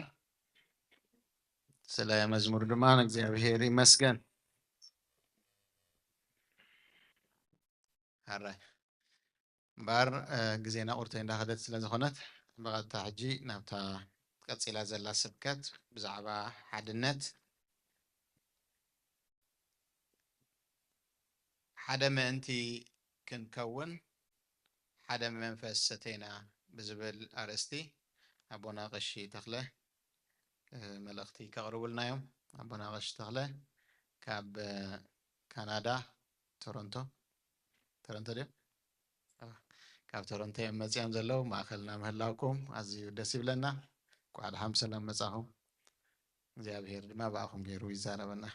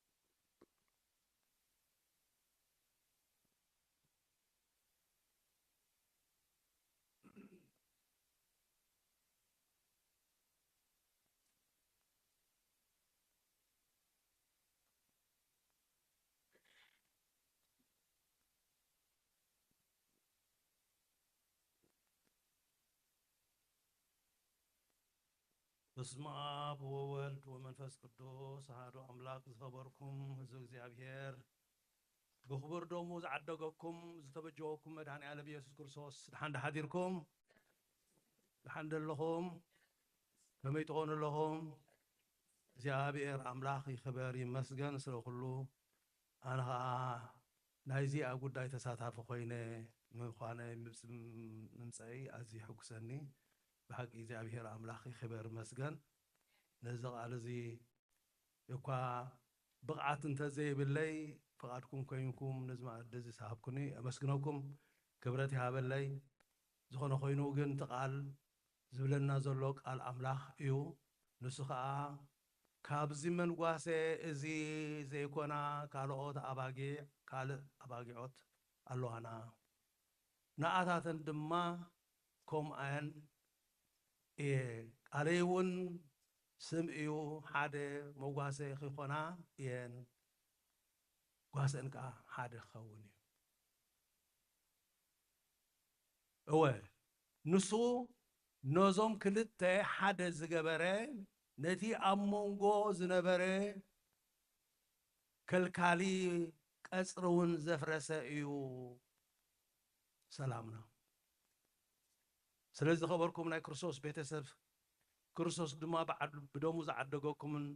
ዝተበጀወኩምን ህዝቢ ኣምላኽ እዚ ኩሉ እዚ ነገር እዚ ካበይ እዩ ዝመፀና ዘሎ ትማሊ ቀሺ ቆሞስ ክብሎ ዝፀንሐ ብዛዕባ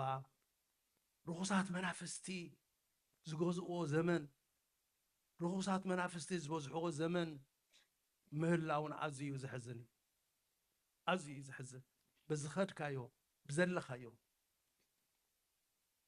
ስለዚ በዝሐ ንነፍስ ወከፍ የንፃላልወና ስለ ዘሎ ንነፍስ ወከፍ ይበፅሓና ስለ ዘሎ ኣብ ዝኸድናዮ ሰላም የለን ኣብ ዝኸድናዮ ሰላም ሲኢና ኣብ ዝኸድናዮ ስኒት ሲኢና ኣብ ዝኸድናዮ ሓድነት ሲኢና እናተራጋሕና እናተበኣስና ካበይ ዝመፅእ ዘሎ ዝኩሉ እዚ ኢልና ሓሲብና ክንዛረብን ክንመያየጥን እዩ ዝግባአና ነይሩ ስለዚ ሓደ ምእንቲ ክንከውን ሲ ብሓደ መንፈስ ተጠሚቕና ሓደ መንፈስ ከዓ ሰቴና ማሓደለና ዶ ማሓደለና ናበይ ከይዱ ዳእቲ ሓደ መንፈስ ሰተናዮ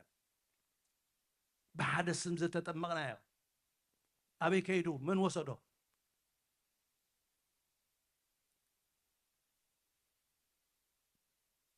እምበኣረይ ዝኸበርኩም ናይ ክርስቶስ ቤተሰብ ፍልሊና ዝርርግና ዝገርመኩም ሲ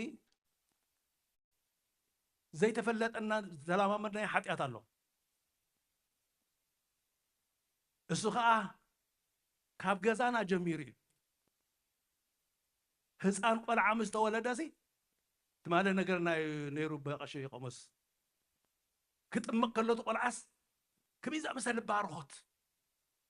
ርኩሳት መናፍስቲ ክርሕቑ ጉዙእ ናይ ርኩሳት መናፍስቲ ከይከውን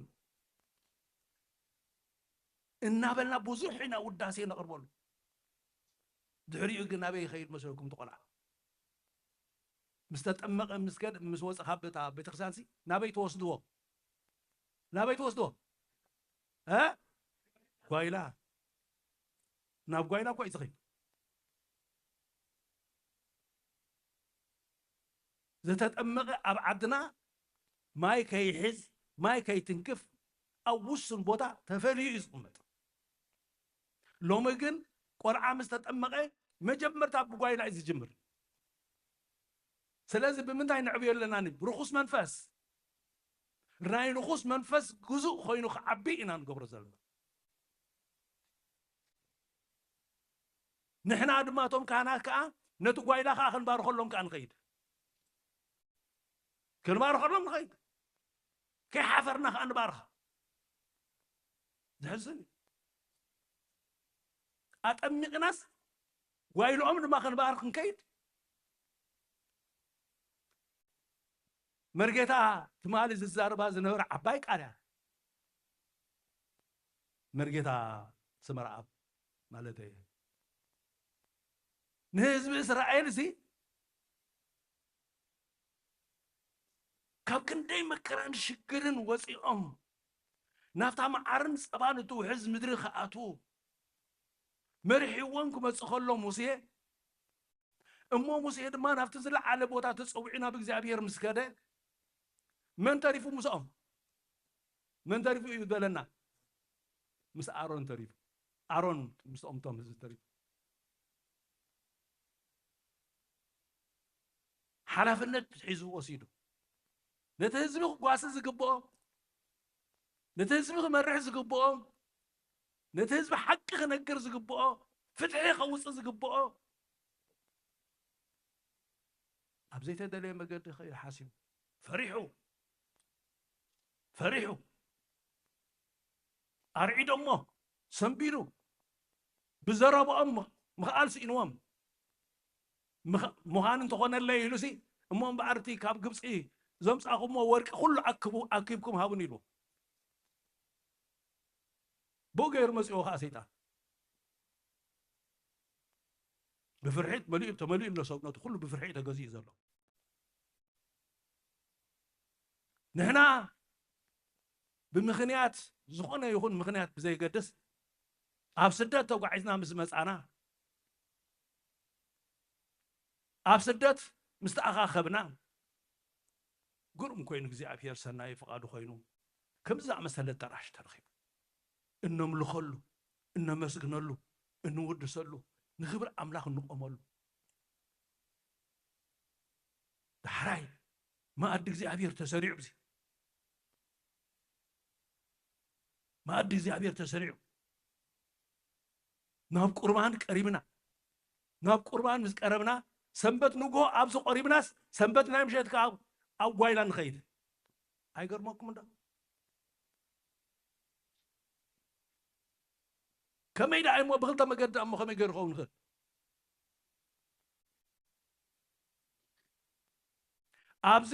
ኣብዚ ቆርባ ዘምሰያ ዘርፈና ኣዴታት ኣብቲ ጓይላ ከዓ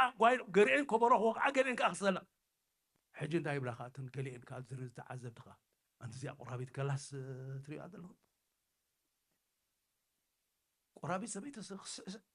ቆራቢት ሰበይቲ ጓይላ ክትኸይድ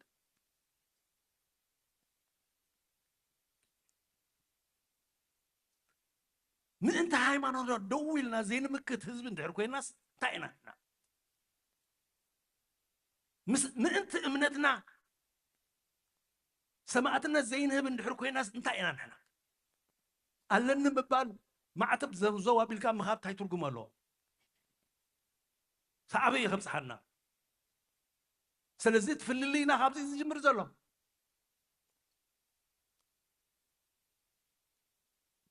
رأيهم رومية معرف 13 من مبوهم دايب لنا تاعتهم ببوليدا حجزني دسم لنا نيرو رومية 13 ما زبلوا رأيهم كيف فوق الرأي خم بوا ها 13 من ببا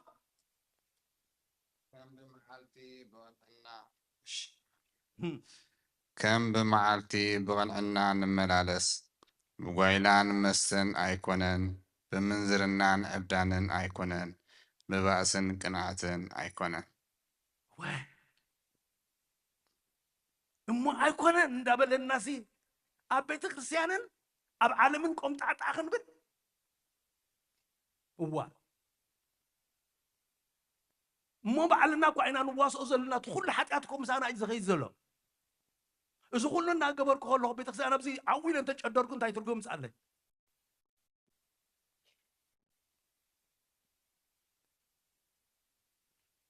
ዝኸበርኩም ናይ ክርስቶስ ቤተሰብ ተደባላሊቕካ ተሓዋዊስካ ኣይክየድን እዩ ኣይኮንና ንነፅር መገድና ንፁር ዝኾነ መገዲ ንፁር ዝኾነ እምነት ክህልወና ይግብኦ እምነትና ነፅና ኣብ ዝኾነ ይኹን ከድና መን ምዃንና ታወት ምዃንና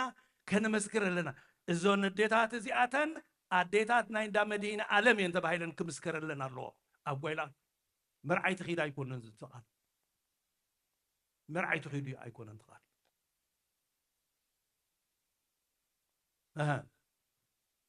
بمغنيات ناي ميداني بمغنيات ناي لدت بعل وقحت بليتي تزرفنا كوينا نحنا نعنا وانجيلاويان كسبوا زقبوا تزرفنا علماويان وقحت بليتو قبرو دمنا بمغنيات ناي لدت بعل وقحت بليتي لدت بمغنيات لدس وقعت بليت القبر بمغنيات لدس با مسغانا نغزيابير بمغنيات فاسقاس با نغزيابير مسغان تخوركم ناي كرسوس بيتسب ኢየሱስ ክርስቶስ መድሃኒ ዓለም ኩሉ ክትብሎ ዝፅናሕኹም ቦታታት ኣብዚ ክትብሎ ዝፀናሕኹም ቃል ክንደይ ግሩም ዝኾነ ቃል ክንደይ ግሩም ዝኾነ ቃላት ተማሂርና እሞ ንሕና መሰኻኽር ናይ ክርስቶስ ኮይንና ክንምክት እንድሕር ዘይኮይና ደገ ኸይድና ሲ ኣብዚ ደኣ ምምታይ ንጎ ሰንበት ረሓብ ዝምፃና እንታይ እዩ ትርጉሙ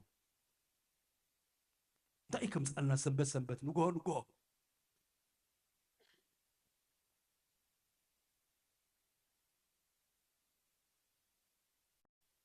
ሳዕስዒት ብክርስቶስ እተጠመቕኩም ዘበልኩም ንስኻትኩም ንክርስቶስ ለበስክምዎ እሞ ብእምነት ብኢየሱስ ክርስቶስ ኩላትኩም ውሉድ ኣምላኽ ኢኹም ኩላትኩም ብክርስቶስ ኢየሱስ ሓደ ኢኹም እሞ በዚ ኣይሁዳዊ ወይ ፅርዓዊ የልቦን በዚ ባርያ ወይ ጨዋ የልቦን በዚ ተባዕታይ ወይስ ኣንስተይ የልቦን ናይ ክርስቶስ ካብ ኮንኩም ደጊም ዘርኢ አብርሃም ኢኹም ከምቲ ተስፋውን ወረስቲ ኢኹም ኣሜን ይበለና ወረስቲ ይግበረና እግዚአብሔር ወረስቲ ንኸውን ግን መዓስ እዩ ከምቲ ኣብ ቤተ ክርስቲያን ክዳና ጻዕዲና ኩሉ ድማ ሓቂ ክግበር ዝግብኦ ነገር ጌርና ኣብ ቤቱ ካብ መጻና ንክርስቶስ ወረስቲ መንግስቲ ሰማያት እንድሕር ክንከውን ኮይና ልክዕ ድማ ኣብ ግዳም ኣብ ደገ ድማ ክንምስክረሉና ክርስቶስ ናብቶም ናቱ መፀ እቶም ናቱ ግና ኣይተቐበልዎን ነቶም ዝተቐበልዎን ብስሙኑ ዝኣመኑ ግና ውሉድ ኣምላክ ኾኑ መሰል ሃቦም መሰል ወልድነትና ከሕድግ ሰይጣን ካብዚ ምስ ወፃና ኣብ ደገ ይፃወተልና ኣሎ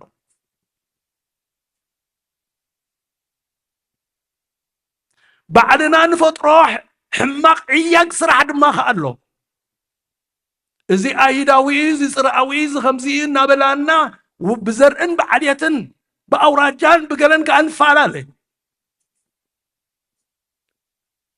ሃርያ ጳውሎስ ናይ ፊልጵስ ፀሓፎ ፅሕፈት ኣሎ ሃገርና ኣበይ ይብል እሞንታይ ደኣ በኣስና ኣብዚ ሃገርና ሰማያት ካብ ኮነሲ ኣብ ምድርና እንታይ እዩ ዘበኣሰና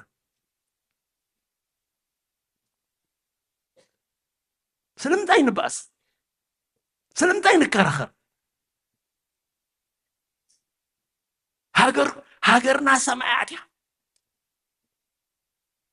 ነዚ ግዙፍ ስጋና እዚ ኣርሒቑ ሓድሽ ሰብ ጌርና ክወስደና ክመፅእ ኢሉ ኣይተርፍን ነዚ ድልዋት ኮይና ክንፀንሕ ኣለና ቁርባት ኮይና ክንፀንሕ ኣለና ንሓደና ክንፈላለይ ንሓደና ክንበኣስ ንሓድነትና ክነጥፍእ ስኒት እሞ እንታይ ድዩ ዝብል ዝፅሕፍ ገላትያ 5 እንድሕር ሪእናዮ ፅልኢ በኣሲ ቂም በቐል ኩሉ ትኽፉእ ኣብኡ ዘሎሲ እቶም ከምዚ ዝገብሩ ዘበሉሲ መንግስቲ ኣምላኽ ኣይኣትውን እዮም ክዕ ሓጢኣት እቶም ከምዚ ዝገብሩስ መንግስቲ ኣምላኽ ኣይኣትውን እዮም ክዕ ዝብለና ዘሎ እናተነገረና ግሩም ዝኾነ ቃል እናነገረና እሞ መንግስቲ ኣምላኽ ዘየእቱ ተግባር ሒዝና ኣብ ደገ መይስና ከዓ ከምኡ ክንገብርና ኣዝና ትበዓት ኮይና ከዓ ነቲ ሓጢኣት ዝገብሩ ዝገርሙ ነቲ ሓጢኣት ብትብዓት ኢና ንገብሩ ዘሕዝን እዩ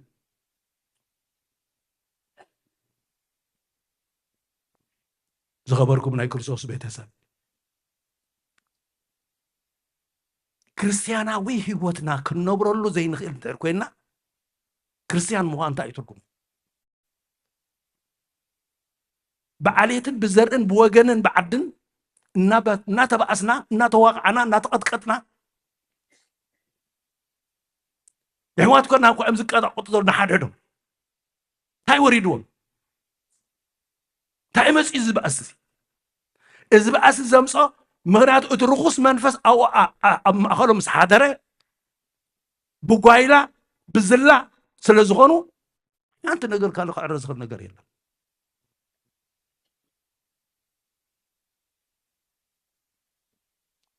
ስለዚ ንወስን እምነትና ብተግባር ከዓ ንርእዮ ቆልዓ ተወሊዱ ካበይ ክሳብ ዓበይ ስርዓት ሓልዩ ካህኑ ዝበሎ ክገብር ኣለዎ ምእመን ጓይላ ኸይ ትገብር ጓይላ ኸ ኣነ ይባርኾን እየ ንብሎ ኣለና ተጠሚቕካ ገዛኻ ትኸይድ ገዛኻ ክባርኸልካ እየ ገዛኻ ክባርኸልካ እየ ብኡ ምኽንያት ብጥምቀት ምኽንያት እትገብሮ ጓይላ ኩኑን እዩ ቅቡል ኣይኮነን ክንብሎ ኣለና ንሕና ካህናት ፍጹም መርዓ ናይ መርዓ እኳ ይንዛረበሉ እንዳሓ በርከ ኣይከኣልን እዩ ኣሮን እኮ ነቲ ጣዕዋ ሰሪሕዎ እኮ ኣይኮነን ነቲ ወርቂ ተነዴታት ካብ ግብፂ ዘምፅኦ ወርቂ ብምሉዖን ኣምላኽ ግበረልና ምስብሮ ኣኪቦም እዮም ኣምፂኦምሉ ኣኪቦም ምስ ኣምፅሉ ነቲ ወርቂ ናብኡቶን ሓዊ የእትይዎ እዩ ዝብል እምበር ፀሪብዎ መስል ወርቂ ገይሩ ፀሪብዎ ዝብል የለን ዋ ሰይጣን ከዓ ናይ ልቦም ስለ ዝፈልጥ ሰሪሕሎም ጣዕዋ ወርቂ ገይሩ ጣዕዋ ሰሪሕሎም እዚ ጣዕዋ ግን ንሰላም ኣይኮነን ነይሩ ይምንዝሩ ይስዕስዑ ይጉይሉ እዮም ነይሩ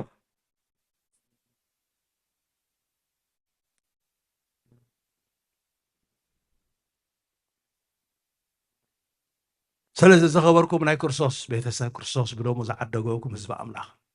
ብህቡር ደሙ ይዓዲጉና ጎይታ ብህቡር ደሙ ገይሩ ዝዓደገና ድማ ነታ ዝሃበና እምነት ብመንፈስ ብኣኣ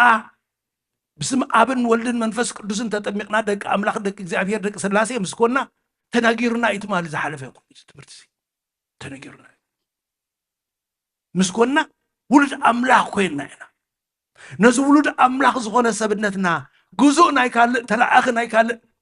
ክንገብሮ ኣይፈቱን እግዚኣብሔር ስለዚ ተፀላኤ ሰናት ስኒትና ዝጠፍእ ዘሎ ሓድነትና ዝርሕቕ ዘሎ ሰላምና ዝውሰድ ዘሎ ኣብ ውሽጥና ዘሎ ተፀራባይ መንፈስ ይጓወጥና ዘሎ ኣብ ገዛና ንደቅና እውን ከምዚ ሕጂ ክንምህሮም ከለና እውን ዕዕበላ ነዲኻ ኣይ ክንዲ ፅቡቕ ትምህርቲ እሱ ኢና ዝምህር ኣይንውር ጥዑሙ ንምሃር ወንጌል ንምሃር ቆልዑት ወንጌል ይመሃሩ ደቅና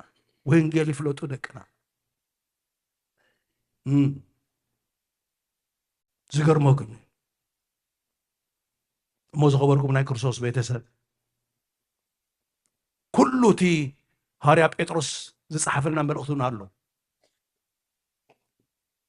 ኣብ ህልኽ መድረኽ ደው ኢልና ብህልኽ ንሓድሕድና ክንተሃላላኽ ንገብሮ ፅልእን በኣስን ናበይ የብፅሓና ኣሎ ናበይ ይወስደና ኣሎ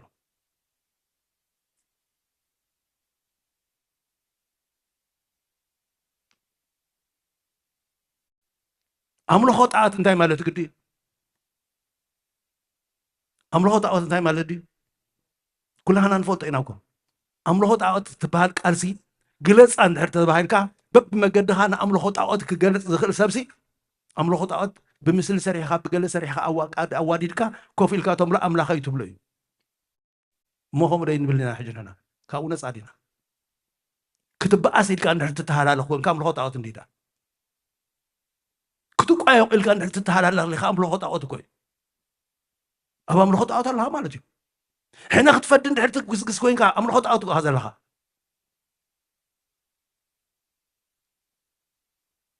ንፅልኢ ብፅልኢ ንበኣሲ ብኣሲ ዋላ እንተ ዘይገይርካዮ እውን ከሪአካ የፅናሕ ኢልካ ትፍክሮ ዘለካ ኣምልኾ ጣዖት እኮ እዩ እሞ ዝኸበርኩም ናይ ክርስቶስ ቤተሰብ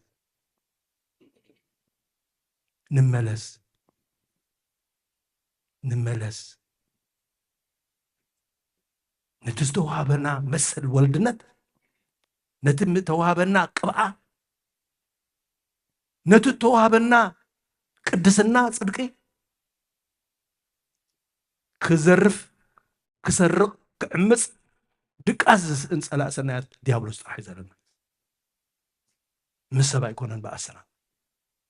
ተጋጊዮም ገለ ዘረባት ተዛሩ ተጋጊኻ ኢኻ ንበሎ እምበር ኣይንፃረፍ ኣይንተሃላለኽ ኣይንዋቕዕ ሕድገት ንግበር ይቕረ ንበር ሓድነትና ምእንቲ ክፀንዕ ፍቕርና ምእንቲ ክዓቢ ንላዋዋህ ንተሓጋገዝ ንደጋገፍ ኣብኡ እዩ ትቃል ኩሉ ክበሃል ስለ ዝፀንሐ ኩሉ ክንገር ስለ ዝፀንሐ ከምቲ ኣብ ሓደ ስጋ ብዙሕ ኣካላት ዘሎና እሞ ብዘሎ ኣካላትና ከዓ ተግባሩ ሓደ ዘይኮነ ንሕና ብዙሓት ከዓ ከምኡ ብክርስቶስ ሓደ ስጋ ኢና በብሓደ ግና ንሓድሕድና ኣካላት ኢና እወ ብዙሓት እኳ እንተኾንና ብክርስቶስ ሓደ ኢና ብክርስቶስ ሓደ ኢና ደቂ ክርስቶስ ኢና ስለዚ እዩ መሰል ወልድነትና በታ መሰል ወልድነትና ሓደ ኮይንና ኢና እሞ ወረስቲ መንግስቲ ሰማያት ክንከውን ድማ ኣብቅዕና እዩ እግዚኣብሔር ይመስገን ክብርን ኣምላኽና ይኹን ክደግመልኩም እቲ ማለት ዝበሃል ዝነበረ ቦና ዝብልዎ ዝነበሩ እዩ ነታ መሰል ወልድነትና ክወስድ እሞ ጉዙኣትን ልኡኻትን ናቱ ክንከውን ድቃስ ዝስእን ዘሎ ዲያብሎስ እዩ ንፍለጦ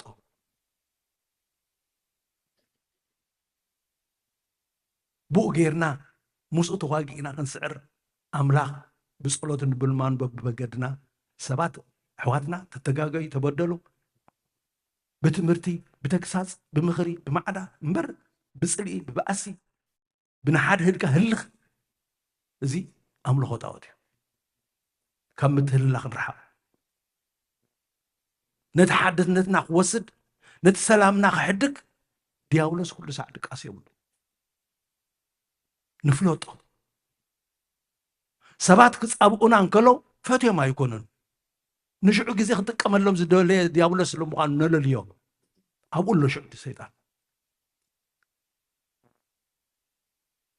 ጎይታናን መድሓኒናን ኢየሱስ ክርስቶስ ንጴጥሮስ ክዛረቦ ከሎ ወዲ ሰብ ክስቀል እዩ ክመውት እዩ ኣብ ኢድ ሓጣን ማሕድ ዋሃብ እዩ ክብሎ ከሎስ ጎይታይ እንታይ ዝበሎ ጎይታይ እዚስ እንታይ ዝበሎ ጎይታይ እዚስ ንዓኻ ዝበልሃካ በረኣ ኢልዎ ሽዑ እንታይ ኢልዎ ጎይታ ሰይጣን ረሓቕ ብኡ ገይሩሲ ብትፈታዊኡ ገይሩስ ሰይጣን ክዛረብ ንክርስቶስ ከምዘይከውን ክቃወሞ ይዛረቦ ሕጂ ንሕና ከዓ ሰይጣን ክመፅእ ከሎሲ ከመይ ኢሉ ከም ዝመፅእ ብፈታዊኻ ብጎረቤትካ ብዓርክኻ ብገዛኻ እውን መፀካ ይፋታተነካ እዩ ንስኻ ድማ ሜላ ሒዝካ ፀኒሕኻ መንፈሳዊ ሜላ ጌርካ ክስዕሮ ኣለካ እምበር ክትግዝኦ የብልካ ፍቓዱ ክትምልእ የብልካ ትግስፅ ትመክር ትምዕድ ትሓድግ ይቕረ ትብል እዚ ንላመድ ብሓቂ እዚ ኩሉ በኣሲ ዕግርግር ህውከት ዘሎ ኣብ ከባቢና ካበይ መፂኡ ባዕዲ ይኮነን ምሳና ኣብ ውሽጥና እዩ ዘሎ ካበይ መፂኡ ንበሎ መምፂኡ ንፍለጦ ንፈትሾ እሞ ነፅርዮ እምበር ኣማፃፅኡ ኩሉ ግዜ ምሳና እዩ ዘሎ ፀላእ ሰናያት እሞ ነዚ ከይሕዘኩም ከምዚ ከኣኽለኒ እዩ ኣምላኽ ሰምዓና ኣብ ልብና ይሕድረልና ብሓቂ እቲ ቃል እቲ ትምህርቲ እኳ ከምኡ እንተኾንኩ ዓቕመይ ንሳህ ስለ ዝኾንኩ ኣይተሓዝለይ ስለዝኾነ ከዓ ክብሪ ንእግዚኣብሔር ኣምላኽ መድሃኒ ዓለም ንኢየሱስ ክርስቶስ ይኹን ሓድነትና ይጽናዕ ፍቕርና ይዕበ በቢ ዘለናዮ ንፍቕሪ ንስራሕ ኣምላኽ ሓግዘና ይቐኒየለይ ክብሪ ያበለይ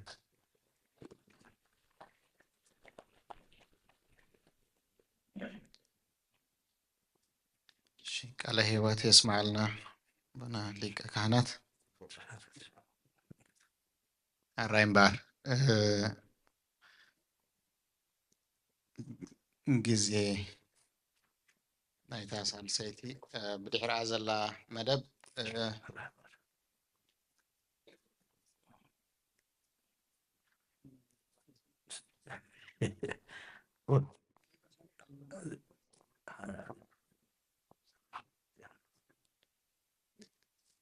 ዲያቆን ሳሙኤል ኣሎ ድዩ ዝረአዮ ሰብ ኣሎ ዲ ዲያቆን ሳሙኤል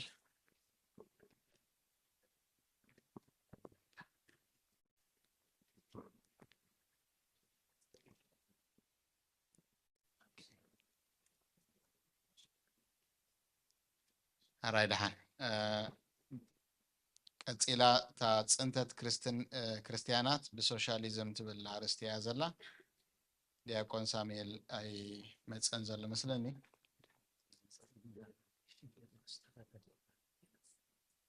ኣቦሽ ጴጥሮስ ዳሃይ ኣለኩም ዲ ናይ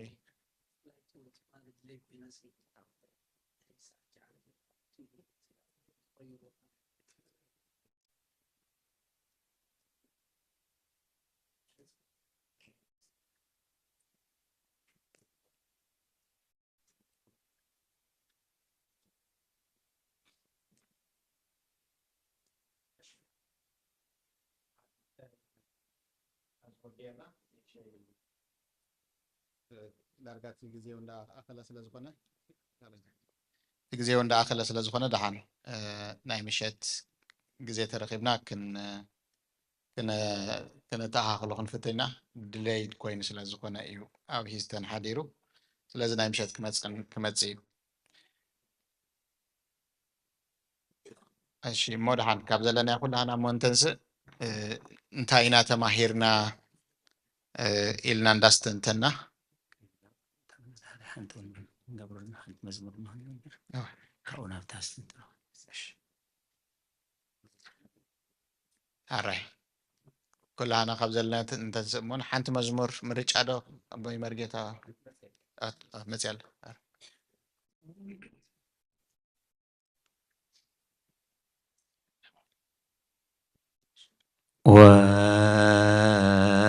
ወእምዝ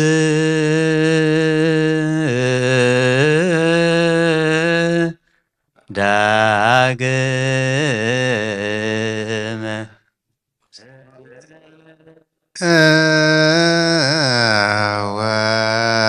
ወእምዝ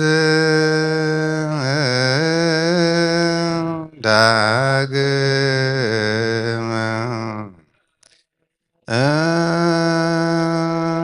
ዳግመ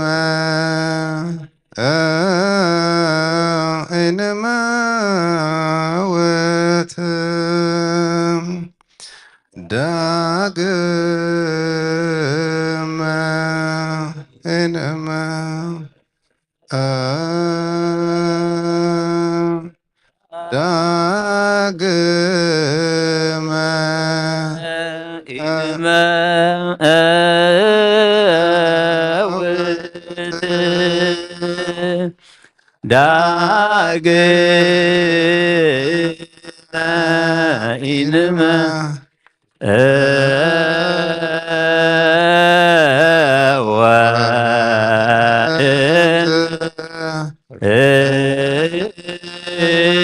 ዳግመ ዳግመ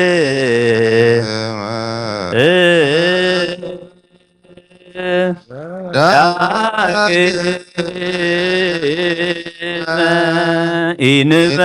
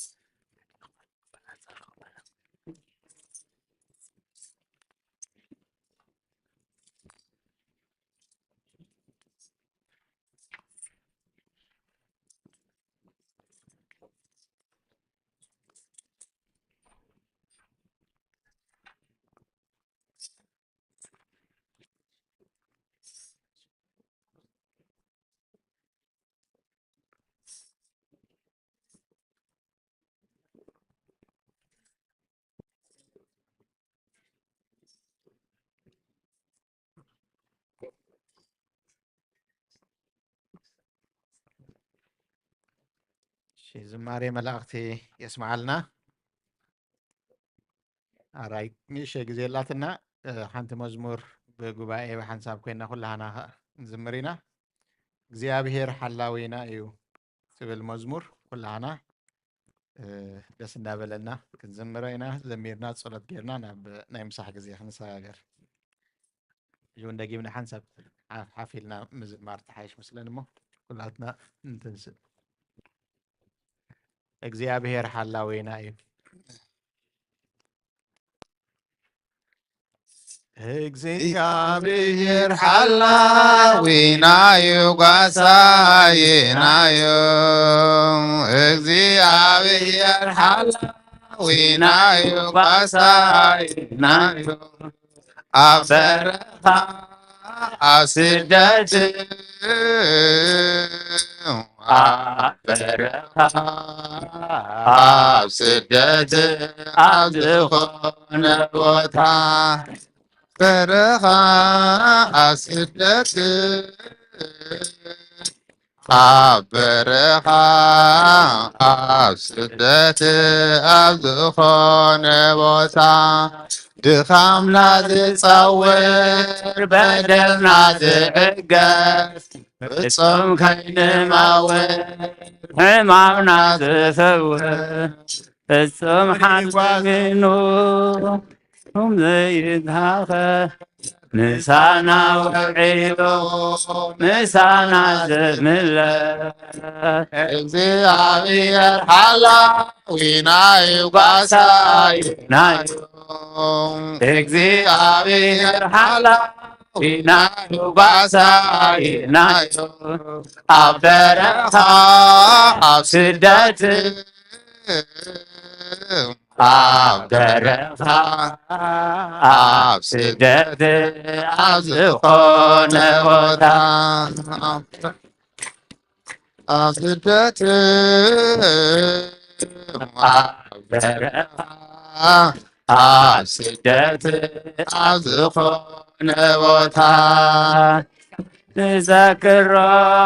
ዘሕለፍናዮ ህይወት ከምና ኣኽቲሞ ክንምለስ ካብ ኣሞት ትማሊ ውሑዳት ሎሚ ኣይላፍ ኮይና ስራሕ ኣምላኽናዮ ኣይኮነን ካባና እግዚአብሔር ሓላዊናዩ ጓሳይናዩ እግዚአብሔር ሓላዊናዩ ጓሳይናዩ ኣብ በረኻ ኣብ ስደት ኣብ በረኻ ኣብ ስደት ኣብ ዝኾነ ቦታ በረኻ ኣብ ስደት ኣብ በረኻ ኣብ ስደት ኣብ ዝኾነ ቦታ እንጠራበር ጊዜና ኣኺሉ ሓድሽ ምዕራፍ ንኽፈት ህይወት ንረኽበሉ ምስጋና ነቕርብ ብሓባር ንስሞ ኢየሱስ ክርስቶስ ሰላም ዓለሙ እግዚአብሔር ሓላዊናዩ ጓሳይናዩ እግዚአብሔር ሓላዊናዩ ጓሳይናዩ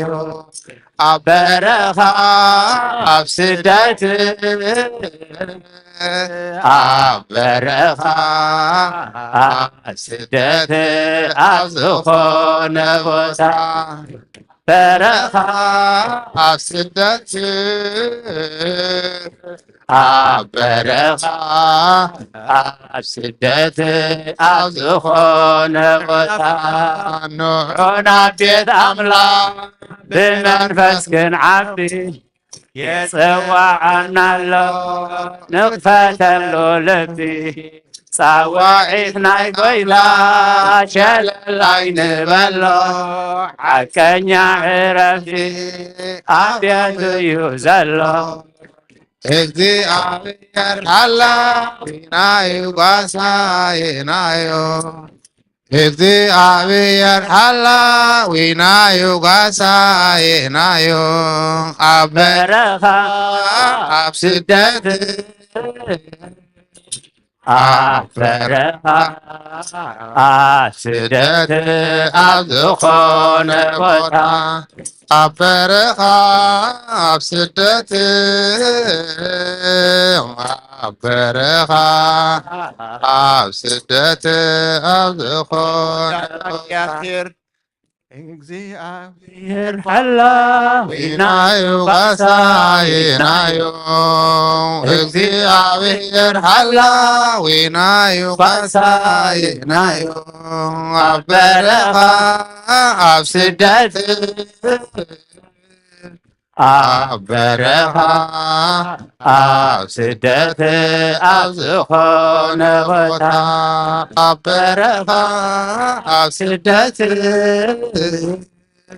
ኣብ በረኻ ኣብ ስደት ኣብ ዝኾነ ቦታ ክብሪ ንኣምላኽ ይኹን ስለ ዝፀናሐና ግዜ ንኣምላኽ ኣዝና ነመስግኖ ሕጂ ፍርቂ መዓልቲ ኣኺላ ኣላ ብጸሎት ዓጺና ናብ ናይ ምሳሕ ግዜ ክንከይድና ካብቲ መደብና ቁርተይ ርብዕ ሰዓት ኣቐዲምና ኢና ንውዲ ዘለና ስለዚ ንዳሕራይ ክንጥቀመለን ቅልጥፍ ኢልኩም ክትመፁ ኢኹም ማለት እዩ ናይ ዝሓለፈ ቁርተይ ትምህርትታት ስለ ዘለና ክነሸጋሸገን ምእንቲ ዋላ እታ ቅድሚ ርብዕ ሰዓት ካብታ ዘላታ እንተጀመርና ፅቡቅ እዩ ሕጂ ግን ብጸሎት ንዓፁ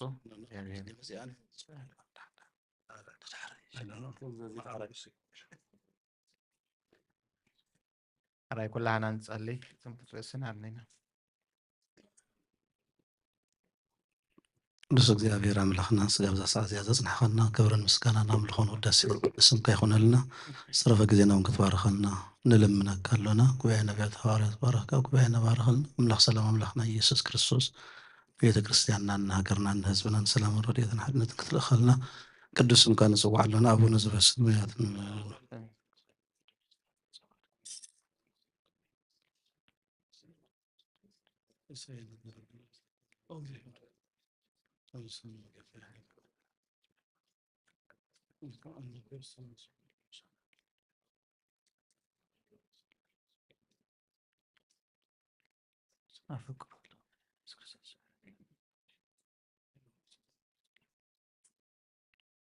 ኢየሱስ ክርስቶስ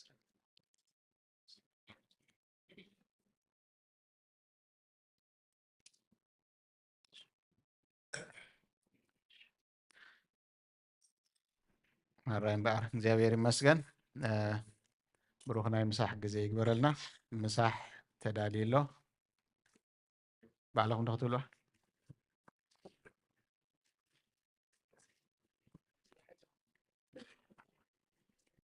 ሽባር እታ ምሳሕ ኣብ ደገ ሰላም ተዳልዩ ስለ ዘሎ ኩላትኩም ብፍላይ እቶም ኣጋይሽ ሕጂ ዝመፃኹም ካብዚያ ወፂና ኣብቲያ ዘላ ቢልዲንግ ኣብያ ዘላ እታ ምሳሕና ናብኣ ክትመፁ ተዳልዩሎ ናብ ካልኣይ ተብሉ እግዚኣብሔር ምሳሕና ይባርኽ ናብ ናይ ምሳሕ መደብና ንእትው